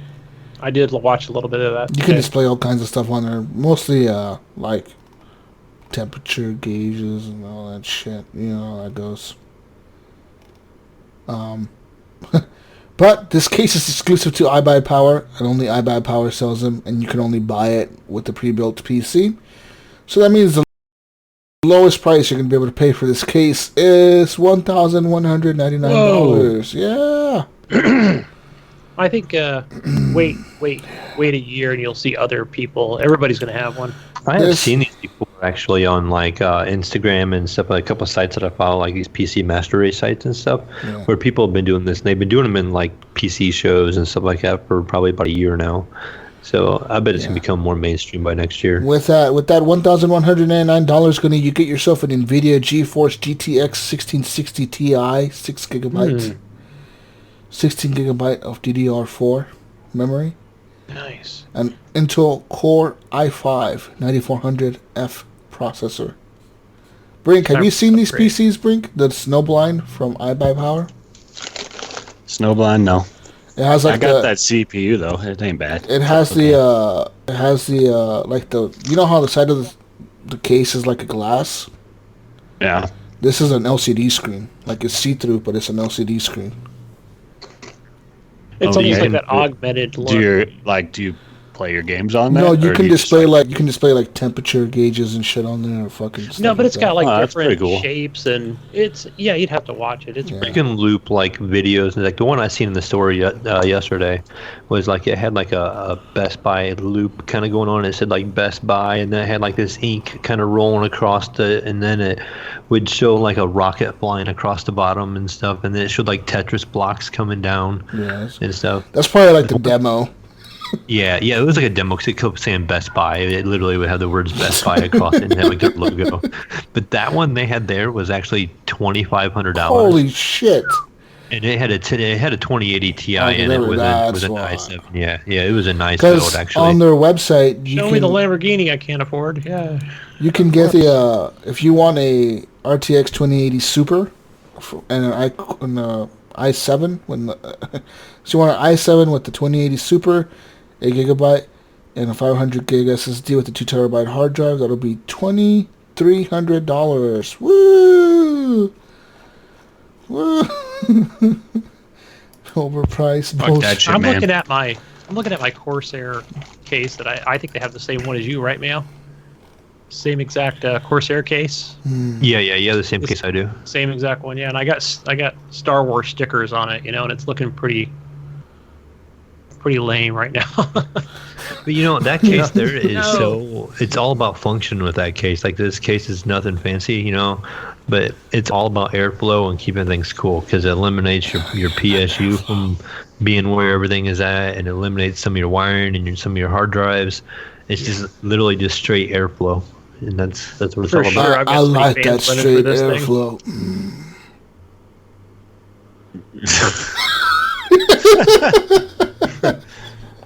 Moving on now to some more news. I like Mayo's face. He's looked at me like, what the fuck? What did he say? Oh, no, I'm just typing. I don't know if that's gay or not. Moving on now to more news. PlayStation 5. It's official. The next PlayStation is called the PlayStation 5. Woo! What? The number 5? PlayStation 5. Yes. Oh, man.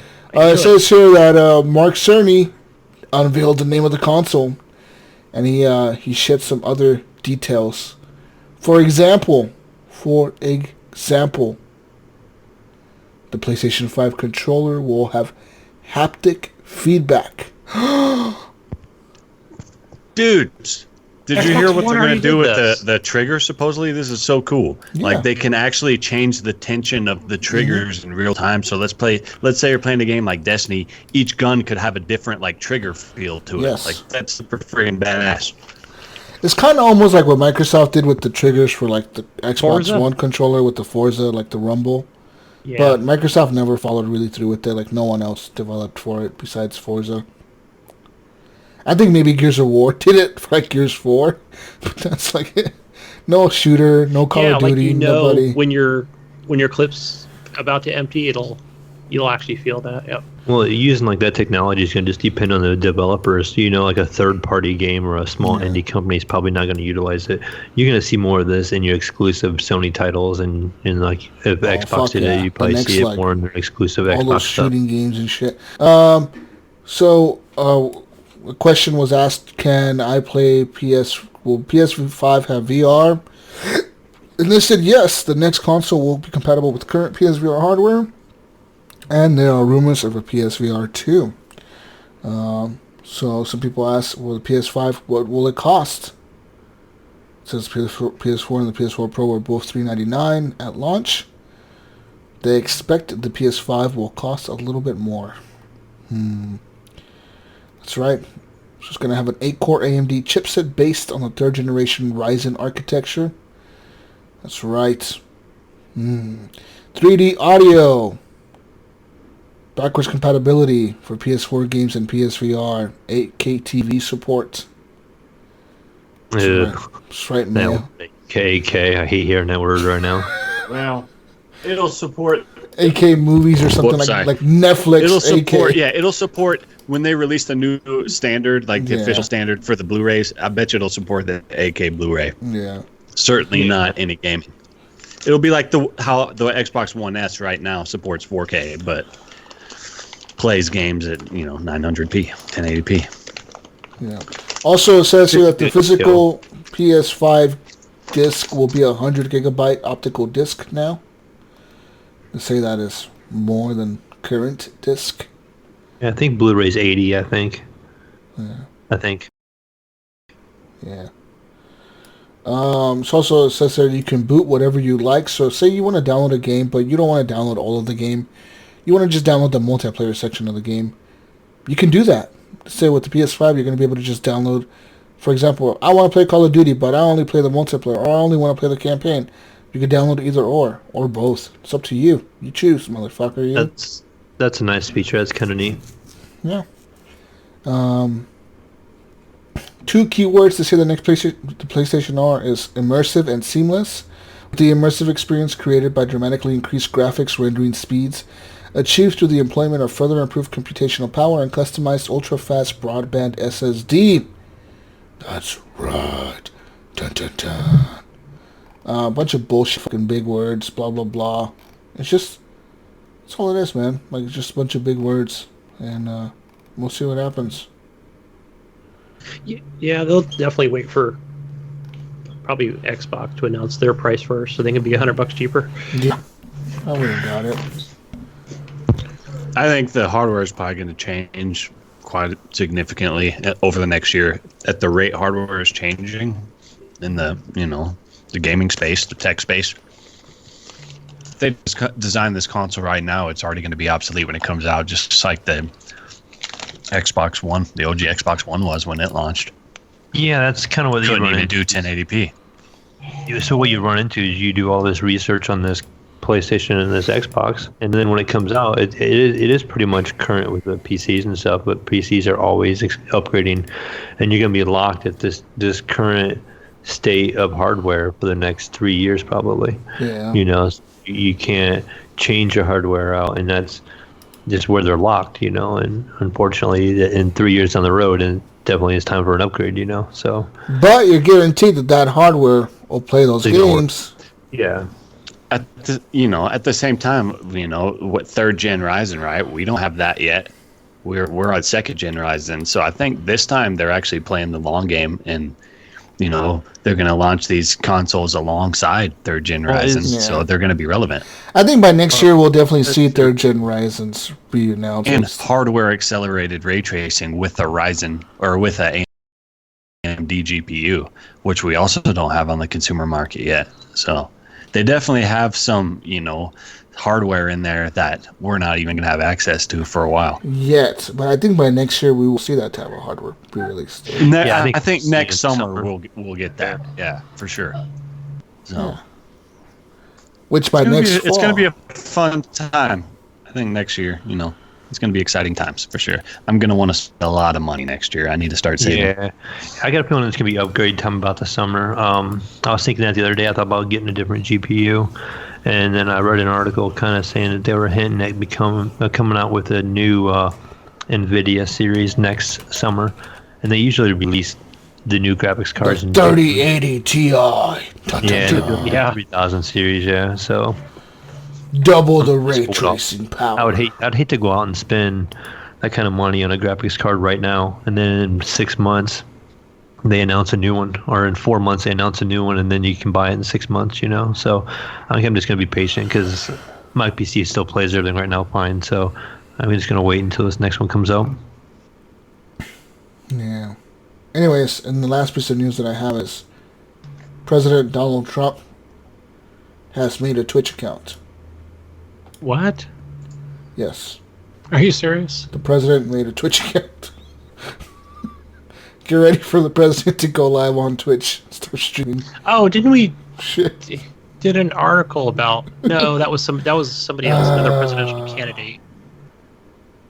That was Bernie Sanders, right? What a world we live in. That's right. Is this going to be though to run his campaign on Twitch? I'm pretty sure he's going to be doing some campaign on Twitch. I have a feeling he's going to be like broadcasting his campaign rallies or something on Twitch. 24/7 loop. He's trying to get in touch with the youngsters. Yeah, I don't think it's going to go Somebody told him, Mr. President, you got to get in touch with the young people of the country. What do? They play lots of video games and watch people on the Twitch. What is this Twitch? Get me on this Twitch. Yeah. Well, he will be said playing video games and it'd be like that classic old Snoop Dogg video where he moves his hands and like he's not even touching the controller. He'll move his hand up or something by accident or both of them up, and you'll be like, he's not even playing. He'll be sitting there acting like he's playing. Mr. President, President Bob Ross is on Twitch. He's dead. You may have talked about when I stepped away, but did you cover the install size for the new Call of Duty and also the new Star Wars game? Oh, wow. How Both big? of them pushing 150 to 175 gigs, which is insane. And also, they originally released the minimum specs for the Star Wars game. They said 32 gigs of RAM, but I guess since then they've backed it off to 16. So They better have. I don't know what's up with that. I feel like they're trying to make like some kind of PR impact, create some buzz. So who knows? I thought Call of Duty was Safe 125. 32. 125 gigs. That's what I originally read. Maybe I thought it was like 156 or something like that. No. Call of Duty is 120 something, but they say you will need up to 175 for all the maps once they release all the maps. Oh, true. Yeah, they're going to keep adding stuff. Yeah, thanks. That doesn't include any other DLC and stuff. Yeah.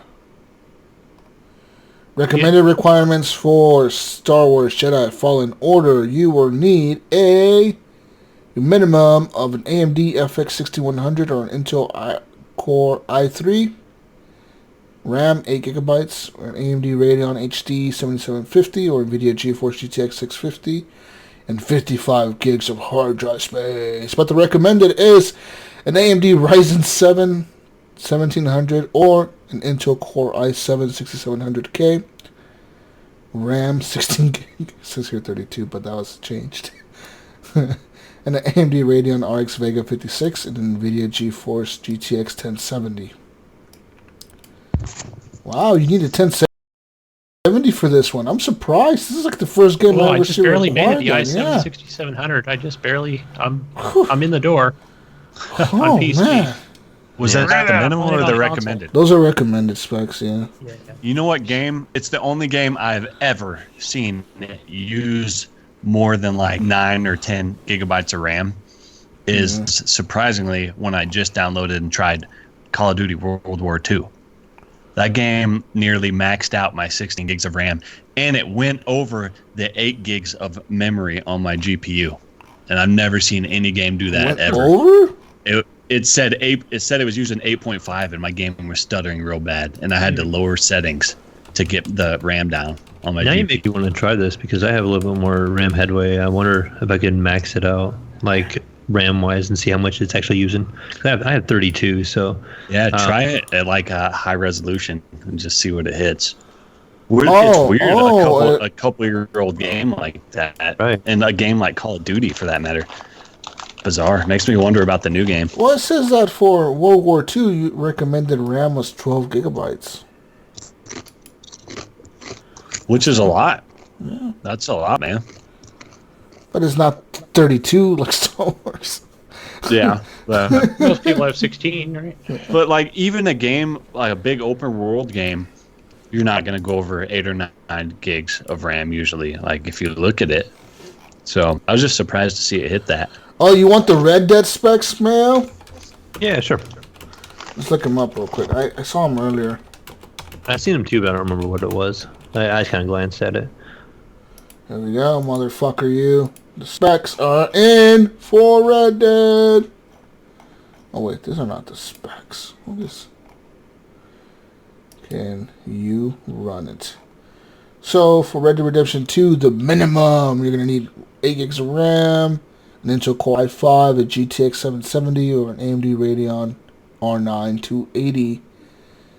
But the recommended is a GeForce GTX 1060 6GB or an AMD Radeon RX 480 4GB, 12 gigs of RAM, AMD Ryzen 5 1500X, or an Intel i7 4770K.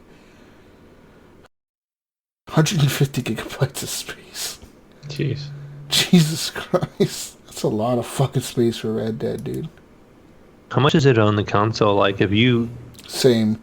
It's like pretty fucking high, like 100 and something gigs. I think it was like last time I played was like 112 gigs, something like that. Isn't it? Because you're gonna have a kind of a higher res texture pack per se. Like they're just gonna have more textures in the game, so that's why I just was curious the difference in the size between the two. Oh yeah. So for Modern Warfare in the PC, you need an i5 2500K or a Ryzen 5 1600X, 12 gigabytes of RAM. GeForce GTX 970 or 1660 or an AMD R9 390 or an AMD Radeon RX 580. Yeah, it's probably gonna run like shit. So you need more than that. Yeah, fuck yeah. Do they ever say on there like what those are based off of? Because whatever, if you change the resolution, it's gonna completely change it. I wonder if it's like 1080p or something. Yeah, this is 720p. Yeah. Who decides? Yeah. Like they're like, hey Larry, what are you using, Larry? The specs, Larry. Give us your computer specs Just right throw now. us some numbers. What are you fucking running? Yeah. I wonder if that's basing off 1080p.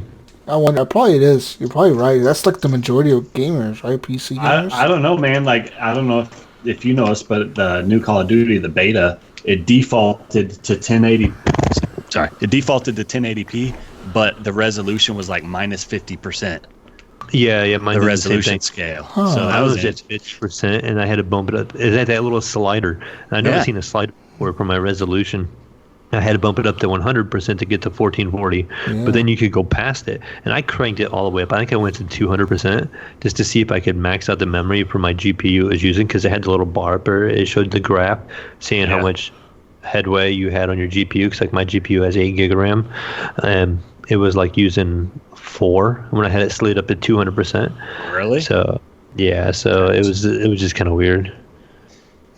Why would they do that? Because I mean, a lot of people, I think they don't really mess with their settings. They just play the game. Like I was listening to VGO, and Michelle was talking about how ugly the game was, and I was thinking she probably didn't even adjust that slider to like 100% resolution, because the game is gorgeous. The game was gorgeous. It was ugly at first before I did that, but it's just weird. It's a strange thing. I imagine it's because a lot of people are going to play on laptops and that kind of stuff, so they want to get them in the door, and then they can mess with their settings. That's the first thing I do though. Like when I launch a game, I don't get past the menu screen. I go right straight to settings. Make sure it's at 2560 by 1440 my regular monitor. Make sure I'm at VSync off. I'm making sure, it's uncapped frame rate. I'm making sure, just different things, because there's a lot of games out there and a lot of game companies that turn that stuff on. Capcom is a good one that lock in their games at 60 FPS. Turning VSync on and starting off at 1080p, like all their Sonic racing games and their Sonic Generations game. Them games are locked at 60 FPS, and you can't even go past it. I know the new racing game you can, but the one before it, the All-Star Racing, Sonic All-Star Racing, that one is locked at 60 FPS. Like no matter how powerful your hardware is, you're stuck at 60.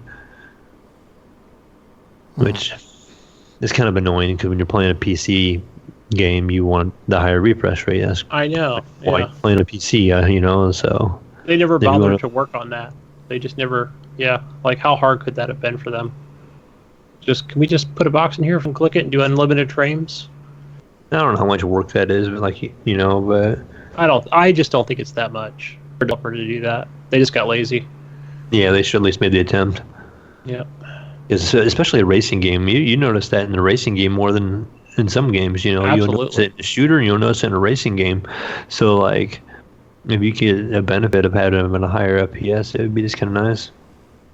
Yeah, it's not a deal breaker for a Sonic racing game, but still, it would have been. They should have done it.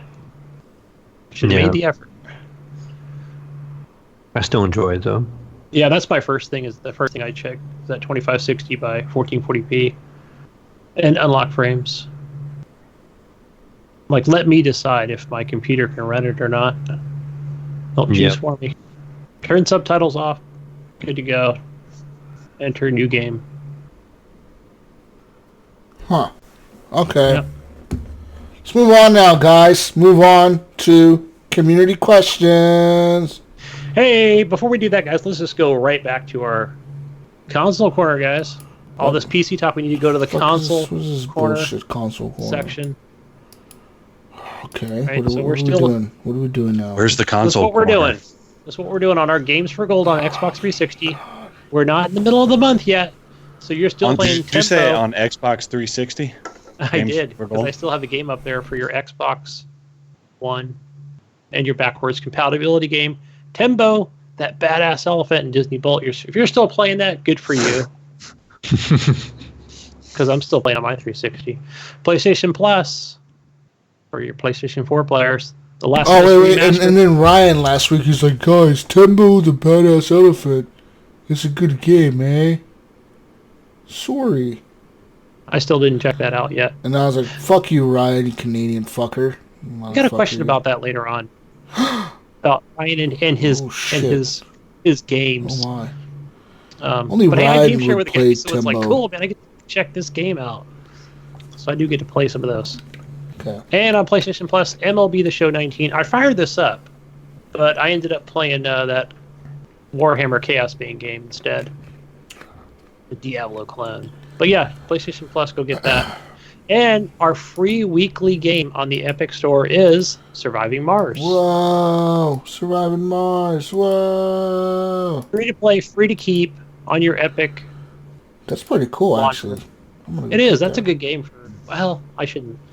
For maybe some people, I see people streaming it. They're enjoying it. The chat's enjoying it. Not me. I'm not enjoying it. No, I don't like it. It's fuck you, Gunny, you motherfucker, you. It's that sim management game that you would think I would have fallen in love with, but I just don't. I don't know. I can't get into it, man. Okay. Yeah. It's not my bag. I'll stick with my City Skylines, folks. Okay. But stay tuned for more console stuff and Epic and your next week's Epic free game. Now on to community question time, baby. All right, our first one comes from Gib8777. He wants to know if you guys have you played Slay the Spire? It's on Game Pass and it's pretty fun. It's a card battle game that is roguelike. Check it out. I think Gunny and Mayo might dig it. Have you checked this out, Mayo? Anybody played Slay the Spire? I've seen it on Twitch, but I haven't. No, I didn't even know it was on Game Pass. It's actually on Steam also, but I just kind of seen it was a card game, and I usually don't play card They're games. boring. Anyways. Yeah, I fired up that Witcher game again. Then I was like, card game. I want to get into these games. This looks lame as fuck. Oh, I like the art style. The art Come style on, looks you're cool, playing Radio Commander. The same boring shit. That's No, this is like wannabe Pokemon or something. If I wanted to play Pokemon, bro, I just pull out my Pokemon cards and go play Pokemon, alright? If some of the if the Gwent game, if I could download that on my phone, I'd play it for sure. Like while I was out sitting somewhere, you know. But if I'm sitting in front of my computer or something, I want to play some action packed. Brink, have you ever tried playing Hearthstone on your phone? No. Because that actually carries over to your PC. You sign into your Battle.net account, and you can actually play on your phone, and you go back to your PC and go exactly where you left off. It's actually pretty fun. Is it? Yeah, I mean, it's not bad. If you want like an actual legitimate like AAA game to play while you're on the go, I mean, it's not bad. It's better than most phone games. Is it? What does a match of Hearthstone entail? Like, are you just laying down cards based on abilities? Like, is it your deck? Is it like a real time? Is it like a turn-based strategy type of? Yeah. So you're gonna play another person, and you can play. You actually have a campaign you can do. You can buy different little campaigns. They have ones that are like story based, and let's just say you're playing the computer. You're gonna build a deck, and then each card is gonna be rated like a 1 to a 9, and that's how many points it takes to use that card. And your first turn, you only can use 1 point cards. So your deck is gonna be shuffled to you randomly. You might have one 1 point card you can use. And you'll play that card, and it will do damage to the enemy cards on the table, or you'll do damage to the enemy person himself. And basically, your goal is to get that person down to 0 health. But the only way you can attack that person is if that person has no cards on the table. So you have to get through the cards that are on the table, then you can attack the enemy himself. And you just basically try to play your cards, and then there's like different like ambush trickery that you can do. Like this card will, if somebody uses a magic spell against you, it'll automatically spawn 5 cards on your side of the table, and they'll all be like 1 defense and 2 attack power or something like that. And you just try to basically eliminate each other's cards and attack each other and trying to get through the little campaign. And you unlock new cards as you play. You get new packs, and you will literally get like new cards to use in your deck. And you can try to complete that set, or you can change it up however you want. So is that one of those games where you're constantly looking in the store thinking, maybe I should just buy one of these card packs? Maybe if I just buy one of these card packs, I'll do better. You earn packs. Like if you buy like one campaign, like I bought like one, I think, and it was like an adventure one. And so you go to fight this one guy, and when you beat him, it unlocks a pack.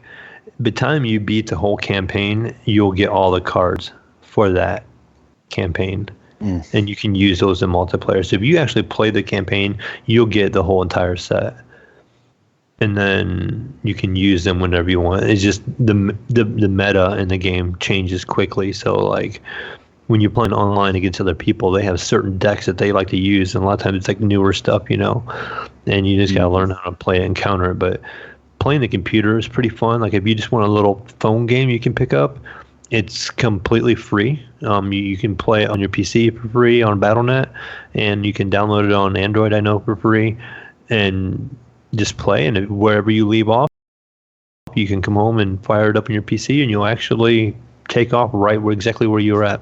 Cool. Yeah. Cross save. That's pretty cool. So that was probably the first game I've ever seen like I could play on my phone that actually had cross save with my PC, where I could actually be at work and play like one round and get some new cards, and then I go back home and I could actually finish what I was doing on the PC. This was Hearthstone? Yes. Okay, so that was I believe it was an Apple exclusive for the longest time. Mm-hmm. I remember her picking that up on the iPad and saying, yeah, it was just, I don't know how long it was exclusive for.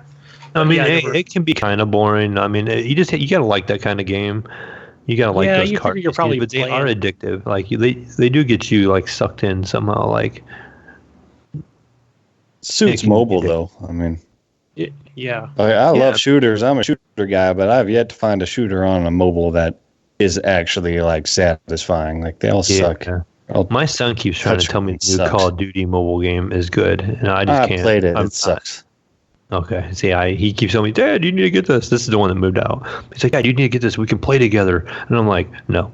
It's a typical Tencent experience, right? Like where PUBG, they spawn you in with a bunch of fake AI players, make you feel like you're a beast, and then they start friggin' constantly trying to get you to buy loot boxes and shit like that. It's just your typical mobile game setup that just don't even want to open it. Yep, I'm right there with you.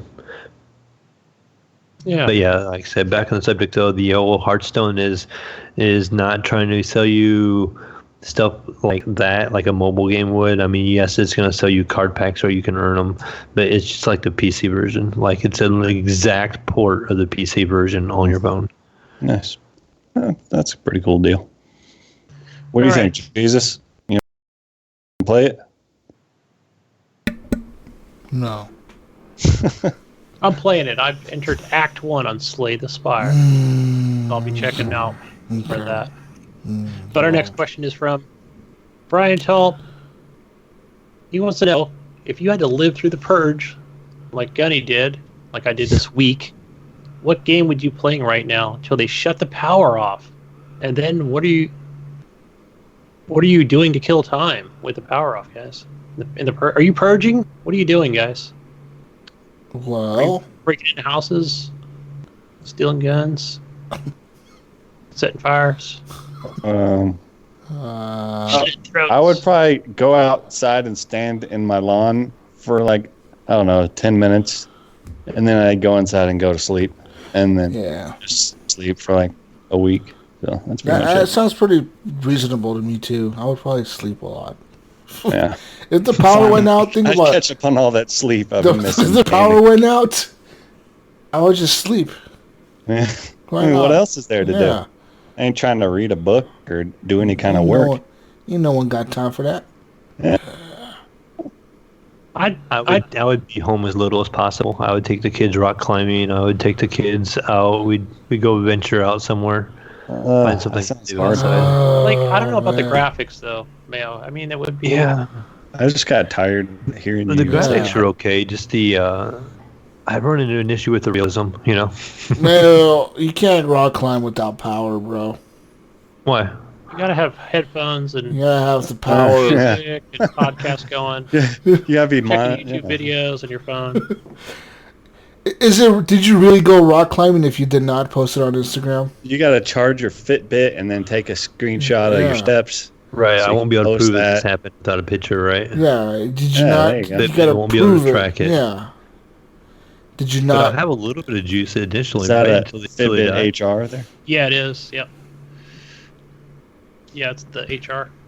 You know what I'd do, guys? I'd probably go down to my local 7-Eleven / yeah, it would be like a quick stop and just some warm slushy juice while I waited for my phone to charge. If they had, that's disgusting. That is disgusting. Warm slushy juice. What the fuck is wrong with you? That's Hawaiian punch on my nachos. Warm slushy? No, but you said warm slushy juice at first. What the fuck? Yeah, well, it wouldn't be cold anymore. Yeah, right. How would I charge my phone? Sounds dirty. That sounds disgusting. Let me get in that warm slushy juice. Warm slushy juice. Yeah, I got any of that warm slushy juice around here. Hey, it was crazy here, guys. It was fucking nuts. What'd you do? So I didn't, since I listen to podcasts and in different programs, I didn't even know what was going on because I think it was a few days or just 2 days before where I left work and I made a right down the street and it's a little ways to the highway and it was backed up for like a mile. I was like, what the hell's going on? I looked up and I'm like, okay, the light's not broken. There's like 3 lights in succession. Dude, I turned around, went all the way back to another on-ramp to go home. I go to make a right, and again, the same thing. And I'm like, every gas station is just full of people and fighting going on. I heard people fighting over gas and screaming and yelling. And I'm just like, what? Is there apocalypse happening? I'm like, because I'm supposed to have the winch and the gun turrets put on my Jeep. At this point, I'm like, I think this needs to happen Saturday. Did I wait too long?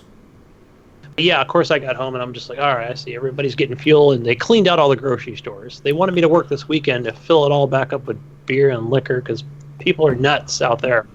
They took I would have bought all the liquor too, bro. It has two purposes. Yeah, I didn't even think of that. Think about all the purposes liquor gives you. It gives you strength. Strength, yes. Okay. What is plus 10 gives strength. You plus courage. Stamina. Plus 2 courage points. Yeah, plus fearlessness. Yeah. Charisma. No fear. Charisma. All the courage. All the strength.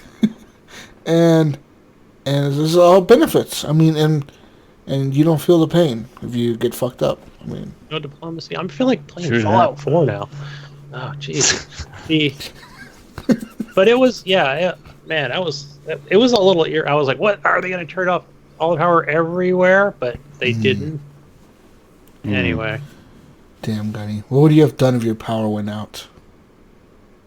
I probably had to go outside. Oh, look that at the sounds trees horrible. and stuff, to walk out, sit on Who the does bench. that? It's 2019. No one goes to I know, there's outside. never anybody out there. Yeah.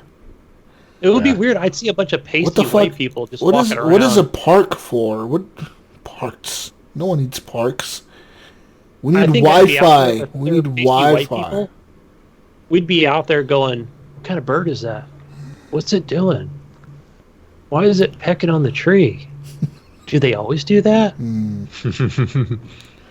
Mayo's over here fucking rock climbing. Let's go rock climbing, kids. I'm trying to take a nap, motherfucker. I'd be in the house. We'd all be yelling at each other. We got a park not too far away that has a rock climbing wall. As long as you have your own harness, you can go. Which we have our own harnesses, so you can go rock climb all you want. Nice. Hey guys. Brian wants to know. Jesus, why do you think? Why do you not think science happens in Ohio? Because Brian says that's where the greatest astronauts ever came from. Is Buzz Aldrin? Is he from there? Yes, thank you, Brian. You guys have astronauts in Ohio? There's astronauts in Ohio. Armstrong.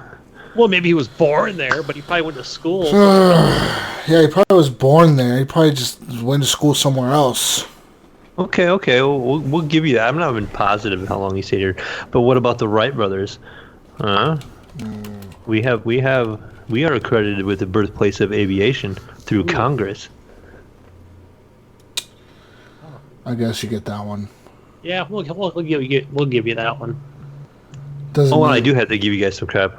Last week when you guys were talking when I wasn't on at the end of the week, you guys were talking about the science place, and it's not COSI, it's actually COSI is how they call it down here. Oh, sorry, sir. For their mispronunciation. Yeah, I'm just trying to, articulate our words incorrectly. Make it COSI. And it's a little science center on the Scioto River down here in Columbus, Ohio, and I'm like maybe 20 minutes away. So it's technically in my area. Yeah. Do you get plus 10 knowledge points? Being so close to plus 10 knowledge. Yeah, and that place in San Francisco I was thinking of last week was not the Science Museum, it was the Exploratorium. Man, this show always gets belligerent as shit in like the fourth hour. It's like, I'll be listening, I'll be going, what the hell is going on right now? This is usually the part where I wake up, where I'm now awake. This is when Gunny takes his blue pill, so he's awake as shit. And I'm all excited for it, And Mayo's half asleep. He's like, what the fuck's going on? Yeah, it's like 4 o'clock in the morning for him right now. It is 12:15. I'm getting up for work in 3 hours. Yeah. At this point. God, that makes me want to die. Like, literally makes me want to die. Yeah, I would. If I was you, Mayo, I would be like, fuck you guys and podcast. For real. I'm quitting. You're a trooper, man. Nah. I already drank two cans of Bang. I'm good to go. Oh, yeah, you're going to bang. Man, two cans of Bang will F you up. Bang is the name of the drink. Gunny wants to bang. Gunny's taking his blue pill. I'm going to open up 2 cans of Bang on your ass. And a blue pill. Bang and 4 blue pills later. Oh, that's a. Anyways, Concoction. Let's see. Brian has another question. He said he's been listening to the Geek Dig, Mr. Clint Vengeful Jedi, out there playing games like KFC. Is that KFC, that dating game? That's the dating game. To tell us real life experiences of the shitty games, yet since Gib877 left, nobody plays these games for the community to know the real truth about it. Let me start saying, Brian, that is probably not really true. Mayo's been playing the Mayo game. Yes, I played My Name is Mayo last week. And that's a shitty game. Do you see Ryan playing the Mayo game? I've never heard Ryan say, I want to play the Mayo game, guys. Well, no, he left, so we need somebody to play these the shitty Mayo games. Mayo did that for us. Brought to you the Mayo game. Think about how different your life would be. Gibbs never played a game with his name in it. He never played the Gib877 game. Yeah. There's no Gibson game, right? There's no the Canadian game. There probably is a game called that, but he's never played it. You know what? I need to get my kid on this show because my kid's name is Kyle, and I bought him the Kyle Simulator game, and he just bought a freaking game Friday. I don't know how he bought the game with my account. It's your card, Gunny. It's your bank card. It's called Who's Your Daddy. Oh. He bought Who's Your Daddy. Oh, I can see him playing it right now. It keeps popping up on my screen. I keep saying, me! Yeah, no, I mean, let's be real here. Ryan would be the one that would play Timbo the Badass Elephant. That's true. Because I am playing that shit. That's for sure. I'm not playing it. I'm only playing Radio Commander, guys. That's what I'm wasting my time on. You guys can play Timbo the Badass Elephant. Yeah, Ryan was all defending that game last week in our chat. He's like, guys, Timbo the Badass Elephant is actually a pretty good game. We're like, yeah, Ryan, whatever you say, dude. Okay, Canadian. Oh, fucking K. But yeah, we definitely need somebody to play. Wanted to play that Goose game. Untitled Goose game. Yeah. Fuck you and that Goose game. Fuck that Goose game. Bitch ass Goose. I can't wait for that to come to Game Pass. But yeah, we're all different gamers here. All right, Mayo, play more of those funky Steam titles. That's what we need you to do. Yeah. I have a few of them. 5,000 titles you have. Start playing them all. There's a bunch in there. Start going through a list. I should ask Mayo for fucking randomly picking one and have a fucking hat every week. I'm gonna play this one. That's what Steam needs. Steam needs what Xbox has on their Game Pass, so you can pick a random game for you. Random picker. You're playing this. Woo! Okay. Today you get to play Shower with Your Dad Simulator.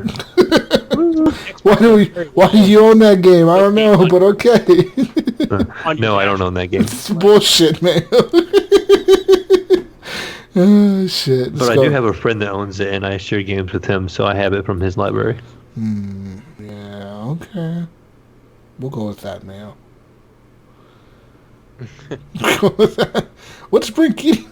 Did he make like a whole pizza over there? I think he's eating pizza over there. The fuck's he do? Did he make a whole pizza? He was eating pretzels and crackers earlier. Yes, I made pizza and now I'm eating it. It's delicious. Thank you for asking. Okay. He looks very official over there eating this pizza. Like how he walks away, he just walks back at the pizza. Like, what the fuck, dude? It's entertainment. That's what this is, right? You gotta eat, you gotta drink. Alright. Next one. Next one from Pinpoint Red. He asked, do you physically feel colder while in snowy areas in video games? Actually, I do. Like, there's games that I play, for example, like Tomb Raider and shit like that. When, like, you're in the snowy, like, top of a mountain. Like, even Red Dead, when you're, like, in that snowy area Red Dead Redemption was the first one I thought of. I was like, fuck, dude. Like, I feel cold. I feel cold looking at Arthur being cold. What the fuck's going on right now? Why am I so cold? Yeah, I could feel it.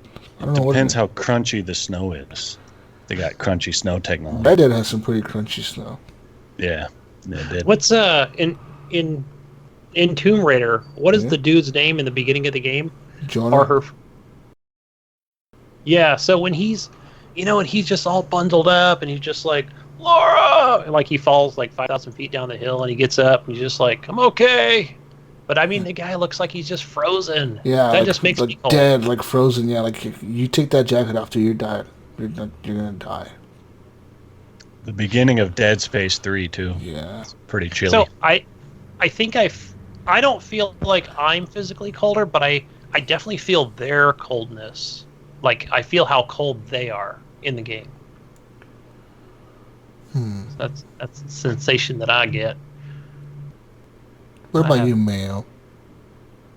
No, I don't. I just pretty much just play through it, and I'm going, gosh, I wish I get out of this cold area. It's boring. I don't like cold. I don't know why. Like, even in Gears right now, when I do that cold area, I did not like it. That was the best area. What are you talking about? I get out of this area. I went somewhere new. With the matriarch and all the... I don't like seeing snow. I don't like seeing this evil white stuff. I deal with that enough throughout the happy year. Real life. Do you guys remember that game? Was it or Thing or whatever, way back on first-gen consoles? But man, it was like taking place. I think it was even a movie. But that all took place in the snow. There was Lost Planet. Yeah, Lost Planet. Yeah. Yeah, those. Super snowy. Snow. Oh, yeah. To keep warm, you had to destroy the things to keep warm. Yeah, to get that heat energy from the cockroaches. The cockroaches. Next all right. question. Yeah. Ghost Nico has a question. Oh shit!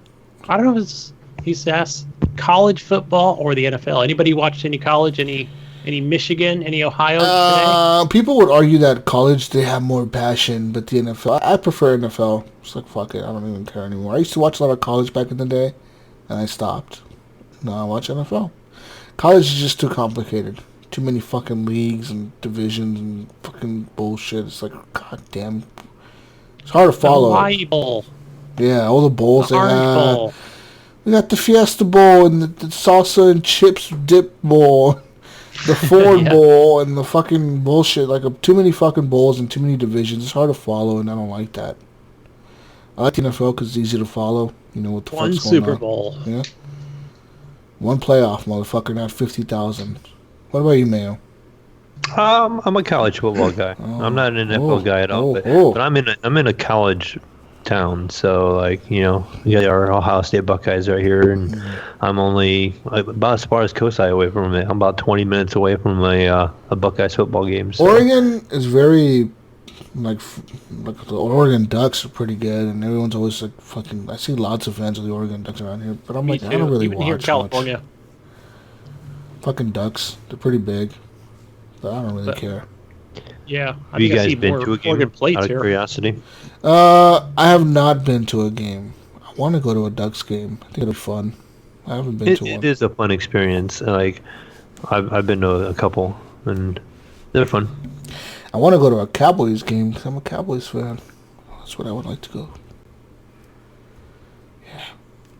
Dallas Cowboys. Yeah, one of those guys on that team. Jesus, 49ers 4-0, baby. Fuck the 49ers. We were 4-0. It's like the Patriots. It's like the Patriots celebrating their 6-0, but they got the easiest fucking division in the whole NFL. It's like, fuck you, Patriots.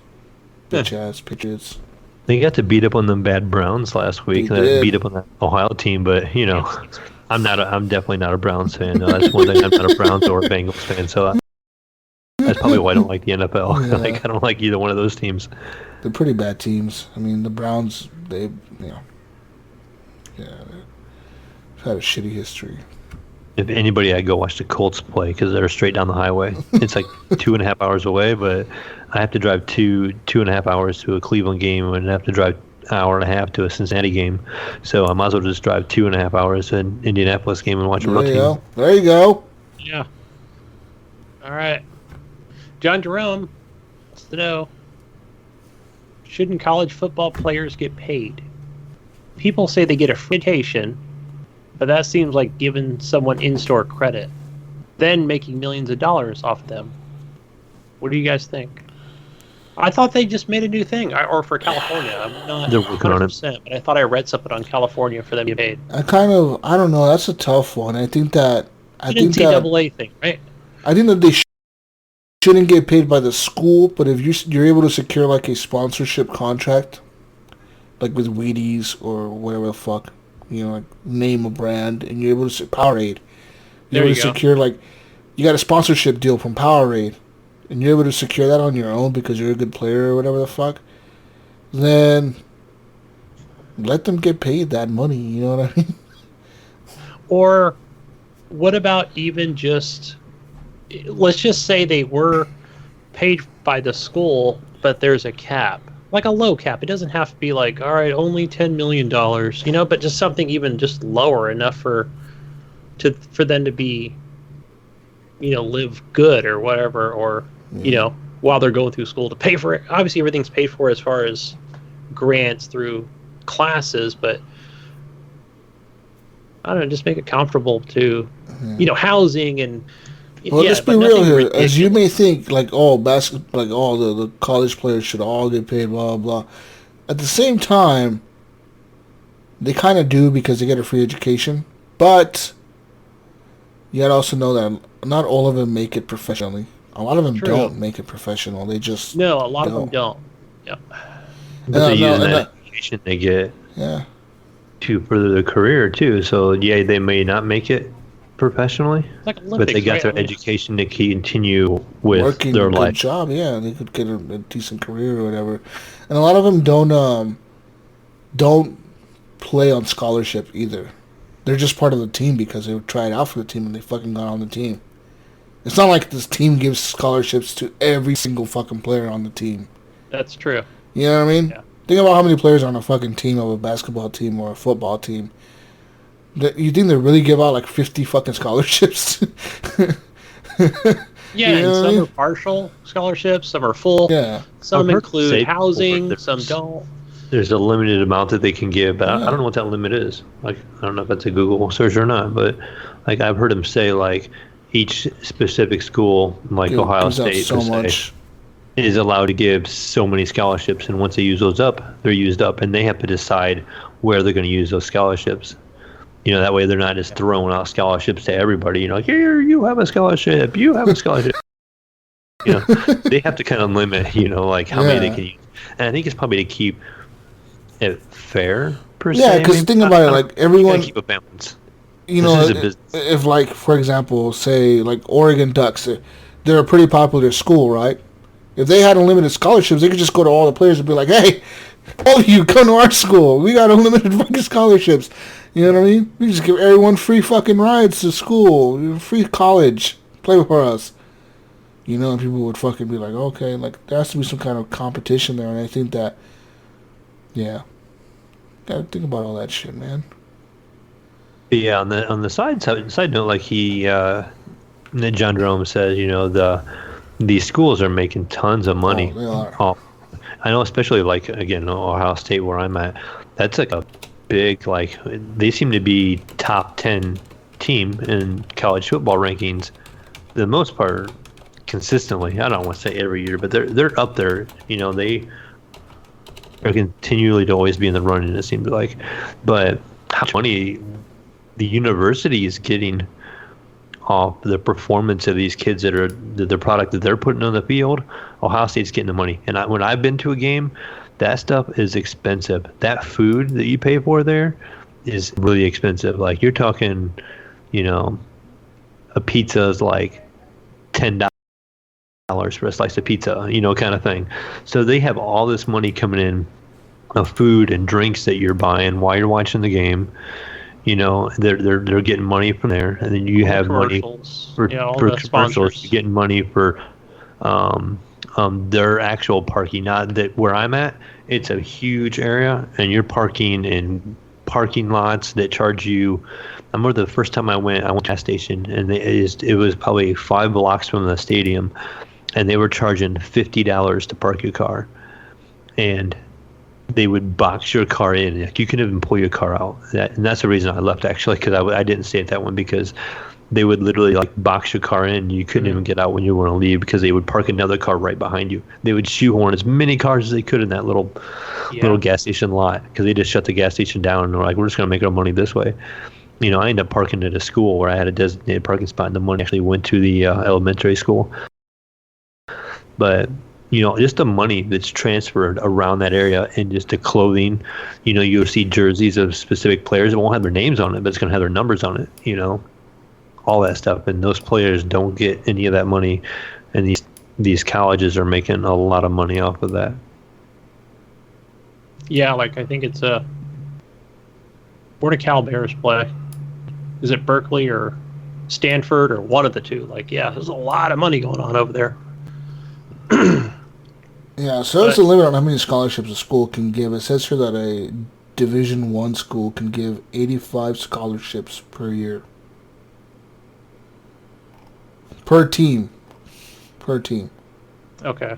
Yeah. So, like football team, it now, says... is that for football or... Well, like it says per team, like basketball and everything else.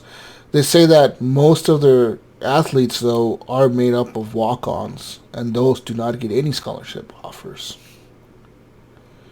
So they really have to prove themselves, yeah. Those are students paying for college that just want to be part of the team, that try for it and get accepted. Yeah. Yeah. So, yeah, that's fucking nuts. Yeah. Anyways. All right, guys. I think that's all we might have for questions. Let's see here. Anything else on Discord? Here we go. I know Native's Lives Matters wants to know why we don't stream the podcast. It's a lot of work, man, to stream. It really is. I don't think it'll work as easy as you think it might. So that's what you're not going to want to sit and look at us all night. We're kind of boring to watch, I think. The only benefit you have to that is you can chat with us live. But like I said, we can do a show live on Podbean. And you can chat with us there. So I don't know how that works. Yeah. I mean, it'd be we could do it on Twitch or whatever too, but I don't know, I don't myself watch podcasts live. I like those when they go. And I know Nipron says we can record it and upload it to YouTube, which we do. We have a channel that it is uploaded. There is just the audio version of it each week, right? Doesn't Podbean do that for us automatically? Because I see it pop up on my YouTube it's uploaded to YouTube every week, so our audio is at least. I know we tried that in the past because people requested it, but then nobody would ever watch. Yeah, that's the problem too. Like, people request that we do live streaming, and it takes a lot of work to get it set up.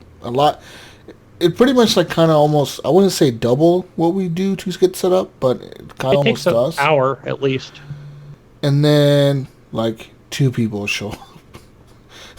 Or 10 or 12 or 15 or 20.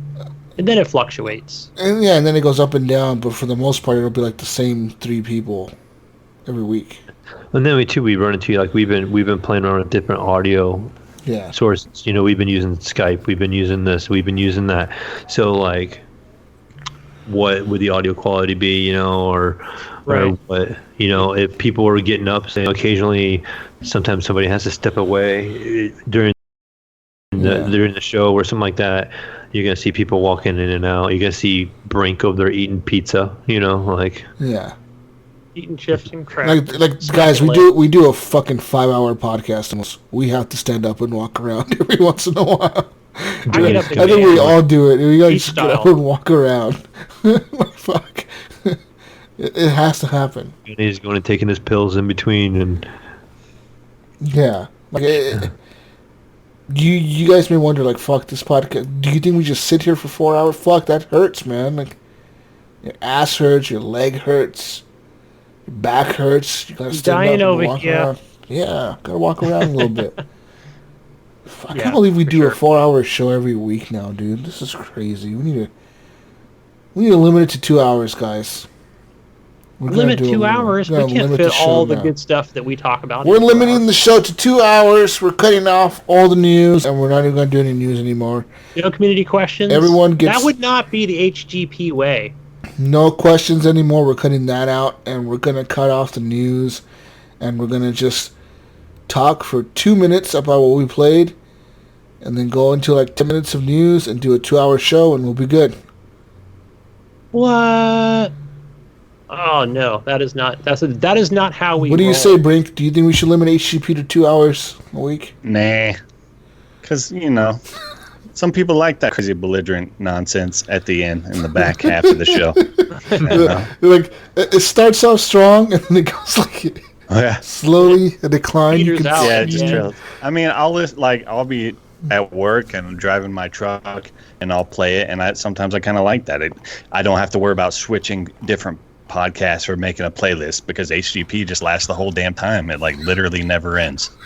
So I have a fan takes out that like worry. A good way. It goes like 3 hours between break and lunch. My first break in the morning and my lunch, and that's always perfect podcast time. I'll replay our show because it like covers that first break all the way till lunch.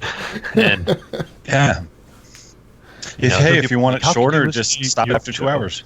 Yeah, and people are like, "How can you listen to your own show?" And I'm just like, "Yeah, it's something to listen to. It's background noise." I was listening to the. I hate hearing my own voice. I can't do that, man. Yeah, I'm the same. Sound like a freaking idiot. I hate it. Yeah, I was listening to Pinpoint, and Alan Davey, who was talking about, like, you didn't listen to last week's show. Pinpoint, you were cracking me the hell up, man. I was laughing so hard. He made fun of Alan, just like, holy shit, man, I can't listen to 5 hours. He made fun of Alan Mavey because Alan Mavey was giving us shout. He's like, shout out to HGP. Those guys are pretty cool.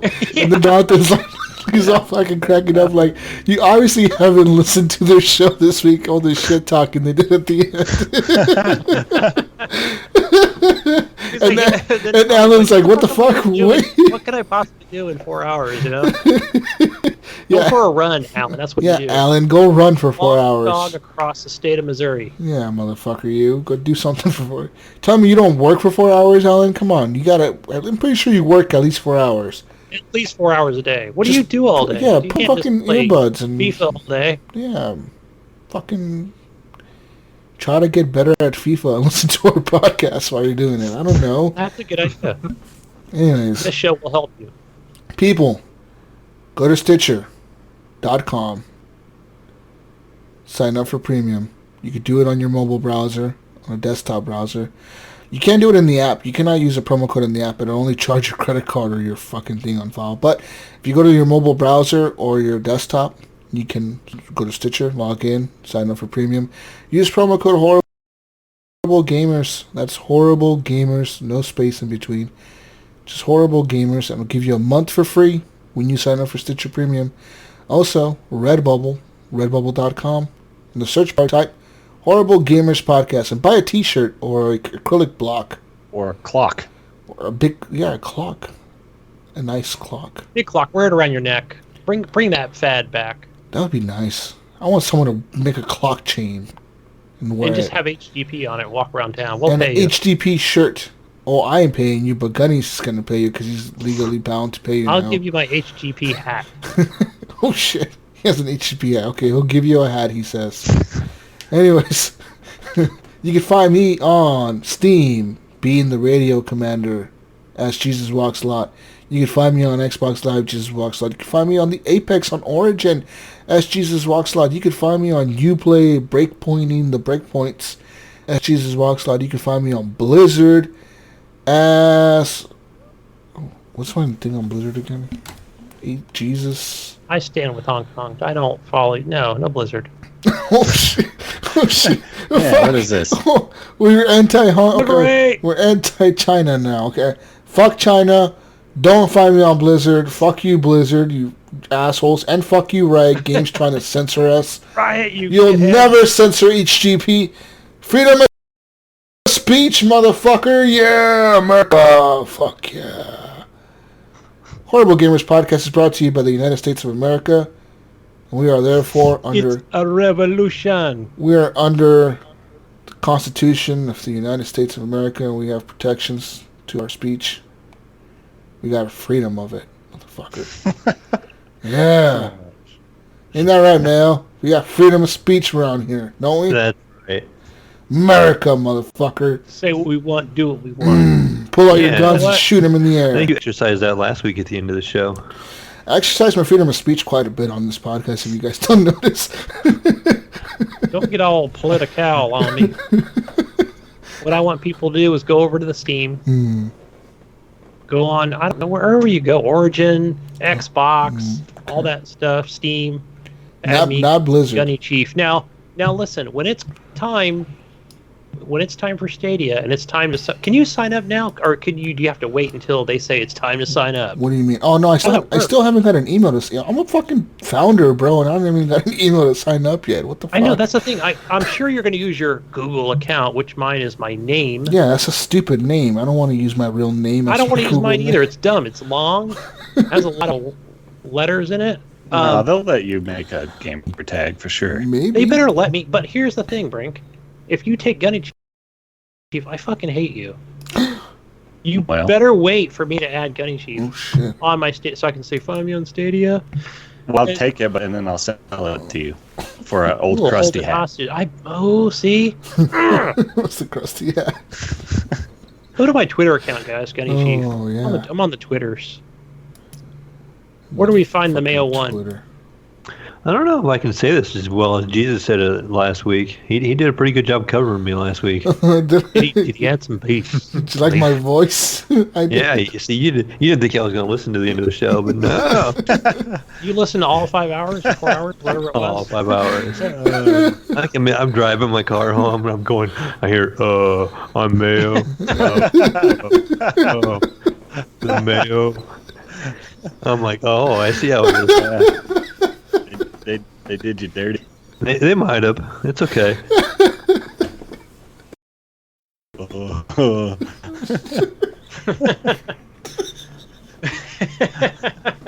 But yeah, so I can owe Jesus eventually here. I'll come up with some way. I'll give him some time and kind of fester in me for a little while.